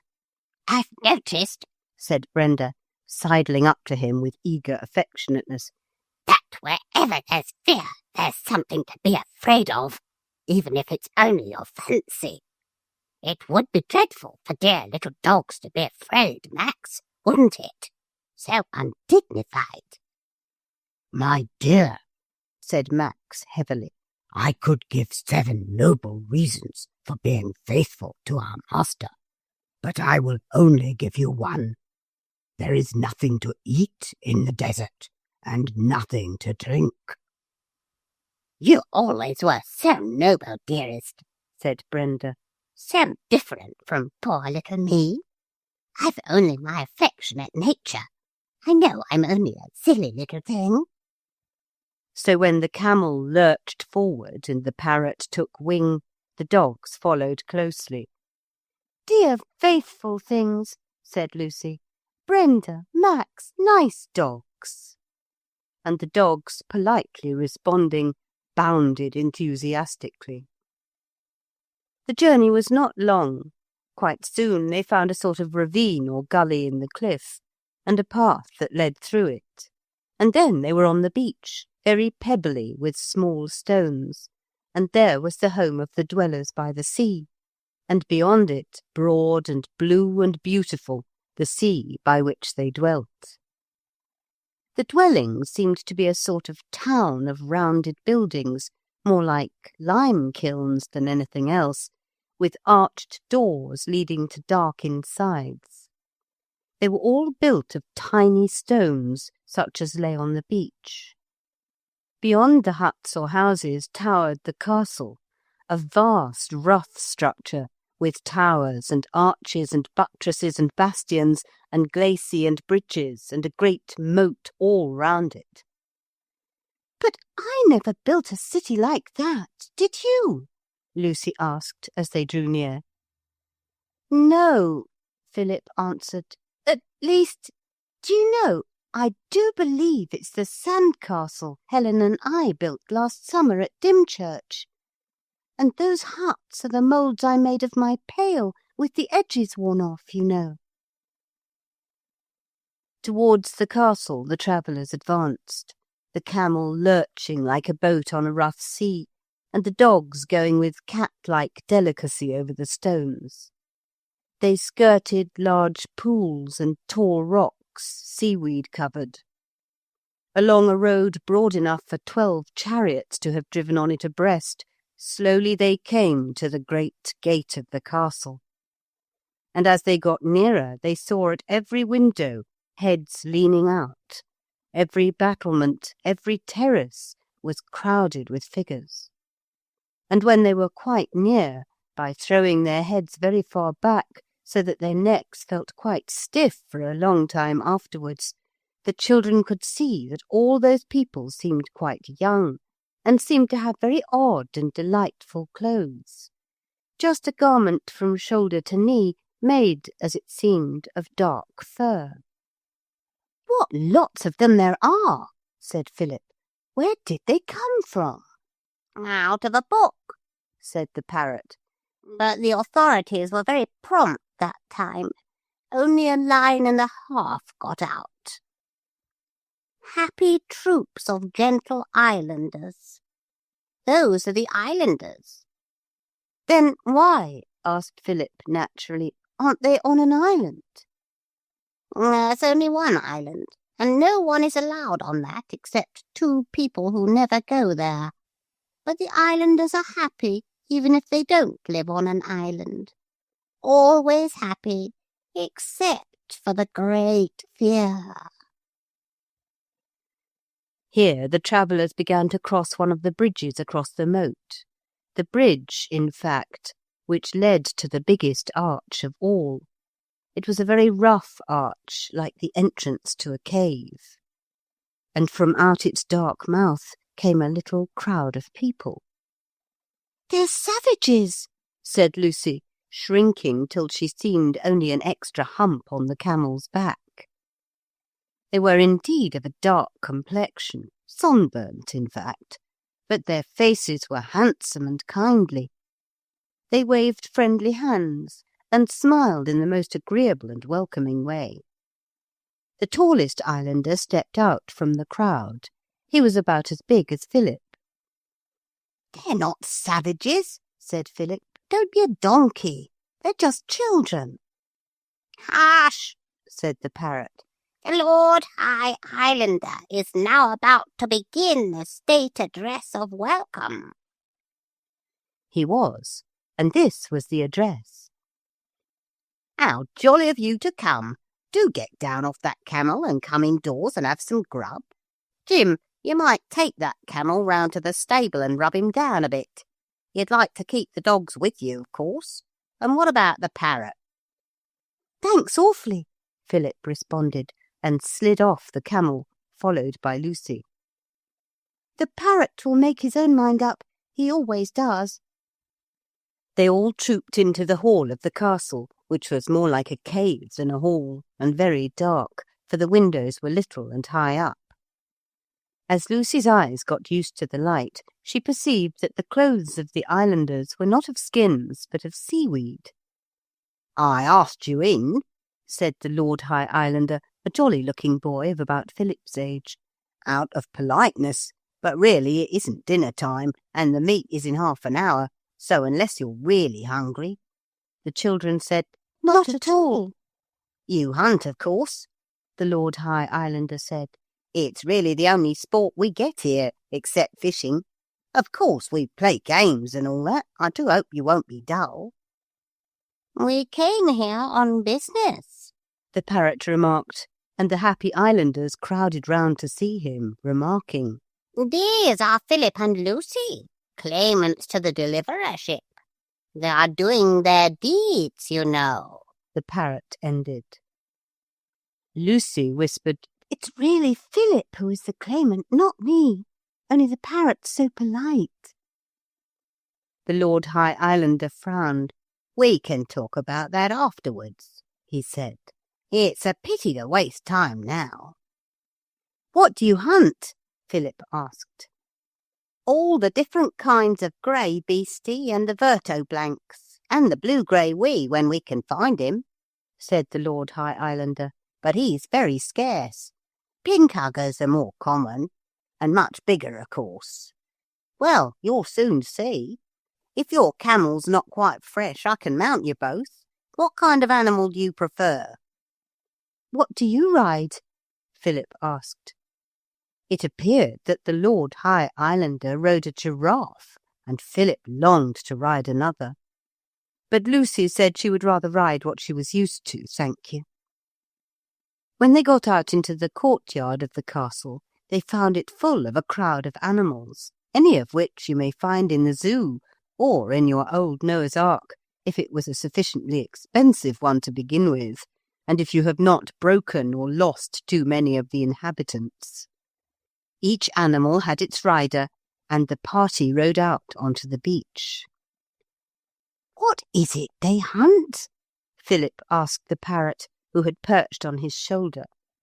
All the little animals in the Noah's Ark that haven't any names, the parrot told him. All those are considered fair game. Hallo, blue-grey wee, it shouted, as a little grey beast with blue spots started from the shelter of a rock and made for the cover of a patch of giant seaweed. Then all sorts of little animals got up and scurried off into places of security. There goes a vertoblanc, said the parrot, pointing to a bright green animal of uncertain shape, whose breast and paws were white. There's a grey beastie. The grey beastie was about as big as a fox, and had rabbit's ears and the unusual distinction of a tail coming out of his back just halfway between one end of him and the other. But there are grey beasties of all sorts and shapes. You know, when people are making the animals for Noah's Arks, they make the big ones first, elephants and lions and tigers and so on, and paint them as nearly as they can the right colours. Then they get weary of copying nature and begin to paint the animals pink and green and chocolate colour, which in nature is not the case. These are the chock-monks and vertoblancs and the pink-uggers. And presently the makers get sick of the whole business and make the animals any sort of shape and paint them all one grey. These are the grey beasties. And at the very end, a guilty feeling of having been slackers comes over the makers of the Noah's Arks, and they paint blue spots on the last and littlest of the grey beasties to ease their consciences. This is the blue-grey wee. tally-o, hark forward, yoicks, were some of the observations now to be heard on every side as the hunt swept on, the blue-grey wee well ahead. Dogs yapped, animals galloped, riders shouted, the sun shone, the sea sparkled, and far ahead the blue-grey wee ran, extended to his full length like a grey straight line. He was killed 5 miles from the castle after a splendid run. And when a pinkugger had been secured and 6 grey beastie, the hunt rode slowly home. "We only hunt to kill, and we only kill for food," the Lord High Islander said. "But," said Philip, "I thought Noah's Ark animals turned into wood when they were dead." "Not if you kill for food. The intention makes all the difference. I had a plum cake intention when we put up the blue-grey wee. The pinkugger I made a bread and butter intention about, and the grey beasties I intended for rice pudding and prunes and toffee and ices and all sorts of odd things. So, of course, when we come to cut them up, they'll be what I intended." "I see," said Philip, jogging along on his camel. "I say," he added, "you don't mind my asking, how is it you're all children here?" "Well," said the Lord High Islander, "it's ancient history, so I don't suppose it's true. But they say that when the government had to make sure that we should always be happy troops of gentle islanders, they decided that the only way was for us to be children. And we do have the most ripping time. And we do our own hunting and cooking and wash up our own plates and things. And for heavy work we have the M.A.'s. They're men who've had to work at sums and history and things at college so hard that they want a holiday. So they come here and work for us. And if any of us do want to learn anything, the M.A.'s are handy to have about the place. It pleases them to teach anything, poor things. They live in the huts. There's always a long list waiting for their turn. Oh yes, they wear the seaweed dress the same as we do, and they hunt on Tuesdays, Thursdays and Saturdays. They hunt big game, the fierce ambergris, who is grey with a yellow stomach, and the bigger grey beasties. Now we'll have dinner the minute we get in, and then we must talk about it." The game was skinned and cut up in the courtyard, and the intentions of the Lord High Islander had certainly been carried out, for the blue-grey wee was plum cake, and the other animals just what was needed. And after dinner the Lord High Islander took Lucy and Philip up onto the top of the highest tower, and the 3 lay in the sun eating toffee and gazing out over the sea at the faint, distant blue of the island. "The island where we aren't allowed to go," as the Lord High Islander sadly pointed out. "Now," said Lucy gently, "you won't mind telling us what you're afraid of? Don't mind telling us. We're afraid too. We're afraid of all sorts of things quite often." "Speak for yourself," said Philip, but not unkindly. "I'm not so jolly often afraid as you seem to think. Go ahead, my lord." "You might as well call me Billy," said the Lord High Islander. "It's my name." "Well, Billy, then, what is it you're afraid of?" "I hate being afraid," said Billy angrily. "Of course, I know no true boy is afraid of anything except doing wrong. One of the M.A.'s told me that. But the M.A.'s are afraid too." "What of?" Lucy asked, glancing at the terrace below, where already the shadows were lengthening. "It'll be getting dark soon. I'd much rather know what you're afraid of while it's daylight." "What we're afraid of," said Billy abruptly, "is the sea. Suppose a great wave came and washed away the castle, and the huts, and the M.A.'s, and all of us." "But it never has it?" Lucy asked. "No, but everything must have a beginning, I know that's true, because another of the M.A.'s told it me. But why don't you go and live somewhere inland? Because we couldn't live away from the sea. We're islanders, you know. We couldn't bear not to be near the sea, and we'd rather be afraid of it than not have it to be afraid of. But it upsets the government because we ought to be happy troops of gentle islanders, and you can't be quite happy if you're afraid. That's why it's one of your deeds to take away our fear." "It sounds jolly difficult," said Philip. "I shall have to think," he added desperately.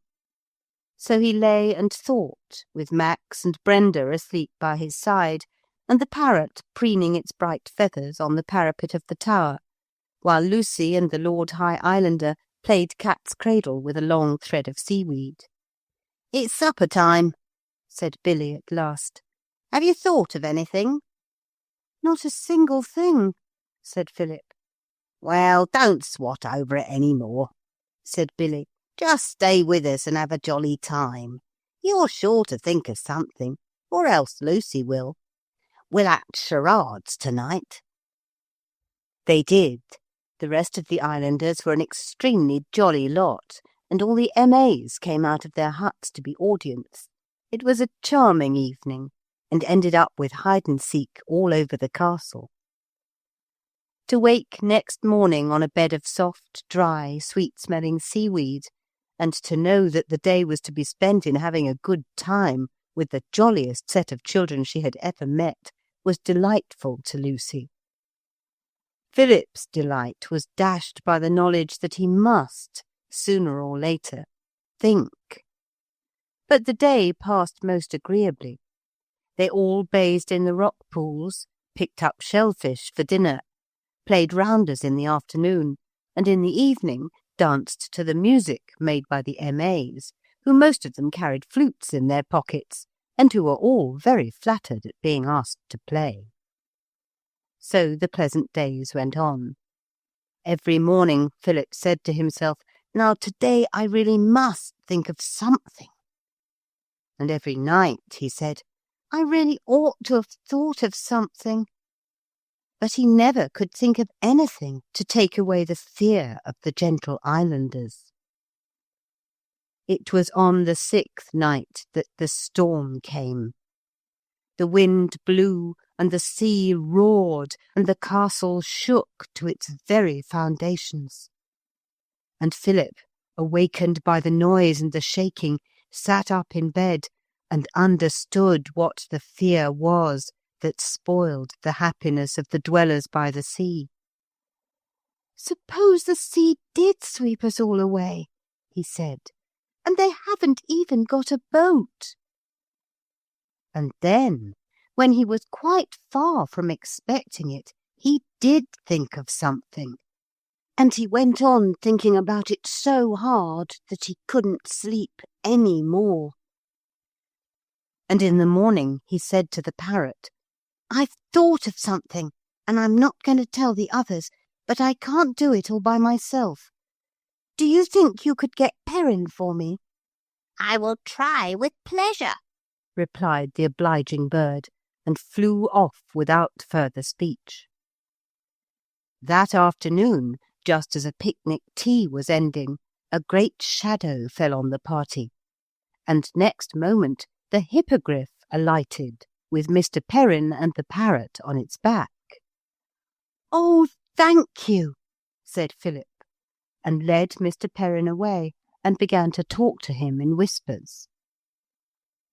"No, sir," Mr. Perrin answered suddenly and aloud. "I'm sorry, but I couldn't think of it." "Don't you know how?" Philip asked. "I know everything as is to be known in my trade," said Mr. Perrin, "but carpentry's one thing and manners is another. Not but what I know manners too, which is why I won't be a party to no such a thing." "But you don't understand," said Philip, trying to keep up with Mr. Perrin's long strides.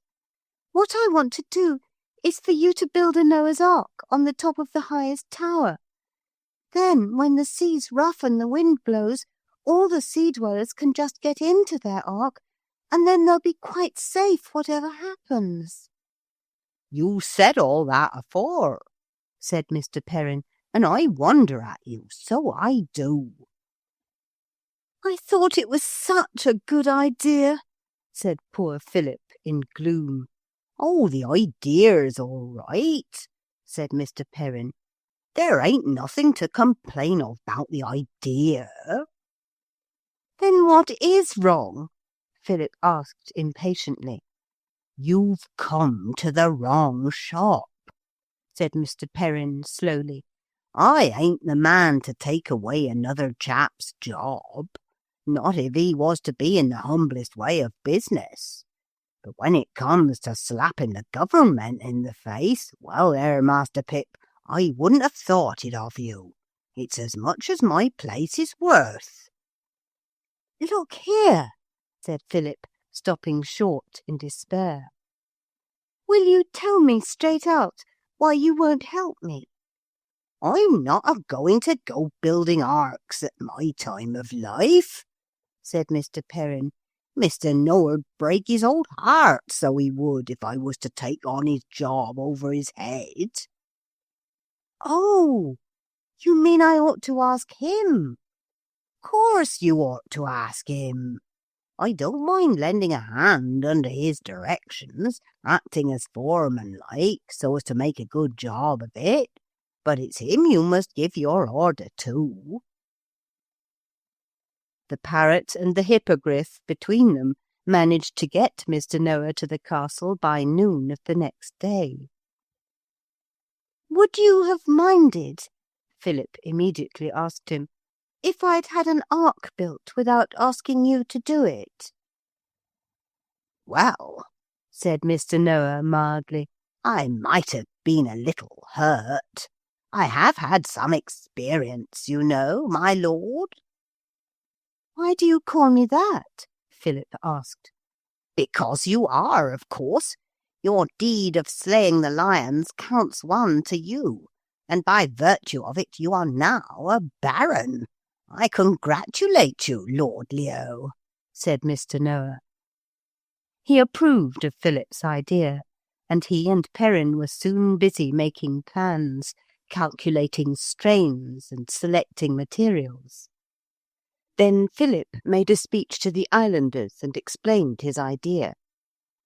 There was a great deal of cheering and shouting, and everyone agreed that an ark on the topmost tower would meet a long-felt want, and that when once that ark was there, fear would for ever be a stranger to every gentle island heart. And now the great work of building began. Mr. Perrin kindly consented to act as foreman, and set to work a whole army of workmen, the M.A.'s, of course.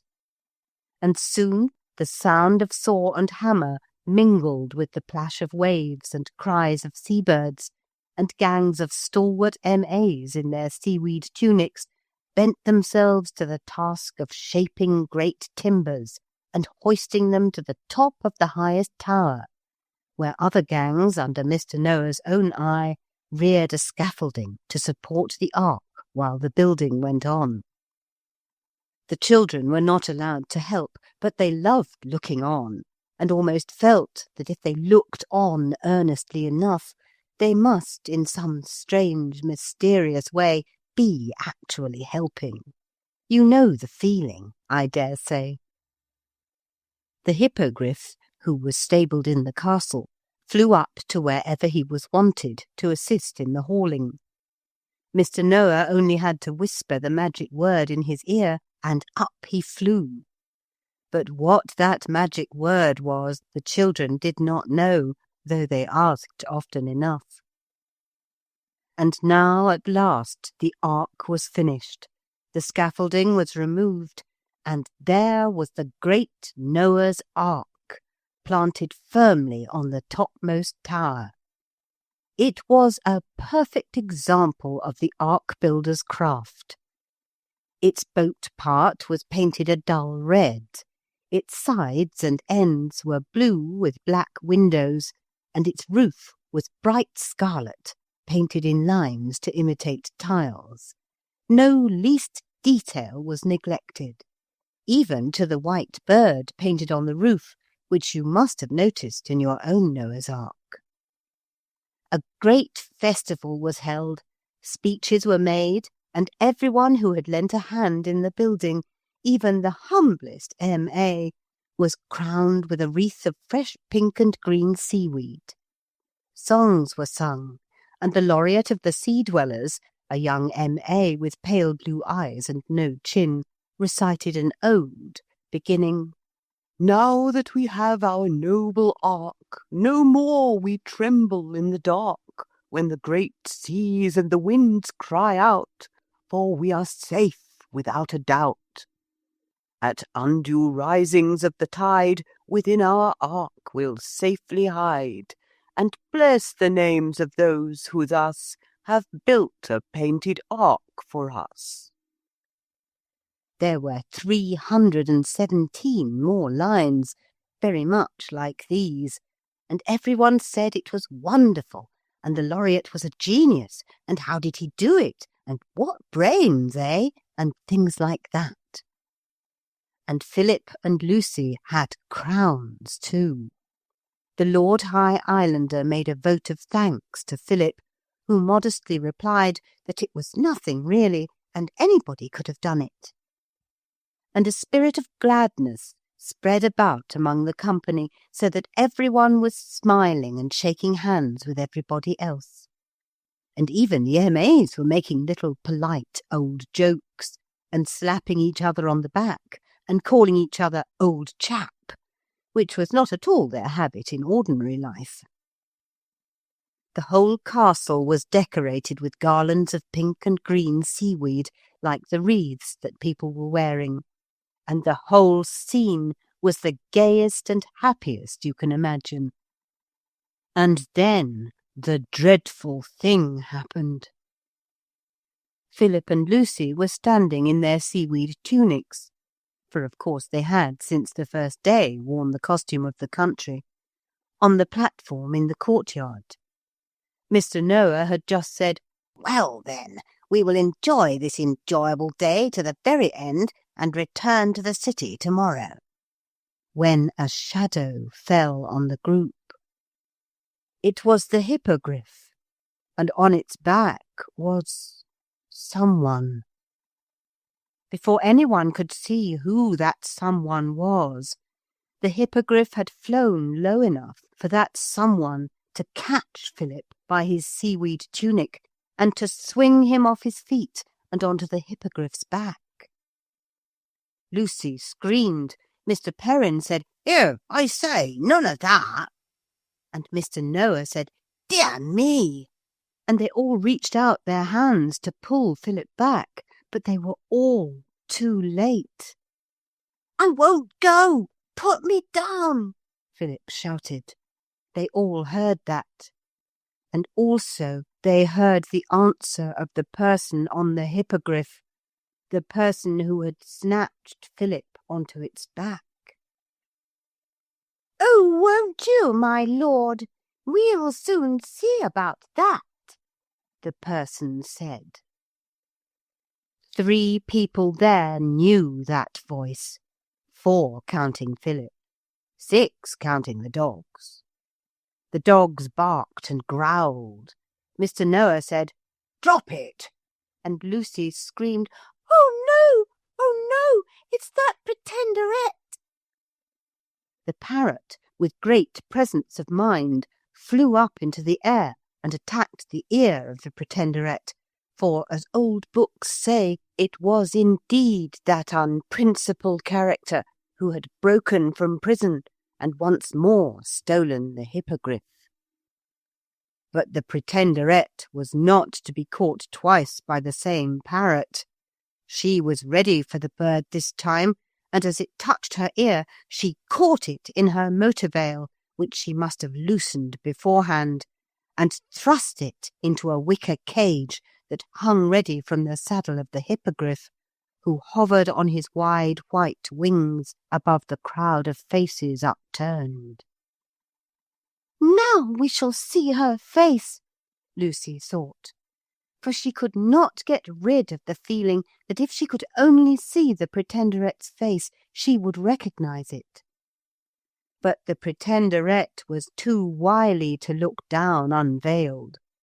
She turned her face up, and she must have whispered the magic word, for the hippogriff rose in the air and began to fly away with incredible swiftness across the sea.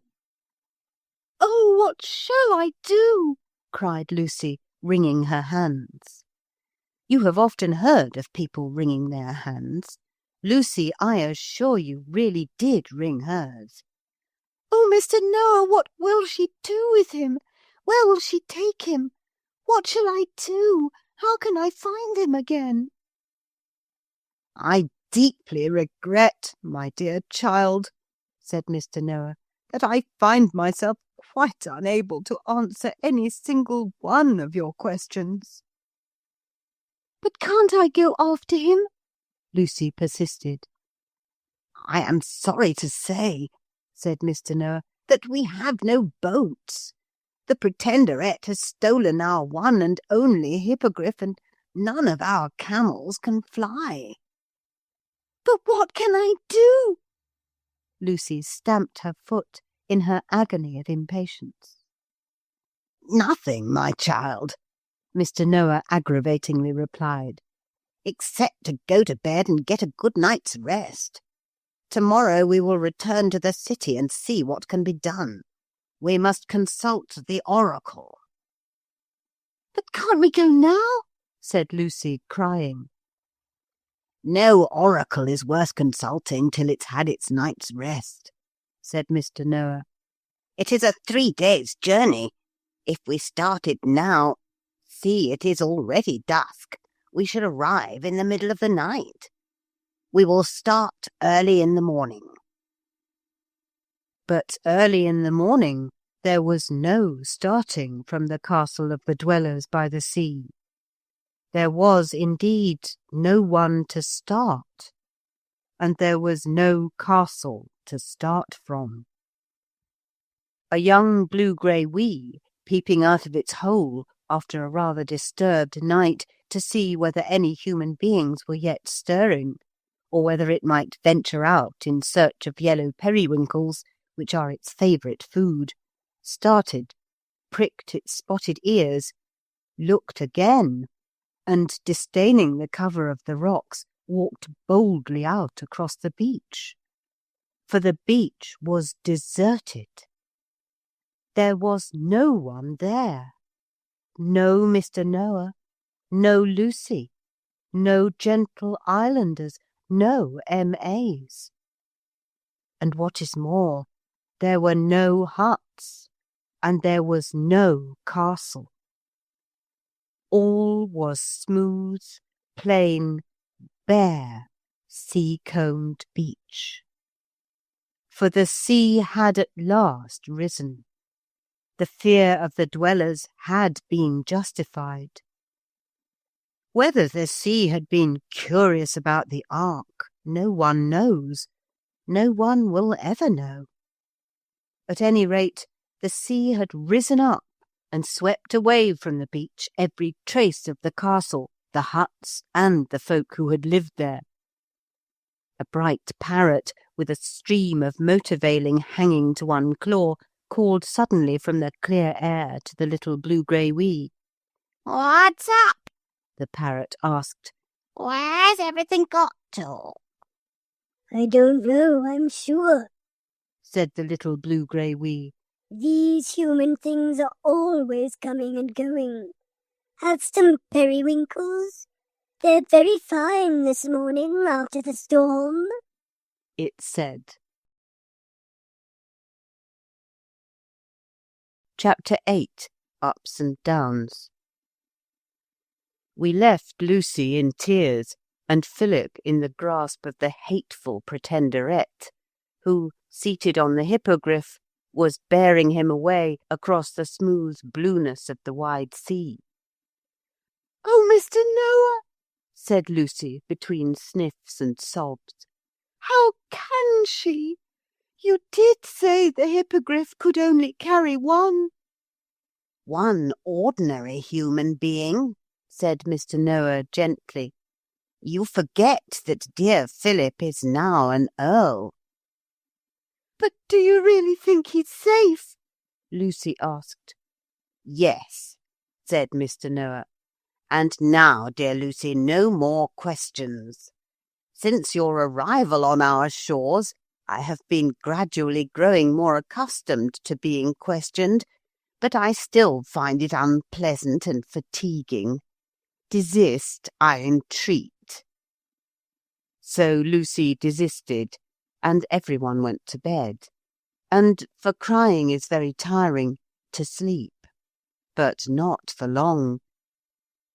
Lucy was awakened in her bed of soft dry seaweed by the sound of the castle alarm bell, and by the blaring of trumpets and the shouting of many voices. A bright light shone in at the window of her room. She jumped up and ran to the window and leaned out. Below lay the great courtyard of the castle, a moving sea of people, on which hundreds of torches seemed to float, and the sound of shouting rose in the air as foam rises in the wind. The fear, the fear, people were shouting. To the ark, to the ark. And the black night that pressed round the castle was loud with the wild roar of waves and the shriek of a tumultuous wind. Lucy ran to the door of her room, but suddenly she stopped. My clothes, she said, and dressed herself hastily, for she perceived that her own petticoats and shoes were likely to have better wearing qualities than seaweed could possess, and if they were all going to take refuge in the ark, she felt she would rather have her own clothes on. Mr. Noah is sure to come for me, she most sensibly told herself, and I'll get as many clothes on as I can. Her own dress, of course, had been left at Polistopolis, but the ballet dress would be better than the seaweed tunic. When she was dressed, she ran into Philip's room and rolled his clothes into a little bundle and carried it under her arm as she ran down the stairs. Halfway down, she met Mr. Noah coming up. Ah, you're ready, he said. It is well. Do not be alarmed, my Lucy. The tide is rising, but slowly. There will be time for everyone to escape. All is in train, and the embarkation of the animals is even now in progress. There has been a little delay in sorting the beasts into pairs, but we are getting on. The Lord High Islander is showing remarkable qualities. All the big animals are on board. The pigs were being coaxed on as I came up, and the ant-eaters are having a late supper. Do not be alarmed. I can't help being alarmed, said Lucy, slipping her free hand into Mr. Noah's. But I won't cry or be silly. Oh, I do wish Philip was here. Most unreasonable of girl children, said Mr. Noah. We are in danger, and you wish him to be here to share it? Oh, we are in danger, are we? said Lucy quickly. I thought you said I wasn't to be alarmed. No more you are, said Mr. Noah shortly. Of course you're in danger, but there's me, and there's the ark. What more do you want? Nothing, Lucy answered in a very small voice, and the two made their way to a raised platform overlooking the long inclined road which led up to the tower on which the ark had been built. A long procession toiled slowly up it of animals in pairs, urged and goaded by the M.A.'s under the orders of the Lord High Islander. The wild wind blew the flames of the torches out like golden streamers, and the sound of the waves was like thunder on the shore. Down below, other M.A.'s were busy carrying bales tied up in seaweed. Seen from above, the busy figures looked like ants when you kick into an ant-hill, and the little ant people run this way and that way and every way about their little ant businesses. The Lord High Islander came in, pale and serious, with all the calm competence of Napoleon at a crisis. "Sorry to have to worry you, sir," he said to Mr. Noah, "but of course your experience is invaluable just now. I can't remember what bears eat. Is it hay or meat?" "It's buns," said Lucy. "I beg your pardon, Mr. Noah.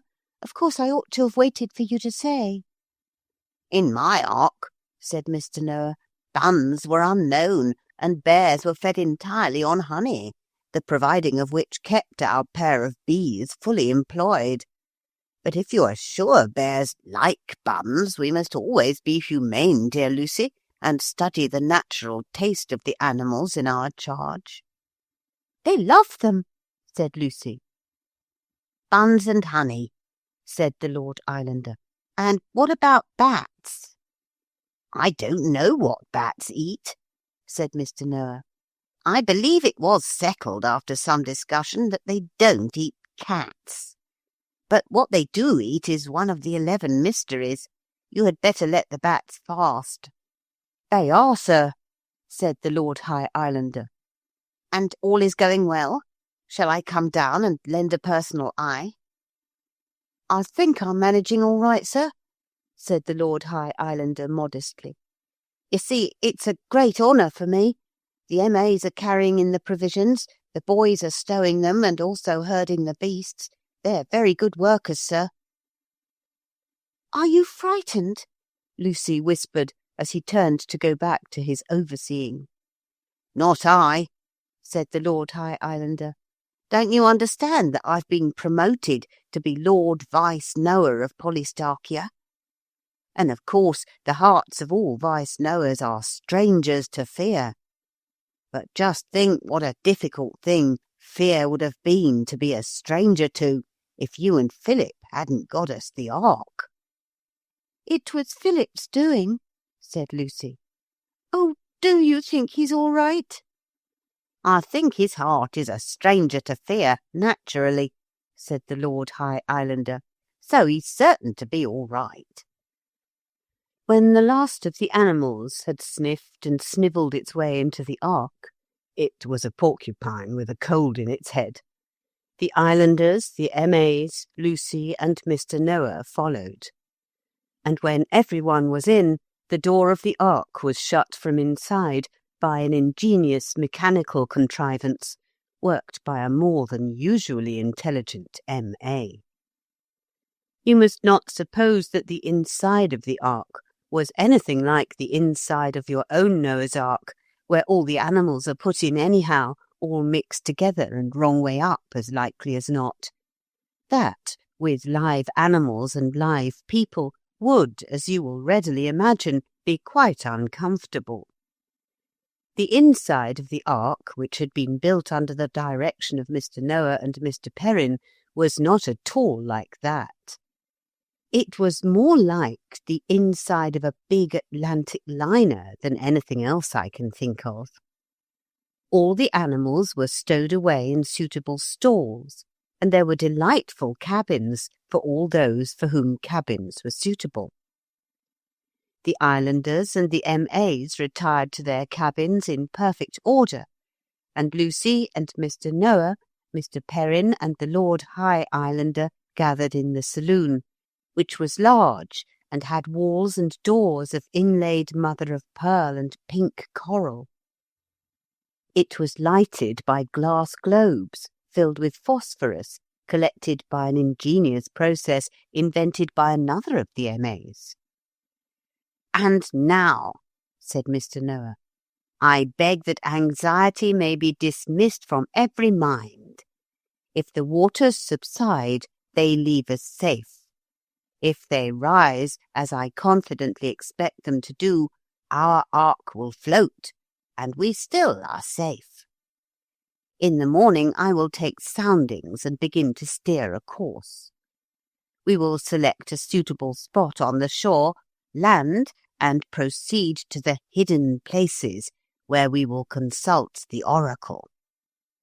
A little refreshment before we retire for what is left of the night?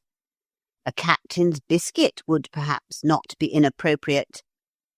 He took a tin from a locker and handed it round. That's A1, sir, said the Lord High Islander, munching. What a head you have for the right thing. All practice, said Mr. Noah modestly. Thank you, said Lucy, taking a biscuit. I wish... The sentence was never finished. With a sickening suddenness, the floor of the saloon heaved up under their feet. A roaring, surging, battering sound broke round them. The saloon tipped over on one side, and the whole party was thrown on the pink silk cushions of the long settee. A shudder seemed to run through the ark from end to end, and "What is it? Oh, what is it?"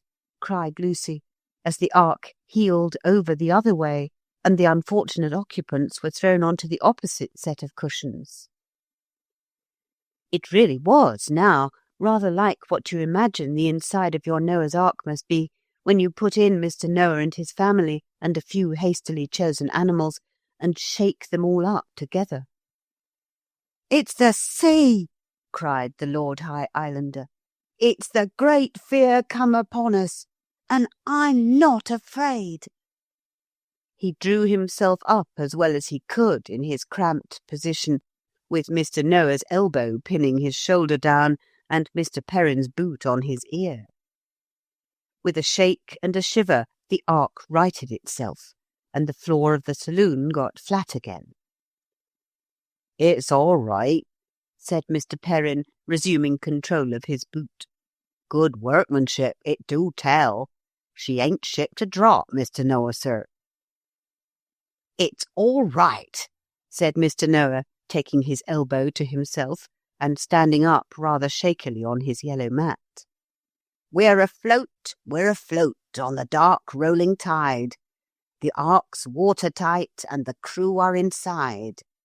Up, up with the flag, let it wave o'er the sea. We're afloat, and what else should we be? I don't know, said Lucy, but there isn't any flag, is there?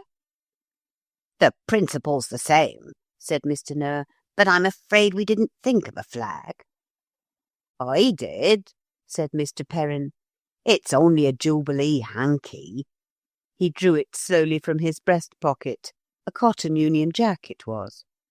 But it shall wave all right, but not till daylight, I think, sir. Discretion's the better part of, don't you think, Mr. Noah, sir? Wouldn't do to open the ark out of hours, so to speak. Just so, said Mr. Noah. 1, 2, 3, bed. The ark swayed easily on a sea not too rough. The saloon passengers staggered to their cabins, and silence reigned in the ark. Here there is a line of stars. I am sorry to say that the Pretenderette dropped the wicker cage containing the parrot into the sea, an unpardonable piece of cruelty and revenge. Unpardonable, that is, unless you consider that she did not really know any better. The hippogriff's white wings swept on. Philip now laid across the knees of the Pretenderette, a most undignified attitude for any boy, and I hope none of you may be placed in such a position, screamed as the cage struck the water, and, "Oh, Polly!" he cried. All right, the parrot answered. keep your pecker up. What did it say? The Pretenderette asked. Something about peck, said Philip, upside down.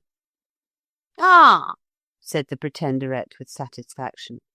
He won't do any more pecking for some time to come. And the wide hippogriff wings swept on over the wide sea.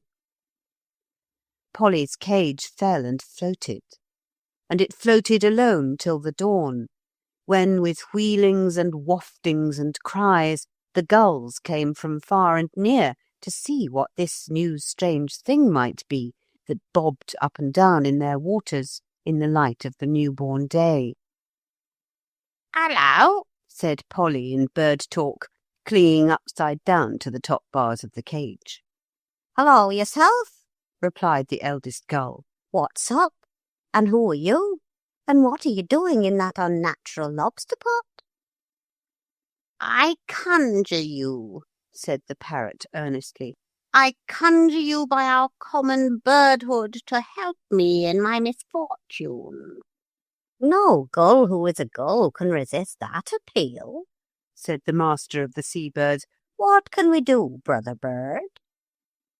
"The matter is urgent," said Polly, but quite calmly. "I am getting very wet, and I dislike salt water. It is bad for my plumage. May I give an order to your followers, bird brother?" "Give," said the master gull, with a graceful wheel and whirl of his splendid wings. "Let 4 of my brothers raise this detested trap high above the waves," said the parrot, "and let others of you, with your brave, strong beaks, break through the bars and set me free." "Delighted," said the master gull, "any little thing, you know." and his own high-bred beak was the first to take hold of the cage, which presently the gulls lifted in the air and broke through, setting the parrot free.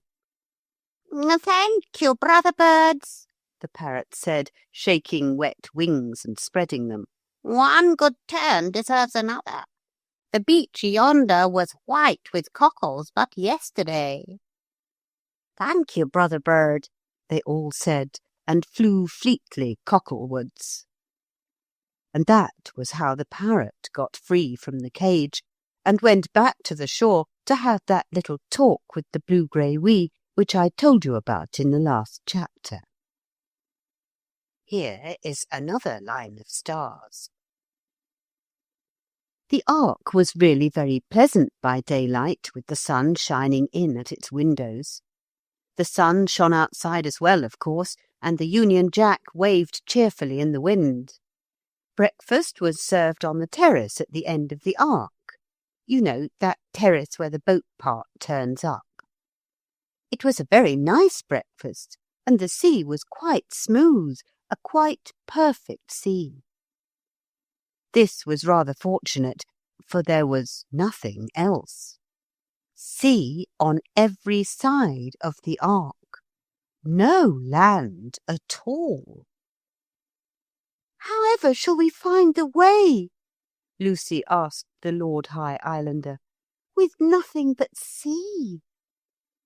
"Oh," he answered, "that's all the better, really. Mr. Noah steers much better when there's no land in sight. It's all practice, you know." "And when we come in sight of land, will he steer badly then?" "Oh, anybody can steer then," said Billy. "You, if you like." So it was Lucy who steered the Ark into harbour under Mr. Noah's directions. Arks are very easy to steer if you only know the way. Of course, arks are not like other vessels. They require neither sails nor steam engines nor oars to make them move. The very arkishness of the Ark makes it move just as the steersman wishes. He only has to say, "Port, starboard, right ahead, slow," and so on, and the Ark, unlike many people I know, immediately does as it is told. So steering was easy and pleasant. One just had to keep the Ark's nose towards the distant domes and pinnacles of a town that shone and glittered on the shore a few miles away. And the town grew nearer and nearer, and the black streak that was the people of the town began to show white dots that were the people's faces. And then the Ark was moored against a quayside, and a friendly populace cheered as Mr. Noah stepped onto firm land to be welcomed by the governor of the town and a choice selection of eminent citizens. "It's quite an event for them," said Mr. Perrin. "They don't have much happening here.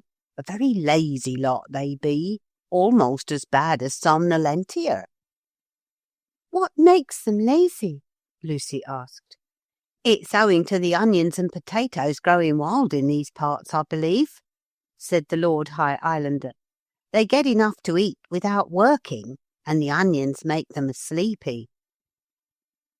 They talked apart while Mr. Noah was arranging things with the governor of the town, who had come down to the harbour in a hurry and a flurry and a furry gown. I've arranged everything, said Mr. Noah at last. The islanders and the MAs and the animals are to be allowed to camp in the public park till we've consulted the oracle and decided what's to be done with them. They must live somewhere, I suppose. Life has become much too eventful for me lately. However, there are only 3 more deeds for the Earl of Ark to do, and then perhaps we shall have a little peace and quietness. The Earl of Ark? Lucy repeated. Philip, you know. I do wish you'd try to remember that he's an earl now. Now, you and I must take camel and be off. And now came 7 long days of camel travelling, through desert and forest, and over hill and through valley, till at last Lucy and Mr. Noah came to the hidden place where the oracle is. And where that is I may not tell you, because it's one of the 11 mysteries. And I must not tell you what the oracle is, because that is another of the mysteries. But I may tell you that if you want to consult the oracle, you have to go a long way between rows of round pillars, rather like those in Egyptian tombs. And as you go, it gets darker and darker. And when it is quite dark, you see a little light a very long way off, and you hear, very far away, a beautiful music, and you smell the scent of flowers that do not grow in any wood or field or garden of this earth. Mixed with this scent is the scent of incense and of old tapestried rooms where no one has lived for a very long time. And you remember all the sad and beautiful things you have ever seen or heard, and you fall down on the ground and hide your face in your hands and call on the oracle. And if you are the right sort of person, the oracle answers you. Lucy and Mr. Noah waited in the dark for the voice of the oracle, and at last it spoke. Lucy heard no words, only the most beautiful voice in the world speaking softly, and so sweetly and finely and bravely that at once she felt herself brave enough to dare any danger, and strong enough to do any deed that might be needed to get Philip out of the clutches of the base pretenderette. All the tiredness of her long journey faded away, and but for the thought that Philip needed her, she would have been content to listen forever to that golden voice. Everything else in the world faded away and grew to seem worthless and unmeaning. Only the soft golden voice remained, and the grey hard voice that said, "You've got to look after Philip, you know." And the 2 voices together made a harmony more beautiful than you will find in any of Beethoven's sonatas, because Lucy knew that she should follow the grey voice and remember the golden voice as long as she lived. But something was tiresomely pulling at her sleeve, dragging her away from the wonderful golden voice. Mr. Noah was pulling her sleeve and saying, "Come away." And they turned their backs on the little light and the music and the enchanting perfumes, and instantly the voice stopped, and they were walking between dusky pillars towards a far grey speck of sunlight. It was not till they were once more under the bare sky that Lucy said, "What did it say?" "You must have heard," said Mr. Noah. I only heard the voice and what it meant. I didn't understand the words.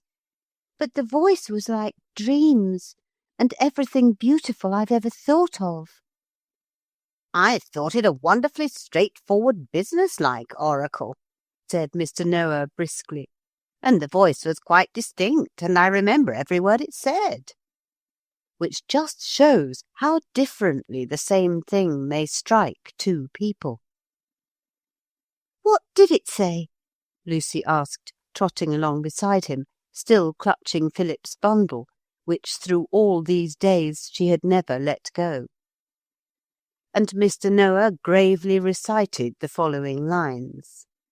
I agree with him that for an oracle they were extremely straightforward. You had better embark once again in the ark, and sailing from dry land, make straight for the island. Did it really say that? Lucy asked. Of course it did, said Mr. Noah. That's a special instruction to me, but I dare say you heard something quite different. The oracle doesn't say the same thing to everyone, of course. Didn't you get any special instruction? Only to try to be brave and good, said Lucy shyly. Well then, said Mr. Noah, you carry out your instructions and I'll carry out mine. But what's the use of going to the island if you can't land when you get there? Lucy insisted. You know only 2 people can land there, and we're not them, are we? Oh, if you begin asking what's the use, we shan't get anywhere, said Mr. Noah. And more than half the things you say are questions. Here is another line of stars. I'm sorry this chapter is cut up into bits with lines of stars. But stars are difficult to avoid when you have to tell about a lot of different things happening all at once. That is why it is much better always to keep your party together if you can. And I have allowed mine to get separated so that Philip, the parrot, and the rest of the company are going through 3 sets of adventures all at the same time. This is most trying for me, and fully accounts for the stars, which I hope you'll excuse. However, we now come back by way of the stars to Philip, wrong way up in the clutches of the Pretenderette. She had breathed the magic word in the Hippogriff's ear, but she had not added any special order. So the Hippogriff was entirely its own master as far as the choice of where it was to go was concerned.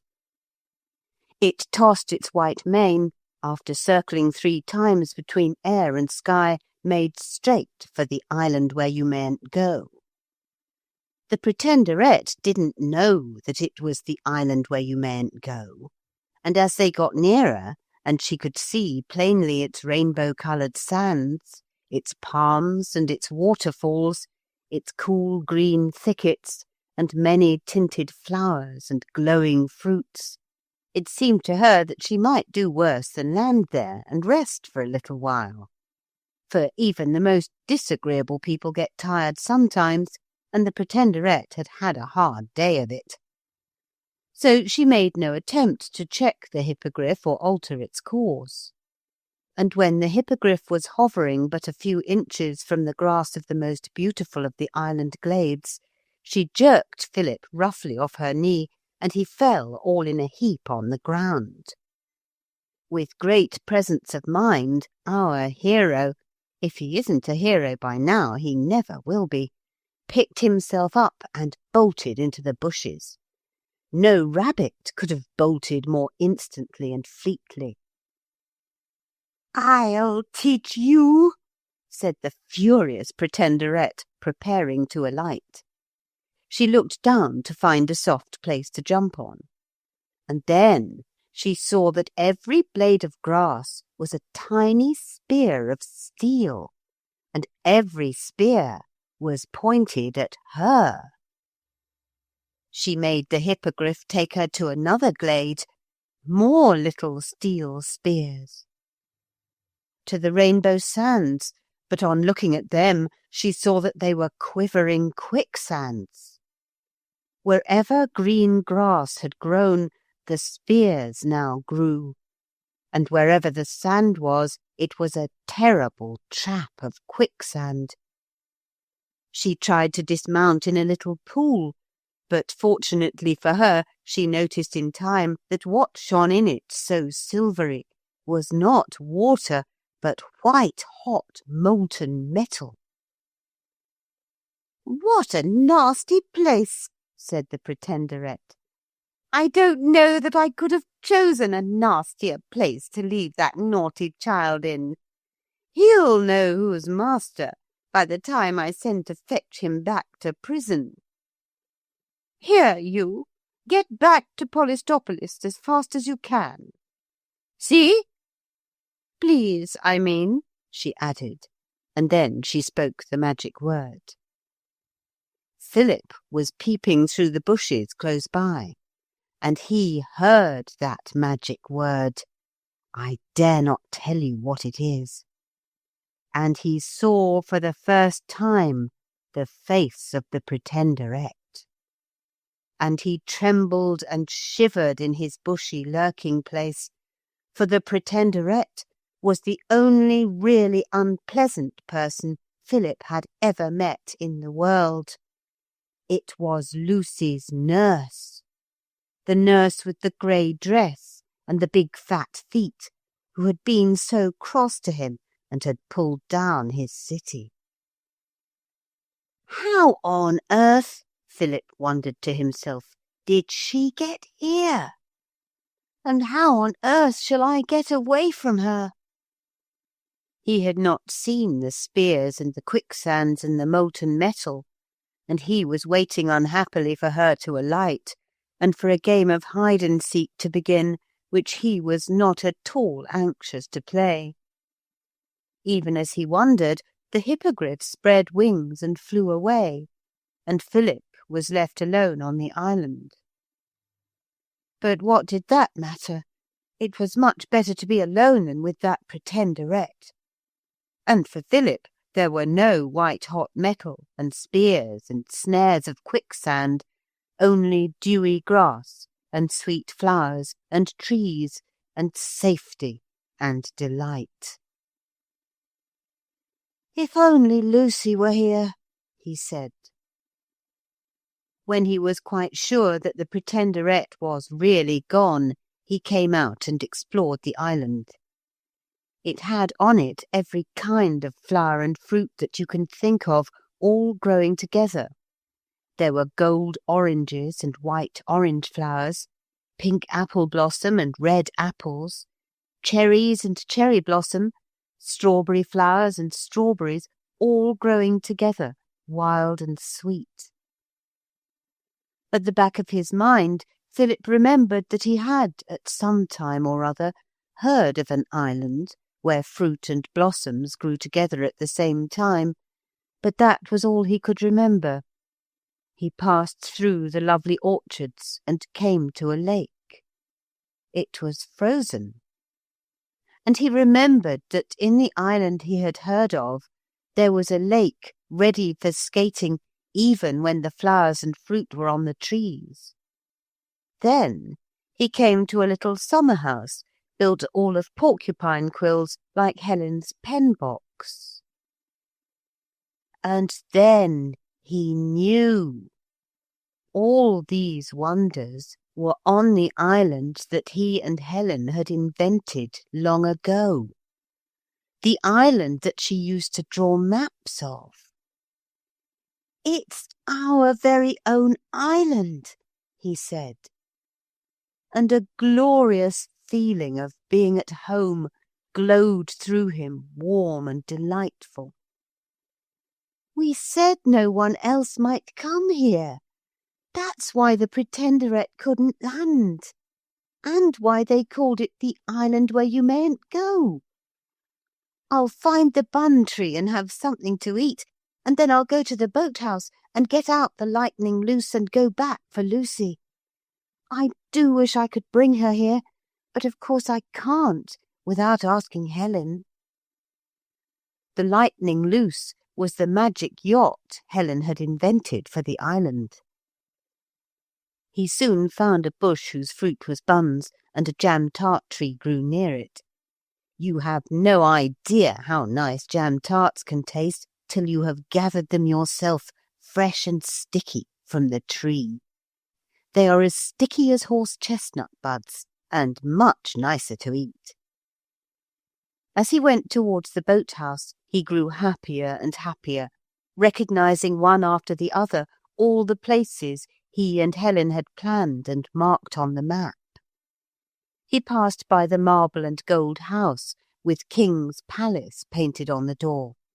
He longed to explore it, but the thought of Lucy drove him on.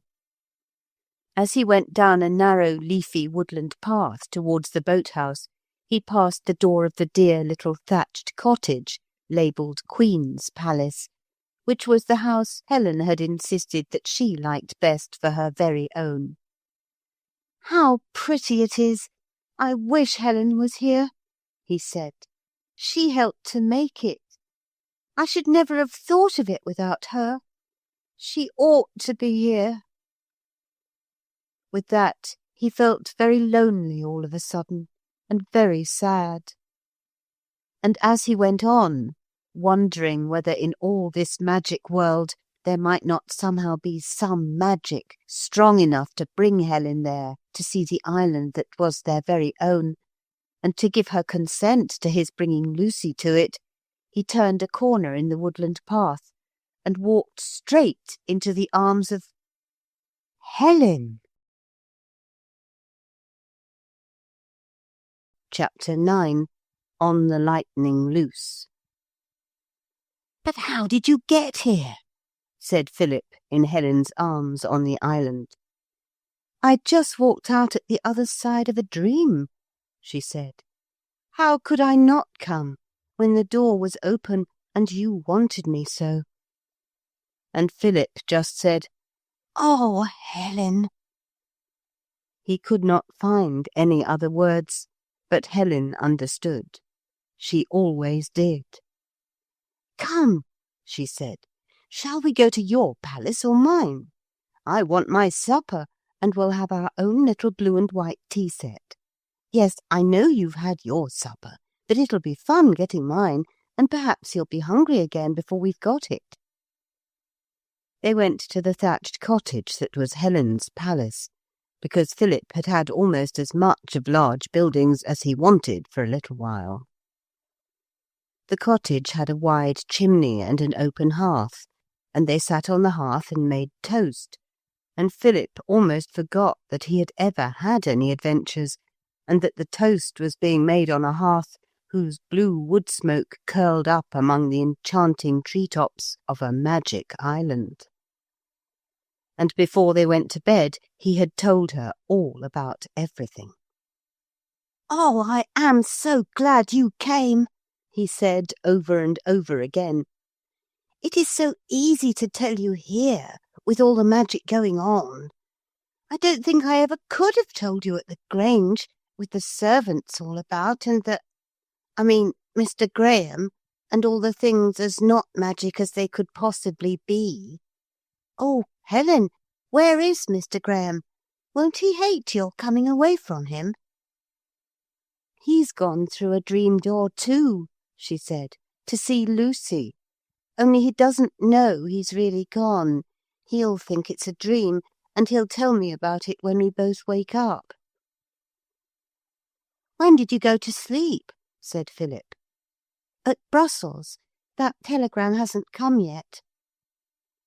"I don't understand about time," said Philip firmly, "and I never shall. I say, Helen, I was just looking for the Lightning Loose to go off in her on a voyage of discovery and find Lucy." "I don't think you need," she said. "I met a parrot on the island just before I met you, and it was saying poetry to itself." "It would be," said Philip, "if it was alive. I'm glad it is alive, though. What was it saying?" "It was something like this," she said, putting a log of wood on the fire. Philip and Helen have the island to dwell in, hooray! They said of the island, it's your land and my land, hooray, hooray, hooray!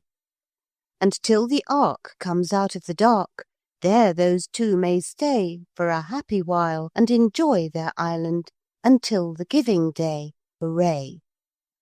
And then they will hear the giving voice, they will hear and obey, and when people come who need a home, they'll give the island away, hooray! The island with flower and fruit and bower, forest and river and bay, their very own island, they'll sigh and smile and they'll give their island away. What nonsense, said Philip. I never will. All right, my Pipkin, said Helen cheerfully. I only told you just to show that you're expected to stay here. Philip and Helen have the island to dwell in. And now, what about bed? They spent a whole week on the island. It was exactly all that they could wish an island to be, because, of course, they had made it themselves, and, of course, they knew exactly what they wanted. I can't describe that week. I only know that Philip will never forget it.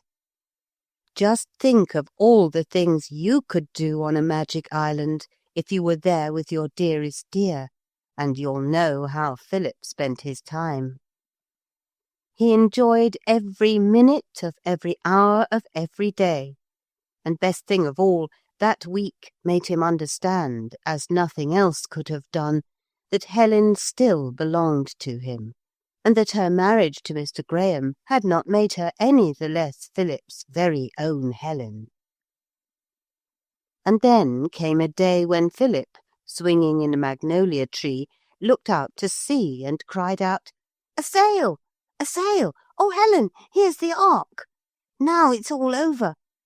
Let's have Lucy to stay with us and send the other people away," he added, sliding down the tree trunk, with his face very serious. "But we can't, dear," Helen reminded him. "The island's ours, you know, and as long as it's ours, no one else can land on it. We made it like that, you know." "Then they can't land?" "No," said Helen. "Can't we change the rule and let them land?" "No," said Helen.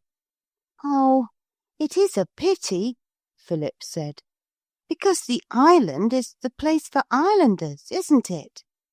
"Yes," said Helen, "and there's no fear of the sea here. You remember we made it like that when we made the island?" "Yes," said Philip. "Oh, Helen, I don't want to." "Then don't," said Helen. "Oh, but I do want to, too." "Then do," said she. "But don't you see, when you want to and don't want to at the same time, what are you to do? There are so many things to think of." "When it's like that, there's one thing you mustn't think of," she said. "What?" Philip asked. "Yourself," she said softly. There was a silence, and then Philip suddenly hugged his sister, and she hugged him. "I'll give it to them," he said. "It's no use. I know I ought to. I shall only be uncomfortable if I don't." Helen laughed. "My boy of boys," she said, and then she looked sad. "Boy of my heart," she said, "you know it's not only giving up our island. If we give it away, I must go. It's the only place that there's a door into out of my dreams." "I can't let you go," he said. "But you've got your deeds to do," she said, "and I can't help you in those. Lucy can help you, but I can't. You like Lucy now, don't you?" "Oh, I don't mind her," said Philip. "But it's you I want, Helen." "Don't think about that," she urged. "Think what the islanders want. Think what it'll be to them to have the island, to live here always, safe from the fear." "There are 3 more deeds," said Philip dismally. "I don't think I shall ever want any more adventures as long as I live." "You'll always want them," she said, laughing at him gently. "Always. And now let's do the thing handsomely and give them a splendid welcome. Give me a kiss, and then we'll gather heaps of roses." So they kissed each other, but Philip was very unhappy indeed, though he felt that he was being rather noble, and that Helen thought so too, which was naturally a great comfort. There had been a good deal more of this talk than I have set down. Philip and Helen had hardly had time to hang garlands of pink roses along the quayside, where the Lightning Loose, that perfect yacht, lay at anchor, before the blunt prow of the Ark bumped heavily against the quayside, and the two, dropping the rest of the roses, waved and smiled to the group on the Ark's terrace. The first person to speak was Mr. Perrin, who shouted, "Here we are again," like a clown. Then Lucy said, "We know we can't land, but the oracle said come, and we came." She leaned over the bulwark to whisper, "Who's that perfect duck you've got with you?" Philip answered aloud, "This is my sister Helen. Helen, this is Lucy." The two looked at each other, and then Helen held out her hands, and she and Lucy kissed each other. "I knew I should like you," Lucy whispered, "but I didn't know I should like you quite so much." Mr. Noah and Mr. Perrin were both bowing to Helen, a little stiffly, but very cordially all the same, and quite surprisingly without surprise. And the Lord High Islander was looking at her with his own friendly, jolly schoolboy grin. "If you will embark," said Mr. Noah politely, "we can return to the mainland, and I will explain to you your remaining deeds." "Tell them, Pip," said Helen. "We don't want to embark at present," said Philip shyly. "We want you to land." "No one may land on the island save 2, said Mr. Noah. "I am glad you are the 2. I feared one of the 2 might be the Pretenderette." "Not much," said Philip. "It's Helen's and mine. We made it. And we want to give it to the islanders to keep. For their very own," he added, feeling that it would be difficult for anyone to believe that such a glorious present was really being made just like that, without speeches, as if it had been a little present of a pencil sharpener or a peg-top. He was right. "To keep," said the Lord High Islander, "for our very own, always?" "Yes," said Philip, "and there's no fear here. You'll really be happy troops now." For a moment nobody said anything, though all the faces were expressive. Then the Lord High Islander spoke. "Well," he said, "of all the brickish bricks," and could say no more. "There are lots of houses," said Philip, "and room for all the animals, and the island is 30 miles round, so there's lots of room for the animals and everything." He felt happier than he had ever done in his life. Giving presents is always enjoyable, and this was such a big and beautiful present, and he loved it so. "I always did say Master Pip was a gentleman, and I always shall," Mr. Perrin remarked. "I congratulate you," said Mr. Noah, "and I am happy to announce that your 5th deed is now accomplished. You remember our empty silver fruit dishes? Your 5th deed was to be the supplying of Polystarchia with fruit. This island is the only place in the kingdom where fruit grows. The ark will serve to convey the fruit to the mainland, and the performance of this deed raises you to the rank of Duke." "Philip, you're a dear," said Lucy in a whisper. "Shut up," said Philip fiercely. 3 cheers said a familiar voice. for the Duke of Donors." 3 cheers, repeated the Lord High Islander, for the Duke of Donors. What a cheer! All the islanders cheered, and the M.A.'s, and Lucy, and Mr. Perrin, and Mr. Noah, and from the inside of the ark came enthusiastic barkings and gruntings and roarings and squeakings, as the animals, of course, joined in as well as they could.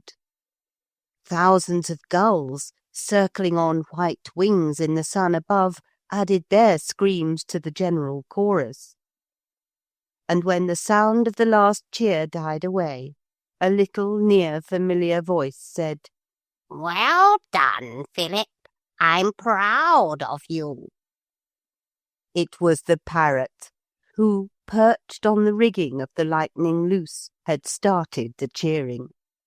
"So that's all right," it said, fluttered onto Philip's shoulder, and added, "I've heard you calling for me on the island all the week, but I felt I needed a rest. I've been talking too much.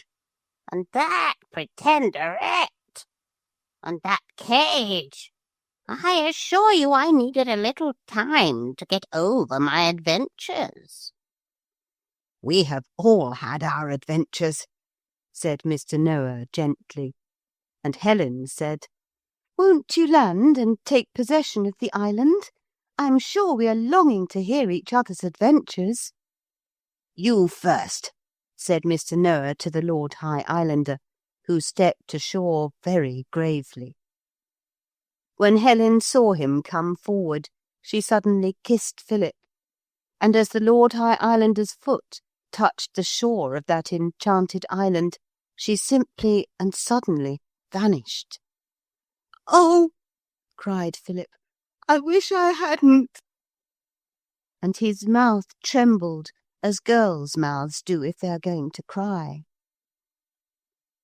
"The more a present costs you, the more it's worth," said Mr. Noah. "This has cost you so much, it's the most splendid present in the world." "I know," said Philip. "Make yourselves at home, won't you?" he just managed to say. And then he found he could not say any more. He just turned and went into the forest. And when he was alone in a green glade, he flung himself down on his face and lay a long time without moving. It had been such a happy week, and he was so tired of adventures. When at last he sniffed with an air of finality and raised his head, the first thing he saw was Lucy, sitting quite still with her back to him. "Hello," he said rather crossly. "What are you doing here?" "Saying the multiplication table," said Lucy promptly, and turned her head, "so as not even to think about you. And I haven't even once turned round. I knew you wanted to be alone. But I wanted to be here when you'd done being alone. See, I've got something to say to you." "Fire ahead," said Philip, still grumpy. "I think you're perfectly splendid," said Lucy very seriously, "and I want it to be real Pax forever. And I'll help you in the rest of the adventures. And if you're cross, I'll try not to mind. Napoleon was cross sometimes, I believe," she added pensively, "and Julius Caesar." "Oh, that's all right," said Philip very awkwardly. "Then we're going to be real chums?" "Oh, yes, if you like. Only I don't mind just this once. And it was decent of you to come and sit there with your back to me. Only I hate gas." Yes, said Lucy obediently. I know. Only sometimes you feel you must gas a little or burst of admiration. And I've got your proper clothes in a bundle. I've been carrying them about ever since the islander's castle was washed away. Here they are. She produced the bundle, and this time Philip was really touched. Now I do call that something like, he said. The seaweed dress is all right here, but you never know what you may have to go through when you're doing adventures. There might be thorns or snakes or anything. I'm jolly glad to get my boots back too. I say, come on, let's go to Helen's palace and get a banquet ready. I know there'll have to be a banquet. There always is here. I know a first-rate bun tree quite near here. The coconut ice plants looked beautiful as I came along, said Lucy. What a lovely island it is, and you made it. No gas, said Philip warningly. Helen and I made it. She's the dearest darling, said Lucy. Oh, well, said Philip with resignation. If you must gas about her. The banquet was all that you can imagine of interesting and magnificent, and Philip was, of course, the hero of the hour. And when the banquet was finished and the last guest had departed to its own house, for the houses on the island were, of course, all ready to be occupied, furnished to the last point of comfort, with pin-cushions full of pins in every room, Mr. Noah and Lucy and Philip sat down on the terrace steps among the pink roses for a last little talk. Because, said Philip, we shall start the first thing in the morning, so please will you tell me now what the next deed is that I have to do? Will you go by ark? Mr. Noah asked, rolling up his yellow mat to make an elbow rest and leaning on it. I shall be delighted. I thought, said Philip, we might go in the Lightning Loose. I've never sailed her yet, you know. Do you think I could? Of course you can, said Mr. Noah, and if not, Lucy can show you. Your charming yacht is steered on precisely the same principle as the ark, and in this land all the winds are favourable. You will find the yacht suitably provisioned, and I may add that you can go most of the way to your next deed by water, first the sea and then the river. And what, asked Philip, is the next deed? In the extreme north of Polystarchia, said Mr. Noah instructively, lies a town called Somnolentia. It used to be called Briskford in happier days. A river then ran through the town, a rapid river that brought much gold from the mountains. The people used to work very hard to keep the channel clear of the lumps of gold which continually threatened to choke it. Their fields were then well watered and fruitful, and the inhabitants were cheerful and happy. But when the hippogriff was let out of the book, a great sloth got out too. Evading all efforts to secure him, the great sloth journeyed northward. He is a very large and striking animal, and by some means, either fear or admiration, he obtained a complete ascendancy over the inhabitants of Briskford.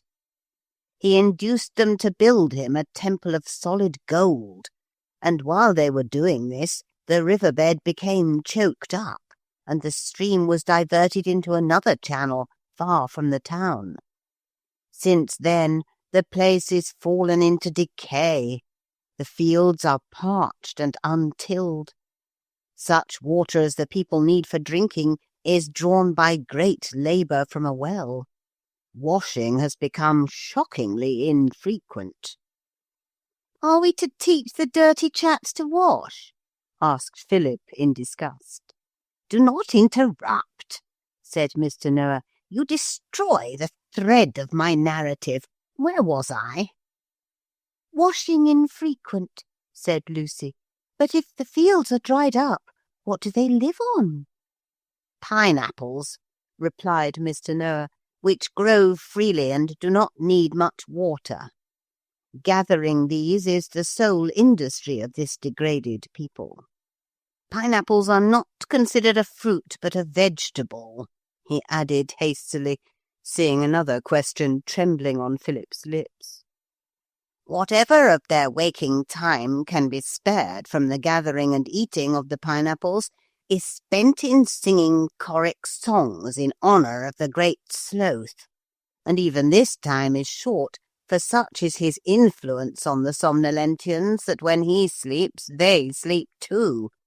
And," added Mr. Noah impressively, "he sleeps almost all the time. Your deed is to devise some means of keeping the great Sloth awake and busy, and I think you've got your work cut out.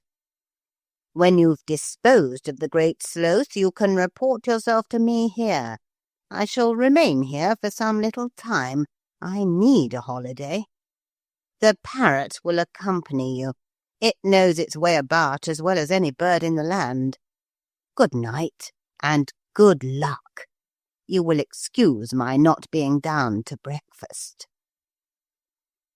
And the next morning, dewy early, Philip and Lucy and the parrot went aboard the yacht and loosed her from her moorings. And Lucy showed Philip how to steer, and the parrot sat on the mast and called out instructions. They made for the mouth of a river. "I never built a river," said Philip. "No," said the parrot. "It came out of the poetry book." And when they were hungry, they let down the anchor and went into the cabin for breakfast. And 2 people sprang to meet them, almost knocking Lucy down with the violence of their welcome. The 2 people were Max and Brenda. "Oh, you dear dogs!" Lucy cried, and Philip patted them, one with each hand. "How did you get here?" "It was a little surprise of Mr. Noah's," said the parrot. Max and Brenda whined and barked and gushed. "I wish we could understand what they're saying," said Lucy. "If you only knew the magic word that the hippogriff obeys," said the parrot, "you could say it, and then you'd understand all animal talk. Only, of course, I mustn't tell it you. It's one of the 11 mysteries." "But I know it," said Philip, and at once breathed the word in the tiny, silky ear of Brenda, and then in the longer, silkier ear of Max.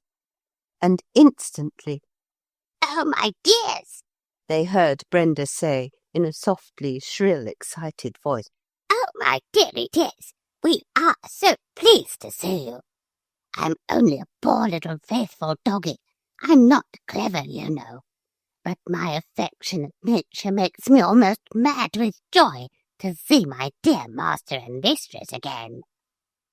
"Very glad to see you, sir," said Max with heavy politeness. "I hope you'll be comfortable here. There's no comfort for a dog like being with his master." And with that he sat down and went to sleep, and the others had breakfast. It is rather fun cooking in yachts, and there was something new and charming in Brenda's delicate way of sitting up and begging, and saying at the same time, "I do hate to bother my darling master and mistress, but if you could spare another tiny bit of bacon. Oh, thank you. How good and generous you are." They sailed the yacht successfully into the river, which presently ran into the shadow of a tropical forest, also out of a book. "You might go on during the night," said the parrot, "if the dogs would steer under my directions. You could tie one end of a rope to their collars and another to the helm. It's easier than turning spits." "Delighted," said Max. "Only, of course, it's understood that we sleep through the day." "Of course," said everybody. So that was settled, and the children went to bed. It was in the middle of the night that the parrot roused Philip with his usual gentle beak touch. Then, "Wake up," it said. "This is not the right river. It's not the right direction. Nothing's right. The ship's all wrong. I'm very much afraid that someone has been opening a book, and this river has got out." Philip hurried out on deck, and by the light of the lamps from the cabin gazed out at the banks of the river. At least he looked for them, but there weren't any banks. Instead, steep and rugged cliffs rose on each side, and overhead, instead of a starry sky, was a great arched roof of a cavern, glistening with moisture and dark as a raven's feathers. "We must turn back," said Philip. "I don't like this at all."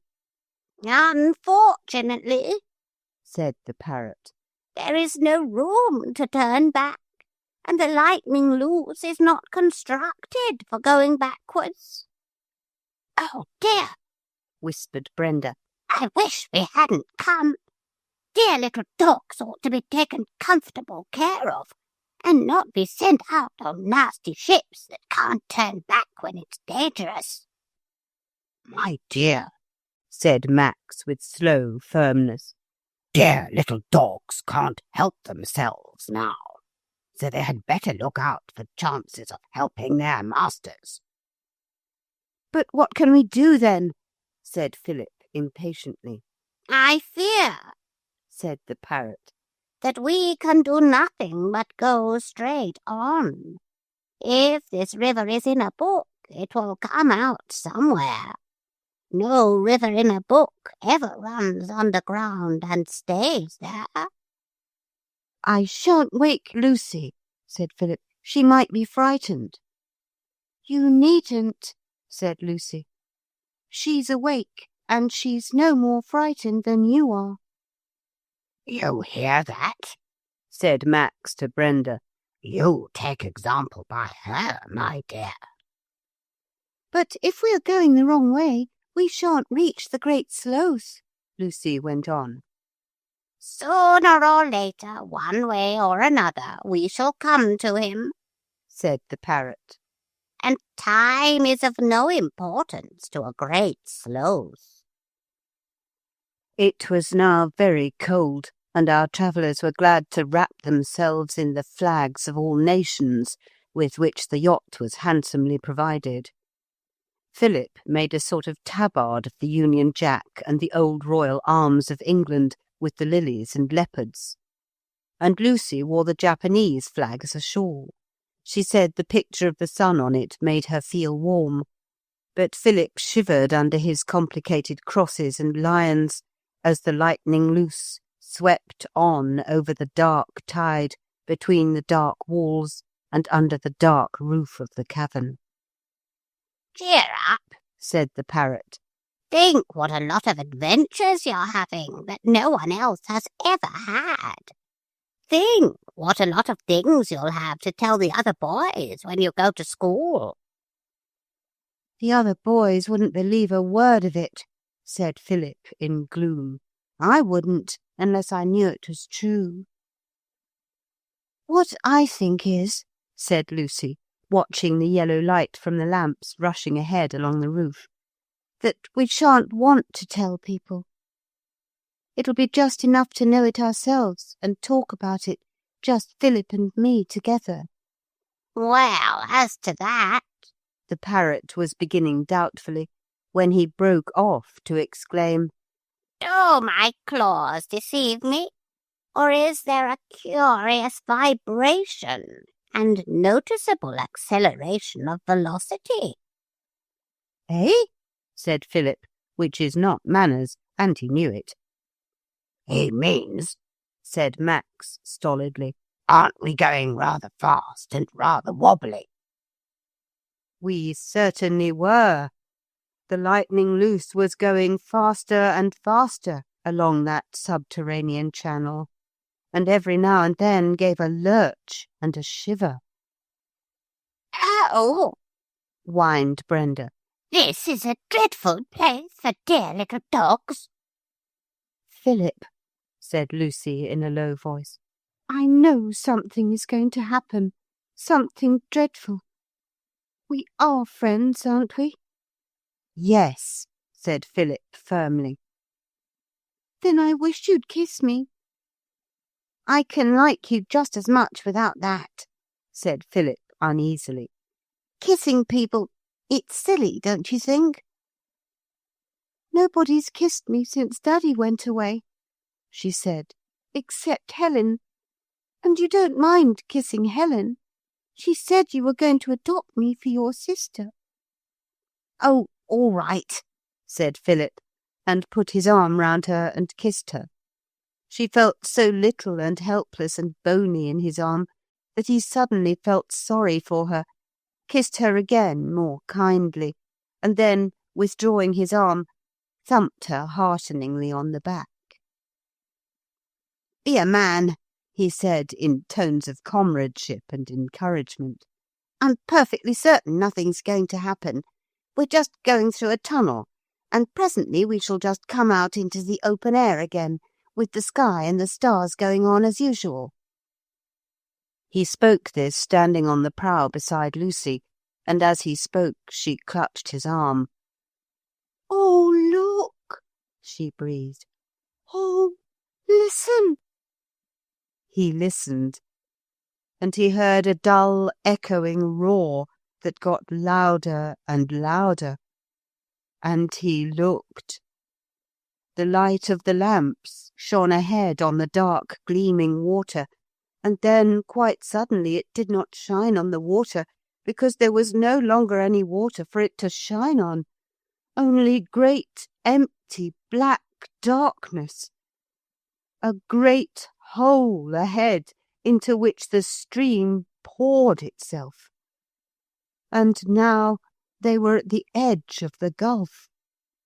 The Lightning Loose gave a shudder and a bound, and hung for what seemed a long moment on the edge of the precipice, down which the underground river was pouring itself in a smooth, sleek stream, rather like poured treacle, over what felt like the edge of everything solid. The moment ended, and the little yacht, with Philip and Lucy and the parrot and the 2 dogs, plunged headlong over the edge into the dark, unknown abyss below. It's all right, Lou, said Philip in that moment. I'll take care of you. And then there was silence in the cavern. Only the rushing sound of the great waterfall echoed in the rocky arch. Chapter 10. The Great Sloth.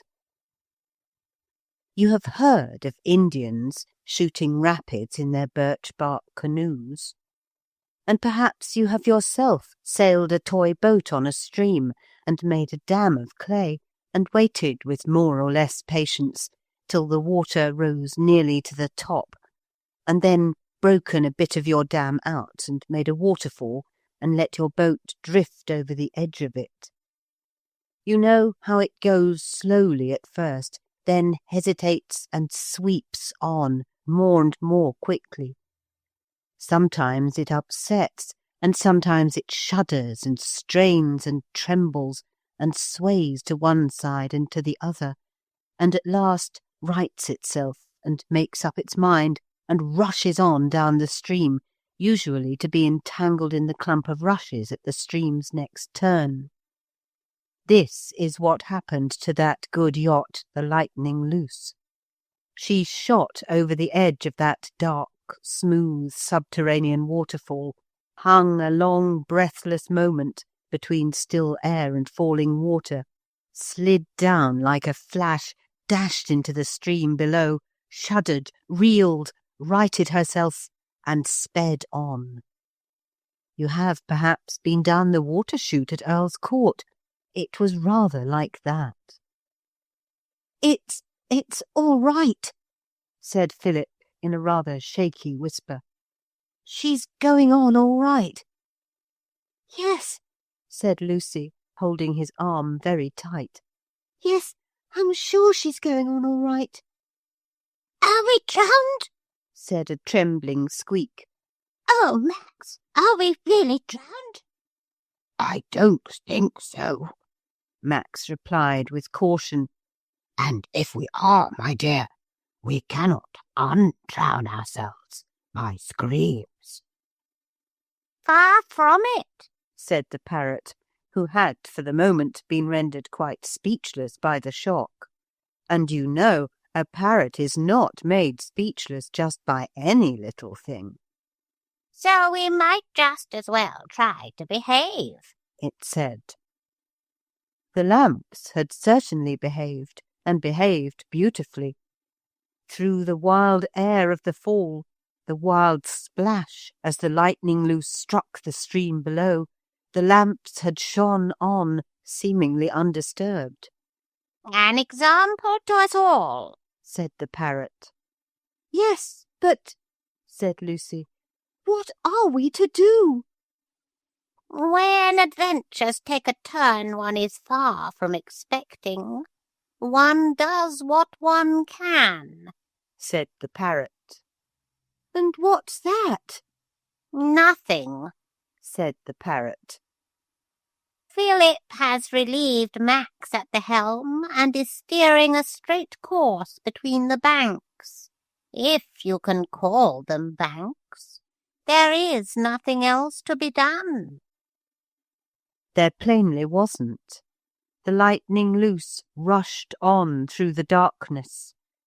Lucy reflected for a moment and then made cocoa. This was real heroism. It cheered everyone up, including the cocoa maker herself. It was impossible to believe that anything dreadful was going to happen when you were making that soft, sweet, ordinary drink. I say, Philip remarked when she carried a cup to him at the wheel.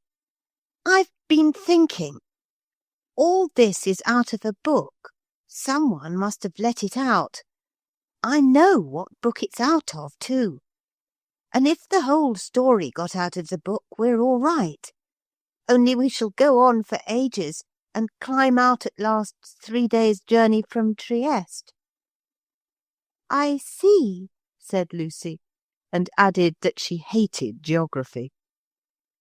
Drink your cocoa while it's hot, she said in motherly accents. And what book is it? It's The Last Cruise of the Teal, he said. Helen gave it me just before she went away. It's a ripping book, and I used it for the roof of the outer court of the Hall of Justice. I remember it perfectly. The chaps on the Teal made torches of paper soaked in paraffin. We haven't any, said Lucy. Besides, our lamps light everything up all right. Oh, there's Brenda crying again. She hasn't a shadow of pluck. She went quickly to the cabin, where Max was trying to cheer Brenda by remarks full of solid good sense, to which Brenda paid no attention whatever. I knew how it would be, she kept saying in a whining voice. I told you so from the beginning. I wish we hadn't come. I want to go home. Oh, what a dreadful thing to happen to dear little dogs. Brenda, said Lucy firmly, if you don't stop whining, you shan't have any cocoa. Brenda stopped at once and wagged her tail appealingly. Cocoa? She said. Did anyone say cocoa? My nerves are so delicate. I know I'm a trial, dear Max. It's no use your pretending I'm not. But there is nothing like cocoa for the nerves. Plenty of sugar, please, dear Lucy. Thank you so much. Yes, it's just as I like it. there will be other things to eat by and by," said Lucy. "People who whine won't get any." "I'm sure nobody would dream of whining," said Brenda. "I know I'm too sensitive, but you can do anything with dear little dogs by kindness. And as for whining, dear no, it's a thing I've never been subject to from a child, never. Max will tell you the same." Max said nothing, but only fixed his beautiful eyes hopefully on the cocoa jug. And all the time the yacht was speeding along the underground stream, beneath the vast arch of the underground cavern. "The worst of it is we may be going ever so far away from where we want to get to," said Philip, when Max had undertaken the steering again. "All roads," remarked the parrot, "lead to Somnolentia. And besides, the ship is travelling due north, at least so the ship's compass states, and I have no reason as yet for doubting its word." "Hello!" cried more than one voice, and the ship shot out of the dark cavern into a sheet of water that lay spread under a white dome. The stream that had brought them there seemed to run across one side of this pool. Max, directed by the parrot, steered the ship into smooth water, where she lay at rest at last in the very middle of this great underground lake. "This isn't out of the Cruise of the Teal," said Philip. "They must have shut that book." "I think it's out of a book about Mexico or Peru or Ingots or some geographical place," said Lucy. "It had a green and gold binding. I think you used it for the other end of the outer justice court. And if you did, this dome's solid silver, and there's a hole in it. And under this dome there's untold treasure in gold Incas." "What's Incas?" "Gold bars, I believe," said Lucy. "And Mexicans come down through the hole in the roof and get it, and when enemies come they flood it with water. It's flooded now," she added unnecessarily. "I wish adventures had never been invented," said Brenda. "No, dear Lucy, I'm not whining. Far from it. But if a dear little dog might suggest it, we should all be better in a home, should we not?" All eyes now perceived a dark hole in the roof, a round hole exactly in the middle of the shining dome. And as they gazed, the dark hole became light, and they saw above them a white shining disk, like a very large and very bright moon. It was the light of day. "Someone has opened the trap-door," said Lucy. "The Ingots always closed their treasure vaults with trapdoors." The bright disk was obscured. Confused shapes broke its shining roundness. Then another disk, small and very black, appeared in the middle of it. The black disk grew larger and larger and larger. It was coming down to them. Slowly and steadily it came. Now it reached the level of the dome. Now it hung below it. Down, down, down it came, past the level of their eager eyes, and splashed in the water close by the ship. It was a large empty bucket. The rope which held it was jerked from above. The bucket dipped and filled, and was drawn up again, slowly and steadily, till it disappeared in the hole in the roof. "Quick," said the parrot, "get the ship exactly under the hole, and next time the bucket comes down, you can go up in it." "This is out of the Arabian Nights, I think," said Lucy, when the yacht was directly under the hole in the roof. "But who is it that keeps on opening the books? Somebody must be pulling Pollystopolis down." The Pretenderette, I shouldn't wonder, said Philip gloomily. She isn't the deliverer, so she must be the destroyer. Nobody else can get into Polysdarkia, you know. There's me. Oh, you're deliverer too. Thank you, said Lucy gratefully. But there's Helen. She was only on the island, you know. She couldn't come to Polysdarkia. Look out! The bucket was descending again, and instead of splashing in the water, it bumped on the deck. You go first, said Philip to Lucy. And you, said Max to Brenda. Oh, I'll go first if you like, said Philip. Yes, said Max. I'll go first if you like, Brenda. You see, Philip felt that he ought to give Lucy the first chance of escaping from the poor Lightning Loose, yet he could not be at all sure what it was that she would be escaping to. And if there was danger overhead, of course he ought to be the one to go first to face it. And the worthy Max felt the same about Brenda. And Lucy felt just the same as they did. I don't know what Brenda felt. She whined a little. Then, for one moment, Lucy and Philip stood on the deck, each grasping the handle of the bucket and looking at each other. And the dogs looked at them, and the parrot looked at everyone in turn. An impatient jerk and shake of the rope from above reminded them that there was no time to lose.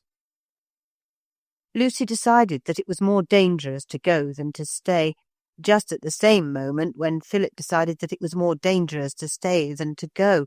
So when Lucy stepped into the bucket, Philip helped her eagerly.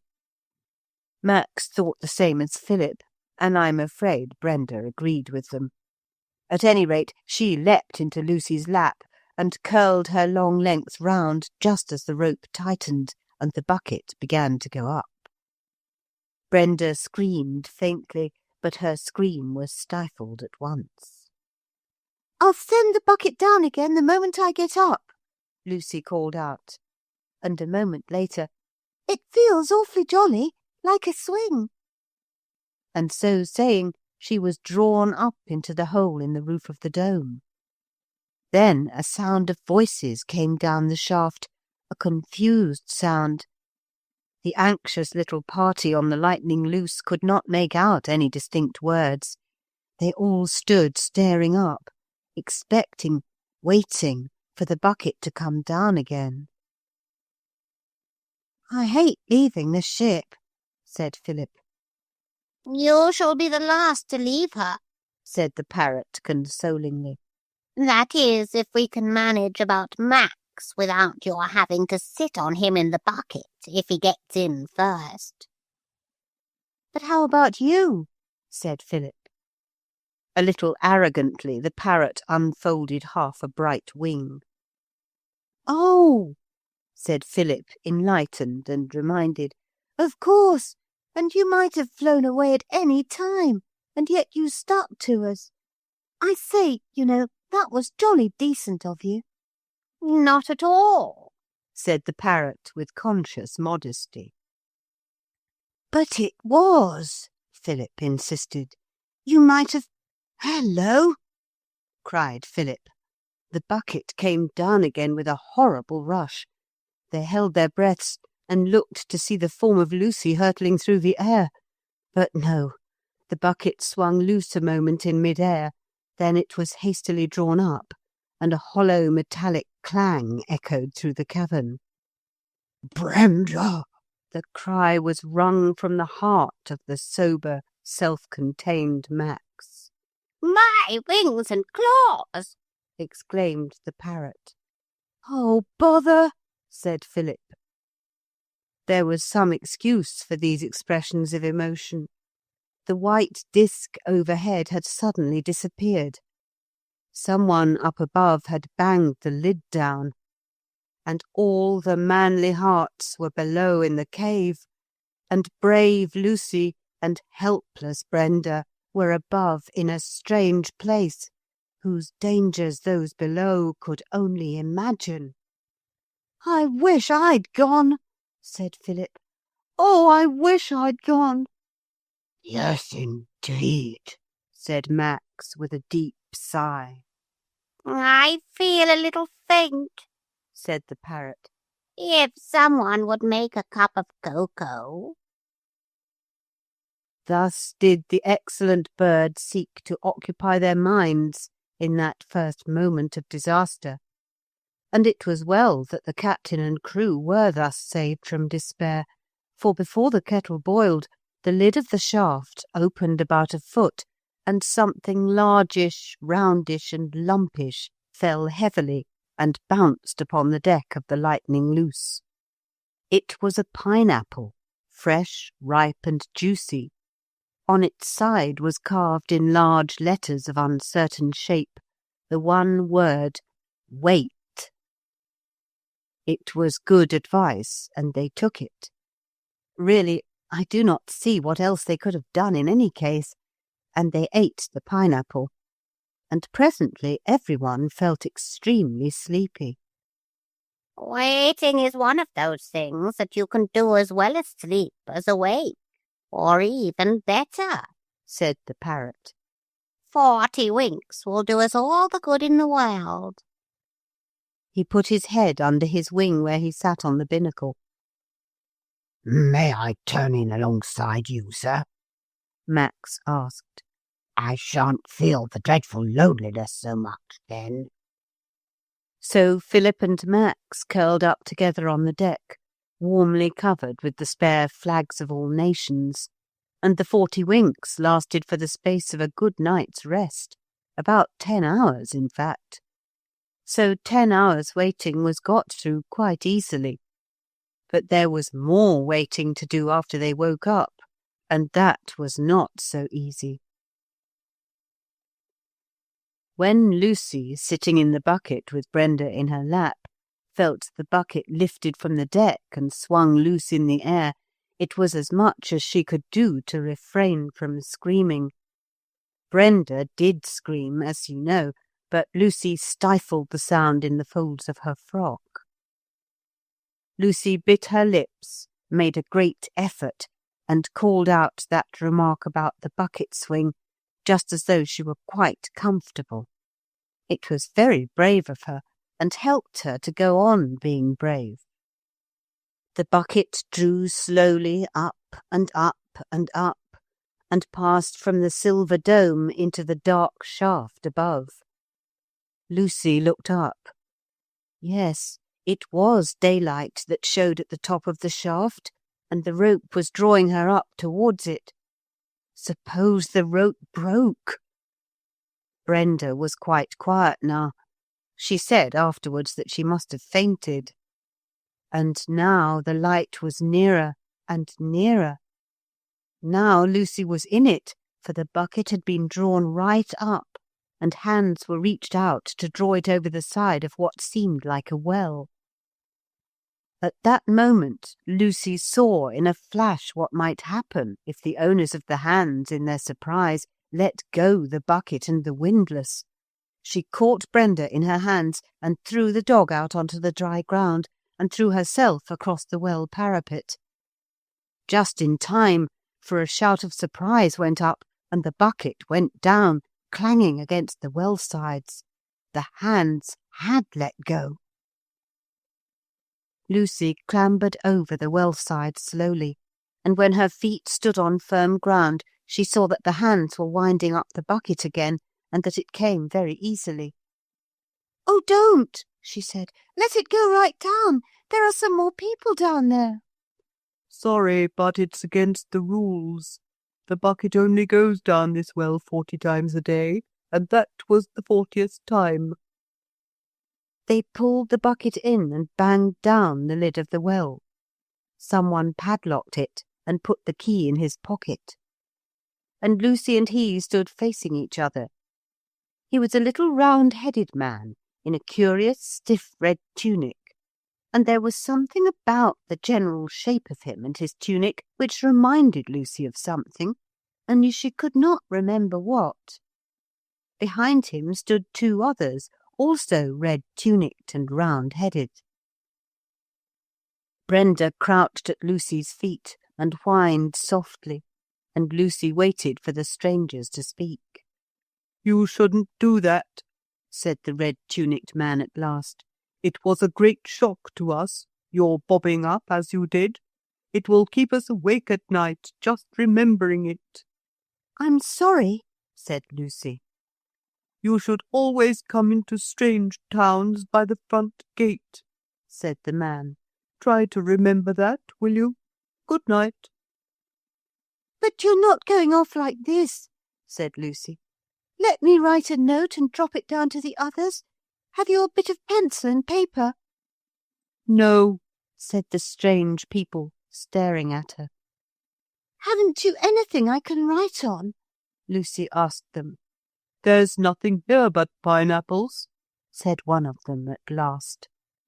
So she cut a pineapple from among the hundreds that grew among the rocks nearby, and carved "Wait" on it with her penknife. "Now," she said, "open that well lid." "It's as much as our lives are worth," said the leader.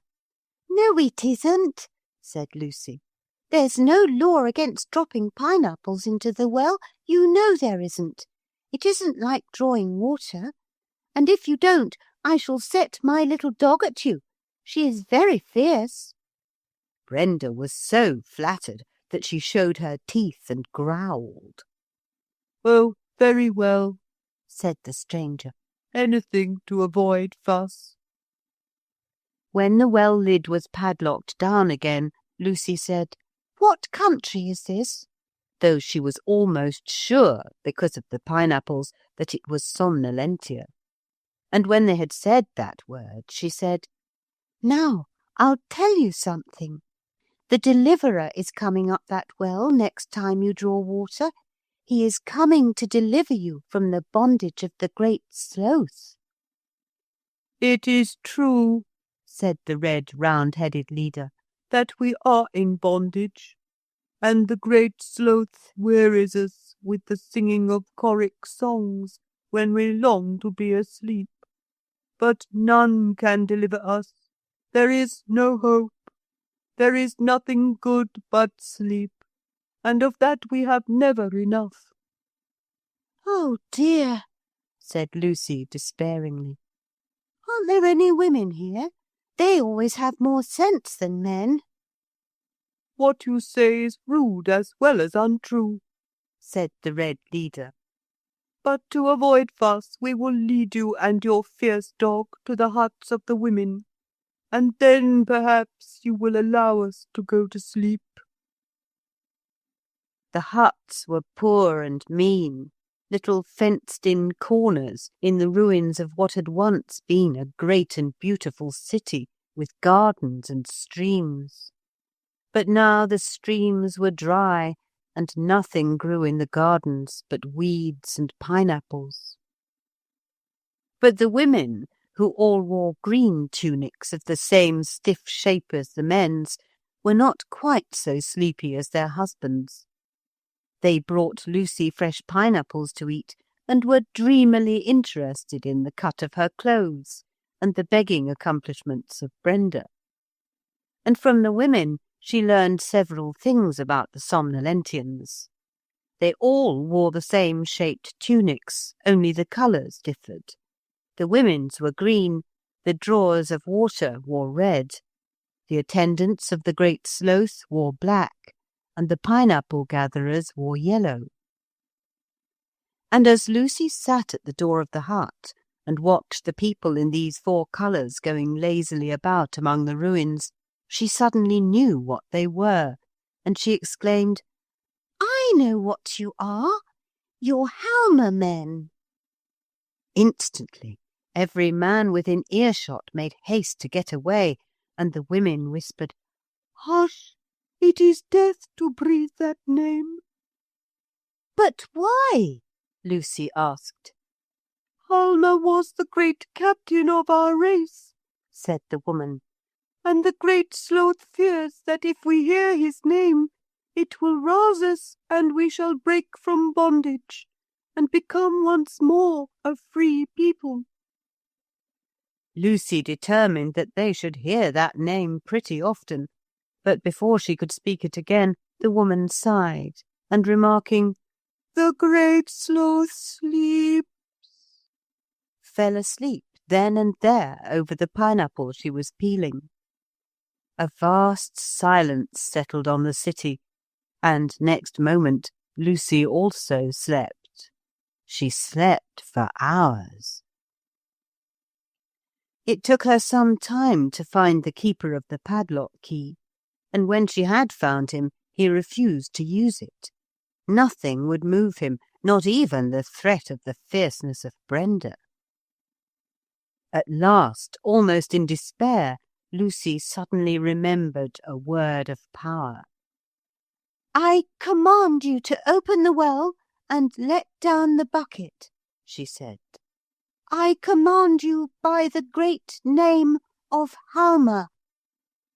"It is death to speak that name," said the keeper of the key, looking over his shoulder anxiously. "It is life to speak that name," said Lucy. "Halma, Halma, Halma. If you don't open that well, I'll carve the name on a pineapple and send it in on the golden tray with the great Sloth's dinner." "It would have the lives of hundreds for that," said the keeper in horror. "Open the well, then," said Lucy. They all held a council as soon as Philip and Max had been safely drawn up in the bucket, and Lucy told them all she knew. "I think whatever we do, we ought to be quick," said Lucy. "That great Sloth is dangerous. I'm sure it is. It's sent already to say I'm to be brought to its presence, to sing songs to it while it goes to sleep. It doesn't mind me because it knows I'm not the deliverer. And if you'll let me, I believe I can work everything all right. But if it knows you're here, it'll be much harder."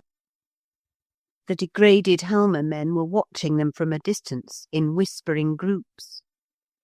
"I shall go and sing to the great Sloth," she said. "And you must go about and say the name of power to everyone you meet, and tell them you're the deliverer. Then, if my idea doesn't come off, we must overpower the great Sloth by numbers. And you just go about saying Halma, see?" "While you do the dangerous part, likely," said Philip. "It's not dangerous. It never hurts the people who sing, never," said Lucy. "Now I'm going." And she went before Philip could stop her. "Let her go," said the parrot. "She is a wise child." The temple of the great Sloth was built of solid gold. It had beautiful pillars and doorways and windows and courts, one inside the other, each paved with gold flagstones. And in the very middle of everything was a large room which was entirely feather-bed. There the great Sloth passed its useless life in eating, sleeping, and listening to music.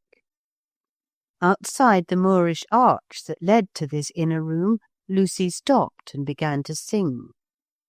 She had a clear little voice, and she sang Jockey to the Fair and Early One Morning, and then she stopped.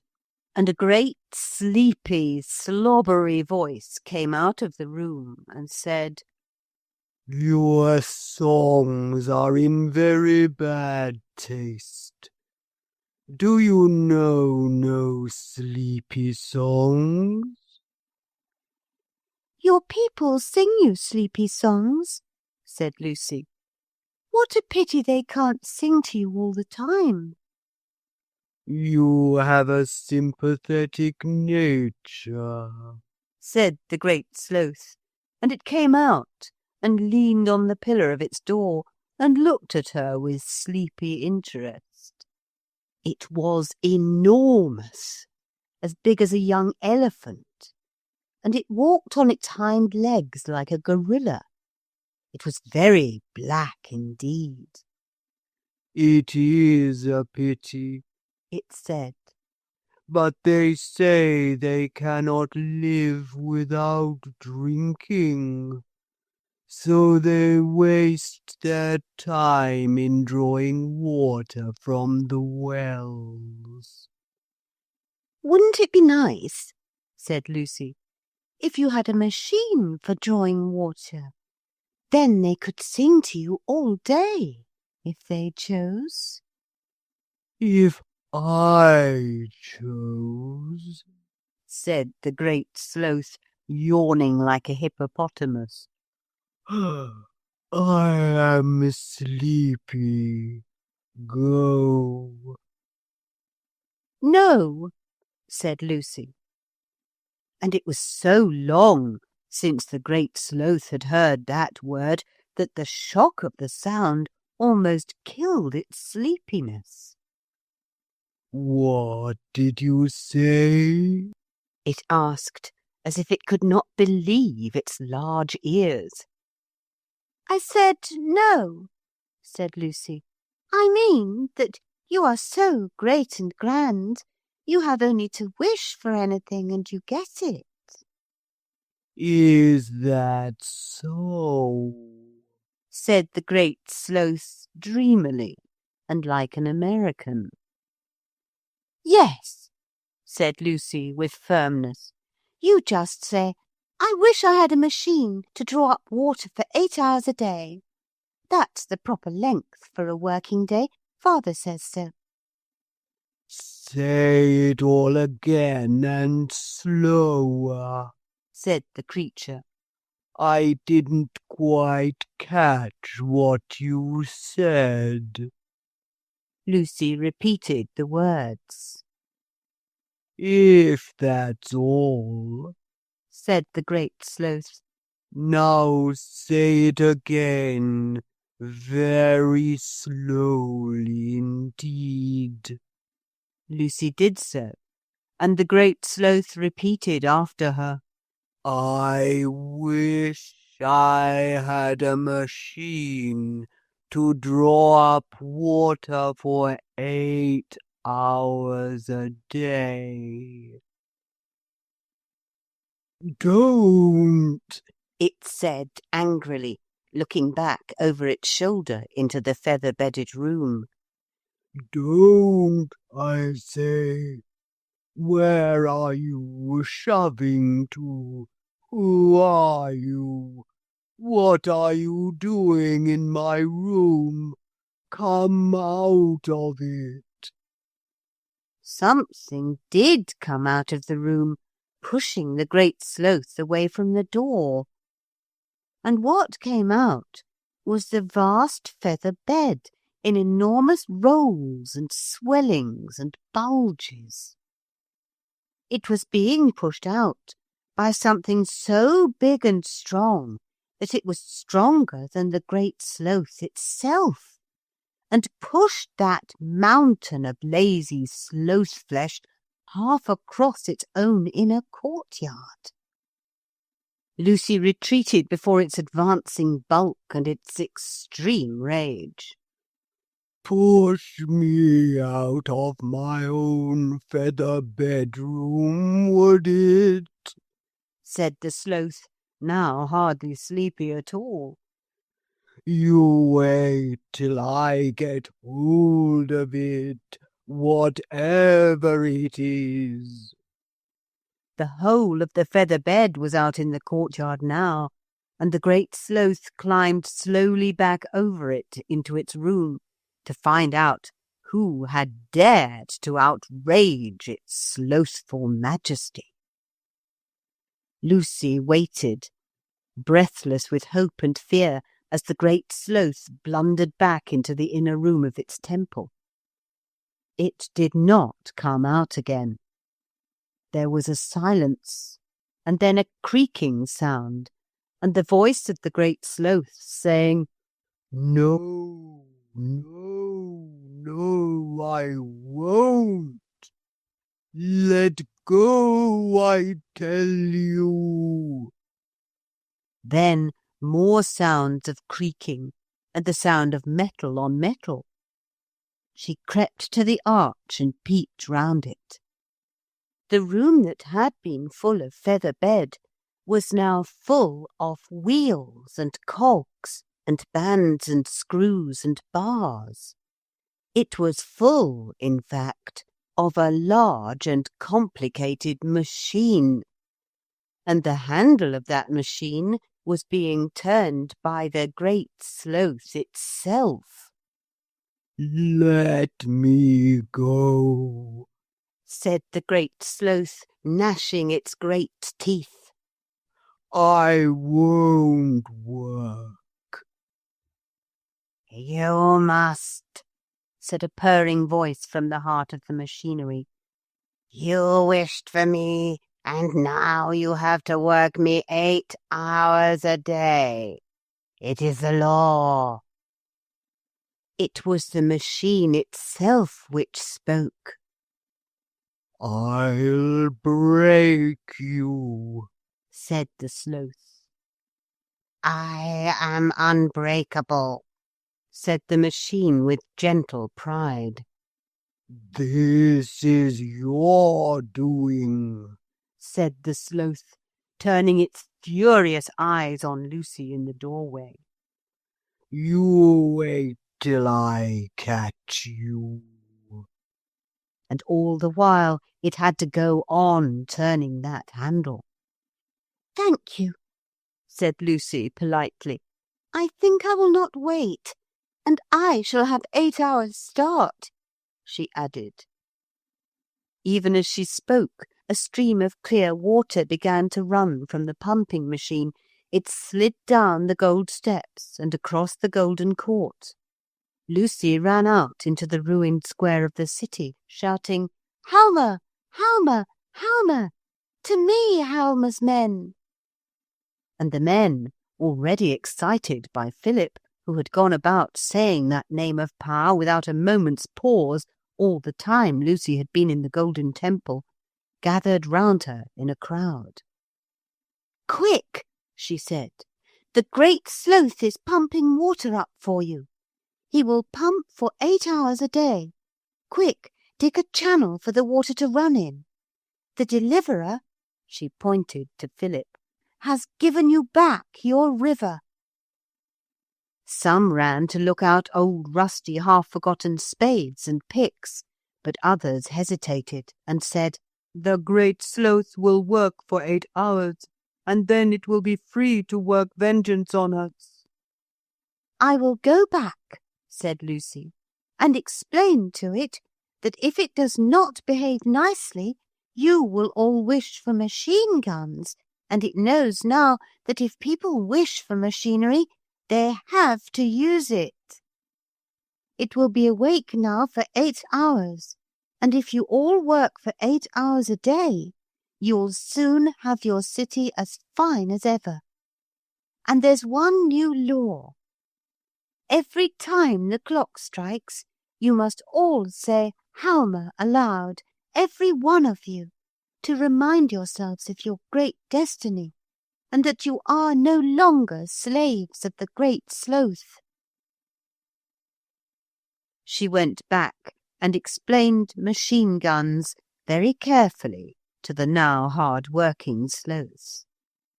When she came back, all the men were at work digging a channel for the new river.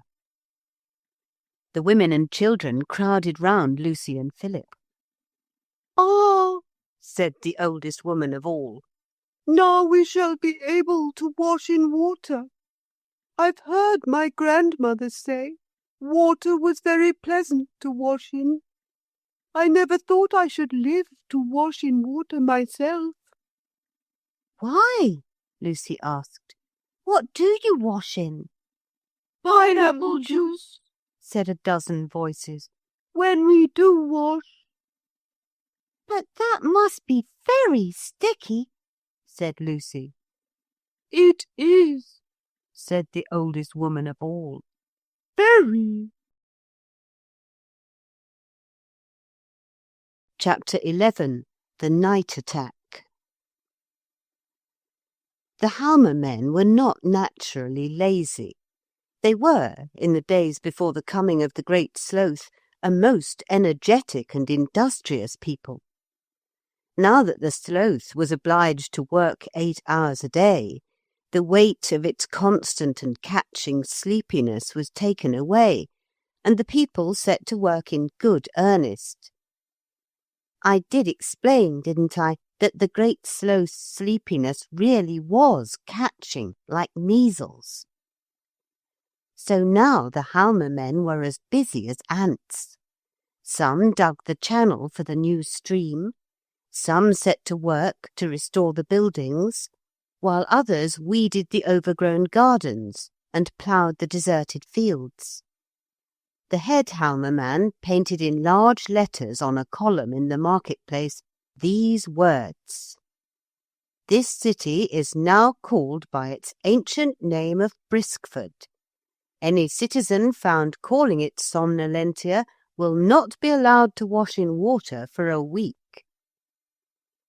The head man was full of schemes, the least of which was the lighting of the town by electricity, the power to be supplied by the great Sloth. "He can't go on pumping 8 hours a day," said the head man. "I can easily adjust the machine to all sorts of other uses." In the evening a banquet was, of course, given to the deliverers. The banquet was all pineapple and water, because there had been no time to make or get anything else, but the speeches were very flattering, and Philip and Lucy were very pleased, more so than Brenda, who did not like pineapple, and made but little effort to conceal her disappointment. Max accepted bits of pineapple out of politeness, and hid them among the feet of the guests, so that nobody's feelings should be hurt. "I don't know how we're to get back to the island," said Philip next day, "now we've lost the Lightning Loose." "I think we'd better go back by way of Polystopolis," said Lucy, "and find out who's been opening the books. If they go on, they may let simply anything out.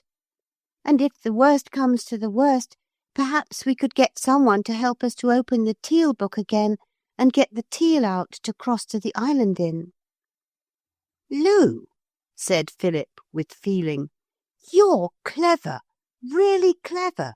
No, I'm not kidding, I mean it. And I'm sorry I ever said you were only a girl. But how are we to get to Polystopolis?" It was a difficult problem. The head man could offer no suggestions. It was Brenda who suggested asking the advice of the great Sloth. "He is such a fine figure of an animal," she said admiringly. "So handsome and distinguished looking. I am sure he must have a really great mind. I always think good looks go with really great minds. Don't you, dear Lucy?" "We might as well," said Philip, "if no one can think of anything else." No one could, so they decided to take Brenda's advice. Now that the Sloth worked every day, it was not nearly so disagreeable as it had been when it slept so much. The children approached it at the dinner hour, and it listened patiently, if drowsily, to their question. When it had quite done, it reflected, or seemed to reflect, perhaps it had fallen asleep, until the town clock struck 1, the time for resuming work. Then it got up and slouched towards its machine. "Cucumbers," it said, and began to turn the handle of its wheel. They had to wait till tea-time to ask it what it meant, for in that town the rule about not speaking to the man at the wheel was strictly enforced. "Cucumbers," the Sloth repeated, and added a careful explanation. "You sit on the end of any young cucumber which points in the desired direction, and when it has grown to its full length, say 16 inches, why, then you are 16 inches on your way. But that's not much, said Lucy. Every little helps, said the Sloth. More haste, less speed. Then you wait till the cucumber seeds, and when the new plants grow, you select the earliest cucumber that points in the desired direction and take your seat on it. By the end of the cucumber season, you will be another 16, or with luck 17 inches on your way. 32 inches in all, almost a yard. And thus you progress towards your goal, slowly but surely, like in politics. Thank you very much, said Philip. We will think it over. But it did not need much thought. If we could get a motor car, said Philip. If you can get machines by wishing for them. The very thing, said Lucy. Let's find the head man. We mustn't wish for a motor, or we should have to go on using it. But perhaps there's someone here who'd like to drive a motor for his living, you know. There was. A Halma man with an inborn taste for machinery had long pined to leave the gathering of pineapples to others. He was induced to wish for a motor, and a BSA 60-horsepower car snorted suddenly in the place where a moment before no car was. Oh, the luxury! This is indeed like home, sighed Brenda, curling up on the air cushions. And the children certainly felt a gloriously restful sensation. Nothing to be done, no need to think or bother, just to sit quiet and be borne swiftly on through wonderful cities, all of which Philip vaguely remembered to have seen, small and near, and built by his own hands and Helen's. And so at last they came close to Polistopolis. Philip never could tell how it was that he stopped the car outside the city. It must have been some quite unaccountable instinct, because naturally, you know, when you're not used to being driven in motors, you like to dash up to the house you're going to and enjoy your friend's enjoyment of the grand way in which you have travelled. But Philip felt, in that quite certain and quite unexplainable way in which you do feel things sometimes, that it was best to stop the car among the suburban groves of Southernwood and to creep into the town in the disguise afforded by motor coats, motor veils, and motor goggles. For, of course, all these had come with the motor car when it was wished for, because no motor car is complete without them.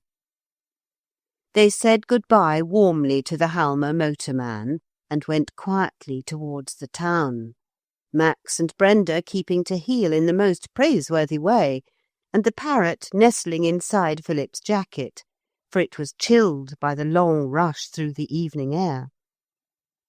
And now the scattered houses and spacious gardens gave place to the streets of Polistopolis, the capital of the kingdom. And the streets were strangely deserted.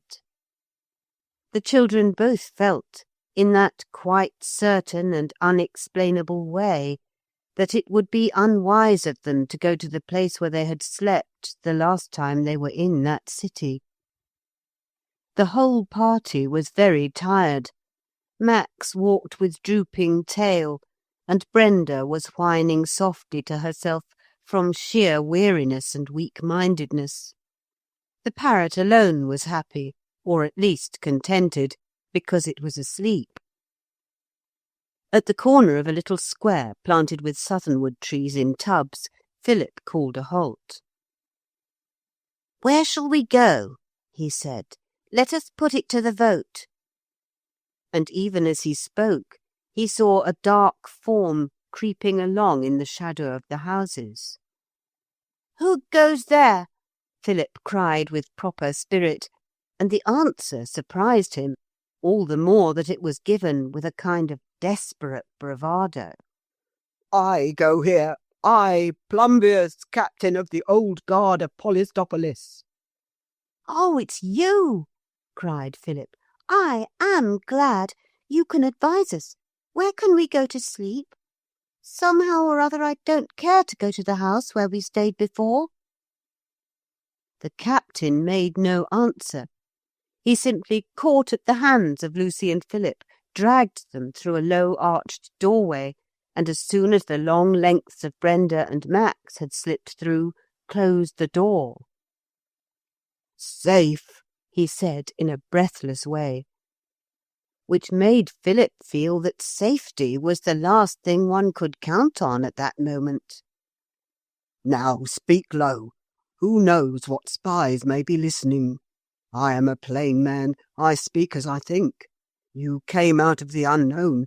You may be the deliverer or the destroyer, but I am a judge of faces, always was from a boy, and I cannot believe that this countenance of apple-cheeked innocence is that of a destroyer." Philip was angry, and Lucy was furious, so he said nothing, and she said, "Apple-cheeked yourself," which was very rude. "I see that you are annoyed," said the captain in the dark, where, of course, he could see nothing. "But in calling your friend apple-cheeked, I was merely offering the highest compliment in my power. The absence of fruit in this city is, I suppose, the reason why our compliments are like that. I believe poets say, sweet as a rose. We say, sweet as an orange. May I be allowed unreservedly to apologize?" "Oh, that's all right," said Philip awkwardly. "And to ask whether you are the deliverer?" "I hope so," said Philip modestly. Of course he is," said the parrot, putting its head out from the front of Philip's jacket. "and he has done 6 deeds out of the 7 already." "It is time that deeds were done here," said the captain. "I'll make a light and get you some supper. I'm in hiding here, but the walls are thick and all the shutters are shut." He bolted a door and opened the slide of a dark lantern. "Some of us have taken refuge in the old prison," he said. "It's never used, you know, so her spies don't infest it as they do every other part of the city." "Whose spies?" "The destroyers," said the captain, getting bread and milk out of a cupboard. "At least, if you're the deliverer, she must be that. But she says she's the deliverer." He lighted candles and set them on the table, as Lucy asked eagerly, "What destroyer? Is it a horrid woman in a motor veil?" "You've guessed it," said the captain gloomily. "It's that pretenderette," said Philip. "Does Mr. Noah know? What has she been doing?" "Everything you can think of," said the captain. "She says she's queen, and that she's done the 7 deeds. And Mr. Noah doesn't know because she's set a guard round the city, and no message can get out or in." "The hippogriff?" said Lucy. "Yes, of course I thought of that," said the captain, "and so did she. She's locked it up and thrown the key into one of the municipal wells." "But why do the guards obey her?" Philip asked. "They're not our guards, of course," the captain answered. "They're strange soldiers that she got out of a book. She got the people to pull down the Hall of Justice by pretending there was fruit in the gigantic books it's built with. and when the book was opened, these soldiers came marching out. The Sequani and the Aedui, they call themselves. And when you finish supper, we ought to hold a council. There are a lot of us here, all sorts. Distinctions of rank are forgotten in times of public peril. Some 20 or 30 people presently gathered in that round room from whose windows Philip and Lucy had looked out when they were first imprisoned. There were indeed all sorts, match servants, domino men, soldiers, Chinamen, Mr. Noah's 3 sons and his wife, a pirate, and a couple of sailors. What book, Philip asked Lucy in an undertone, did she get these soldiers out of? Caesar, I think, said Lucy, and I'm afraid it was my fault. I remember telling her about the barbarians and the legions and things after Father had told me, when she was my nurse, you know. She's very clever at thinking of horrid things to do, isn't she? The council talked for 2 hours, and nobody said anything worth mentioning. When everyone was quite tired out, everyone went to bed. It was Philip who woke in the night in the grasp of a sudden idea. "What is it?" asked Max, rousing himself from his warm bed at Philip's feet. I thought of something, said Philip in a low, excited voice. I'm going to have a night attack. "Shall I wake the others?" asked Max, ever ready to oblige. Philip thought a moment, then, No, he said. It's rather dangerous, and besides, I want to do it all by myself. Lucy's done more than her share already. Look out, Max. I'm going to get up and go out. He got up and he went out. There was a faint greyness of dawn now, which showed him the great square of the city, on which he and Lucy had looked from the prison window, a very long time ago, as it seemed. He found without difficulty the ruins of the Hall of Justice. And among the vast blocks scattered on the ground was one that seemed of grey marble, and bore on its back, in gigantic letters of gold, the words De Bello Gallico. Philip stole back to the prison and roused the captain.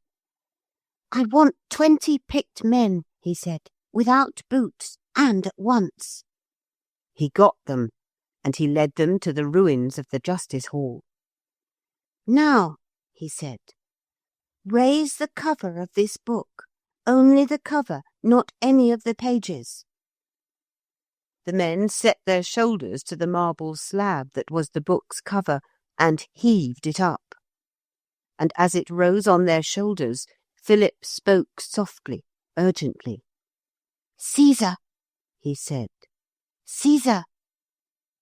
And a voice answered from under the marble slab. Who calls? It said. Who calls upon Julius Caesar? And from the space below the slab, as it were from a marble tomb, a thin figure stepped out, clothed in toga and cloak, and wearing on its head a crown of bays. I called, said Philip, in a voice that trembled a little. There's no one but you who can help. The barbarians of Gaul hold this city. I call on great Caesar to drive them away. No one else can help us. Caesar stood for a moment silent in the grey twilight. Then he spoke. I will do it, he said. You have often tried to master Caesar and always failed. Now you shall be no more ashamed of that failure, for you shall see Caesar's power. Bid your slaves raise the leaves of my book to the number of 15. It was done, and Caesar turned towards the enormous open book. Come forth, he said.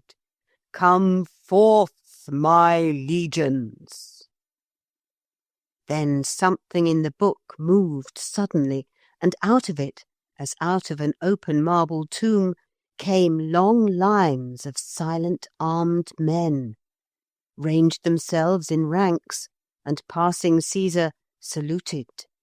And still more came, and more, each with the round shield and the shining helmet and the javelins and the terrible short sword. And on their backs were the packages they used to carry with them into war. "The barbarians of Gaul are loose in this city," said the voice of the great commander. "Drive them before you once more, as you drove them of old." "Whither, O Caesar?" asked one of the Roman generals. "Drive them, O Titus Labienus," said Caesar, "back into that book wherein I set them more than 1900 years ago, and from which they have dared to escape." "Who was their leader?" he asked of Philip. "The Pretenderette," said Philip. "A woman in a motor veil." "Caesar does not war with women," said the man in the laurel crown. "Let her be taken prisoner and brought before me." Low-voiced, the generals of Caesar's army gave their commands, and with incredible quietness the army moved away, spreading itself out in all directions. "She has caged the hippogriff," said Philip, "the winged horse, and we want to send him with a message." "See that the beast is freed," said Caesar, and turned to Plumbius, the captain. "We be soldiers together," he said. "Lead me to the main gate. It is there that the fight will be fiercest." He laid a hand on the captain's shoulder, and at the head of the last legion, Caesar and the captain of the soldiers marched to the main gate. Chapter 12. The End. Philip tore back to the prison to be met at the door by Lucy. "I hate you," she said briefly, and Philip understood. "I couldn't help it," he said. "I did want to do something by myself." And Lucy understood. "And besides," he said, "I was coming back for you. Don't be snarky about it, Lou. I've called up Caesar himself, and you shall see him before he goes back into the book. Come on.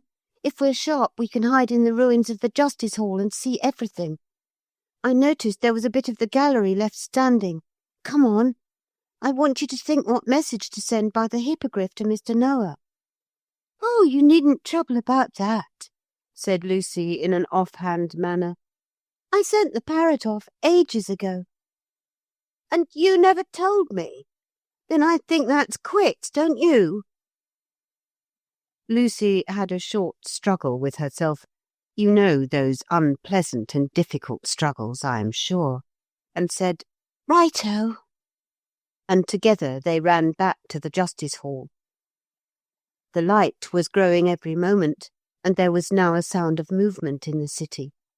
Women came down to the public fountains to draw water, and boys swept the paths and doorsteps. That sort of work goes on even when barbarians are surrounding a town, and the ordinary sounds of a town's awakening came to Lucy and Philip as they waited, crowing cocks and barking dogs and cats mewing faintly for the morning milk.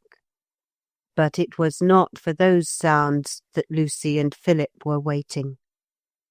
So through those homely and familiar sounds they listened, and very gradually, so that they could neither of them have said at any moment, "Now it has begun."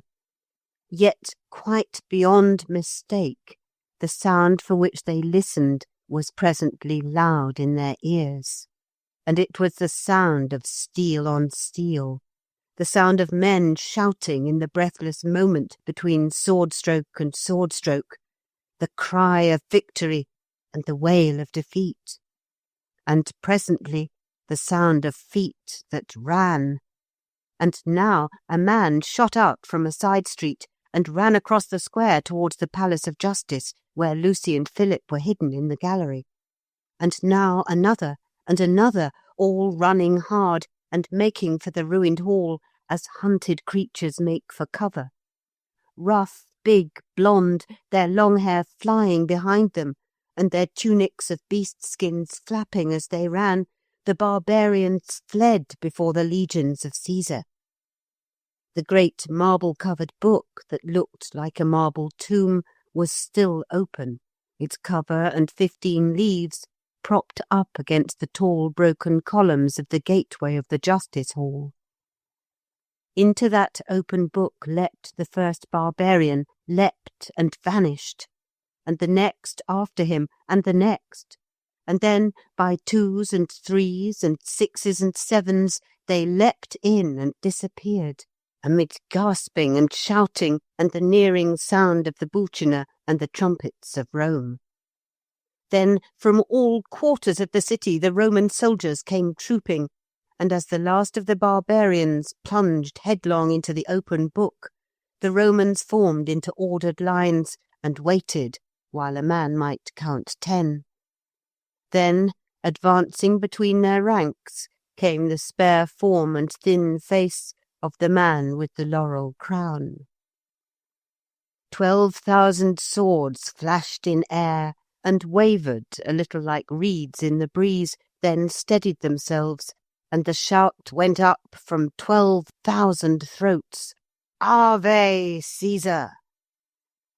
And without haste and without delay, the Romans filed through the ruins to the marble-covered book, and 2 by 2 entered it and disappeared. Each, as he passed the mighty conqueror, saluted him with proud, mute reverence. When the last soldier was hidden in the book, Caesar looked round him a little wistfully. "I must speak to him! I must!" Lucy cried. "I must! Oh, what a darling he is!" She ran down the steps from the gallery and straight to Caesar. He smiled when she reached him and gently pinched her ear. Fancy going through the rest of your life hearing all the voices of the world through an ear that has been pinched by Caesar. "Oh, thank you, said Philip. "How splendid you are! I'll swat up my Latin like anything next term so as to read about you." "Are they all in?" Lucy asked. "I do hope nobody was hurt." Caesar smiled. "A most unreasonable wish, my child, after a great battle," he said. "But for once the unreasonable is the inevitable. Nobody was hurt. You see, it was necessary to get every man back into the book just as he left it, or what would the schoolmasters have done? There remain now only my own guard, who have in charge the false woman who let loose the barbarians. And here they come." Surrounded by a guard with drawn swords, the Pretenderette advanced slowly. "Hail, woman," said Caesar. "Hail, whoever you are," said the Pretenderette very sulkily. "I hail," said Caesar, "your courage." Philip and Lucy looked at each other. Yes, the Pretenderette had courage. They had not thought of that before. All the attempts she had made against them, she alone in a strange land. Yes, these needed courage. "And I demand to know how you came here." "When I found he'd been at his building again," she said, pointing a contemptuous thumb at Philip, "I was just going to pull it down, and I knocked down a brick or two with my sleeve, and not thinking what I was doing, I built them up again, and then I got a bit giddy, and the whole thing seemed to begin to grow. Candlesticks and bricks and dominoes and everything, bigger and bigger and bigger. And I looked in. It was as big as a church by this time, And I saw that boy losing his way among the candlestick pillars, and I followed him, and I listened. And I thought I could be as good a deliverer as anybody else. And the motor veil that I was going to catch the 2:37 train in was a fine disguise. You tried to injure the children, Caesar reminded her. I don't want to say anything to make you let me off, said the Pretenderette. But at the beginning I didn't think any of it was real. I thought it was a dream. You can let your evil passions go in a dream, and it don't hurt anyone. It hurts you, Caesar said. Oh, that's no odds, said the Pretenderette scornfully. You sought to injure and confound the children at every turn, said Caesar, even when you found that things were real. I saw there was a chance of being queen, said the Pretenderette, and I took it. Seems to me you've no occasion to talk if you're Julius Caesar, the same as the bust in the library. You took what you could get right enough in your time, when all's said and done. I hail, said Caesar again, your courage. You needn't trouble, she said, tossing her head. My game's up now, and I'll speak my mind if I die for it. You don't understand. You've never been a servant, to see other people get all the fat and you all the bones. What do you think it's like to know if you'd just been born in a gentleman's mansion, instead of in a model workman's dwelling, you'd have been brought up as a young lady, and had the open-work silk stockings and the lace on your under-petticoats? You go too deep for me, said Caesar, with the ghost of a smile. I now pronounce your sentence. But life has pronounced on you a sentence worse than any I can give you. Nobody loves you. Oh, you old silly, said the Pretenderette in a burst of angry tears. Don't you see that's just why everything's happened? You are condemned, said Caesar calmly, to make yourself beloved. You will be taken to Briskford, where you will teach the great Sloth to like his work, and keep him awake for 8 play hours a day. In the intervals of your toil you must try to get fond of someone. The Halma people are kind and gentle. You will not find them hard to love. And when the great Sloth loves his work, and the Halma people are so fond of you that they feel they cannot bear to lose you, your penance will be over, and you can go where you will.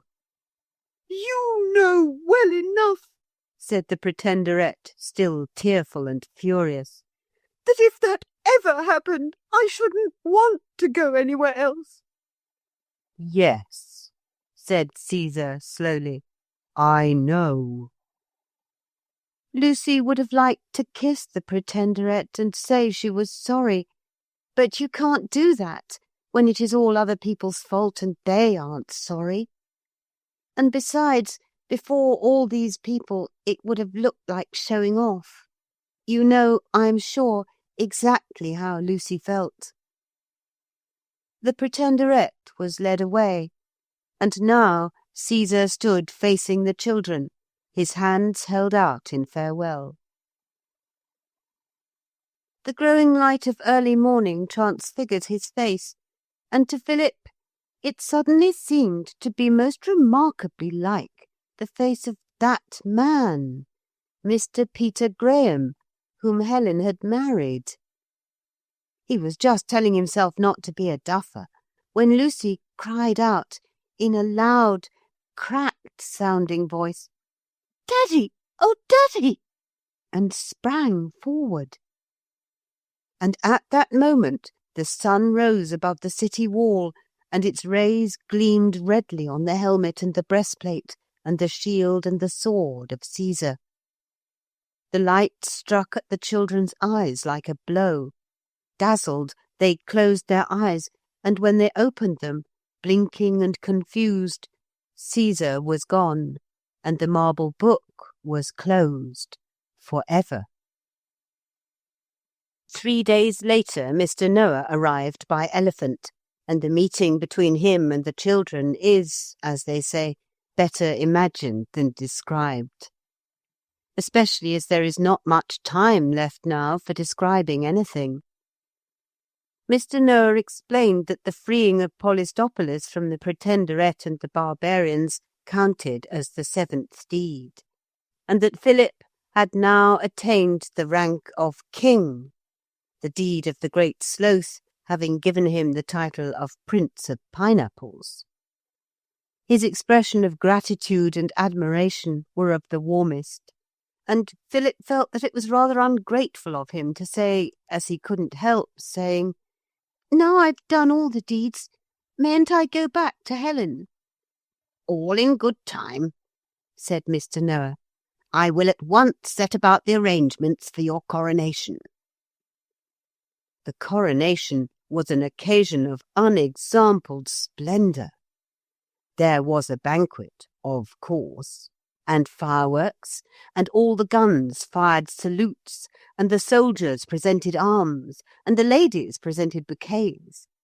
And at the end, Mr. Noah, with a few well-chosen words which brought tears to all eyes, placed the gold crown of Polistarchia upon the brow of Philip, where its diamonds and rubies shone dazzlingly.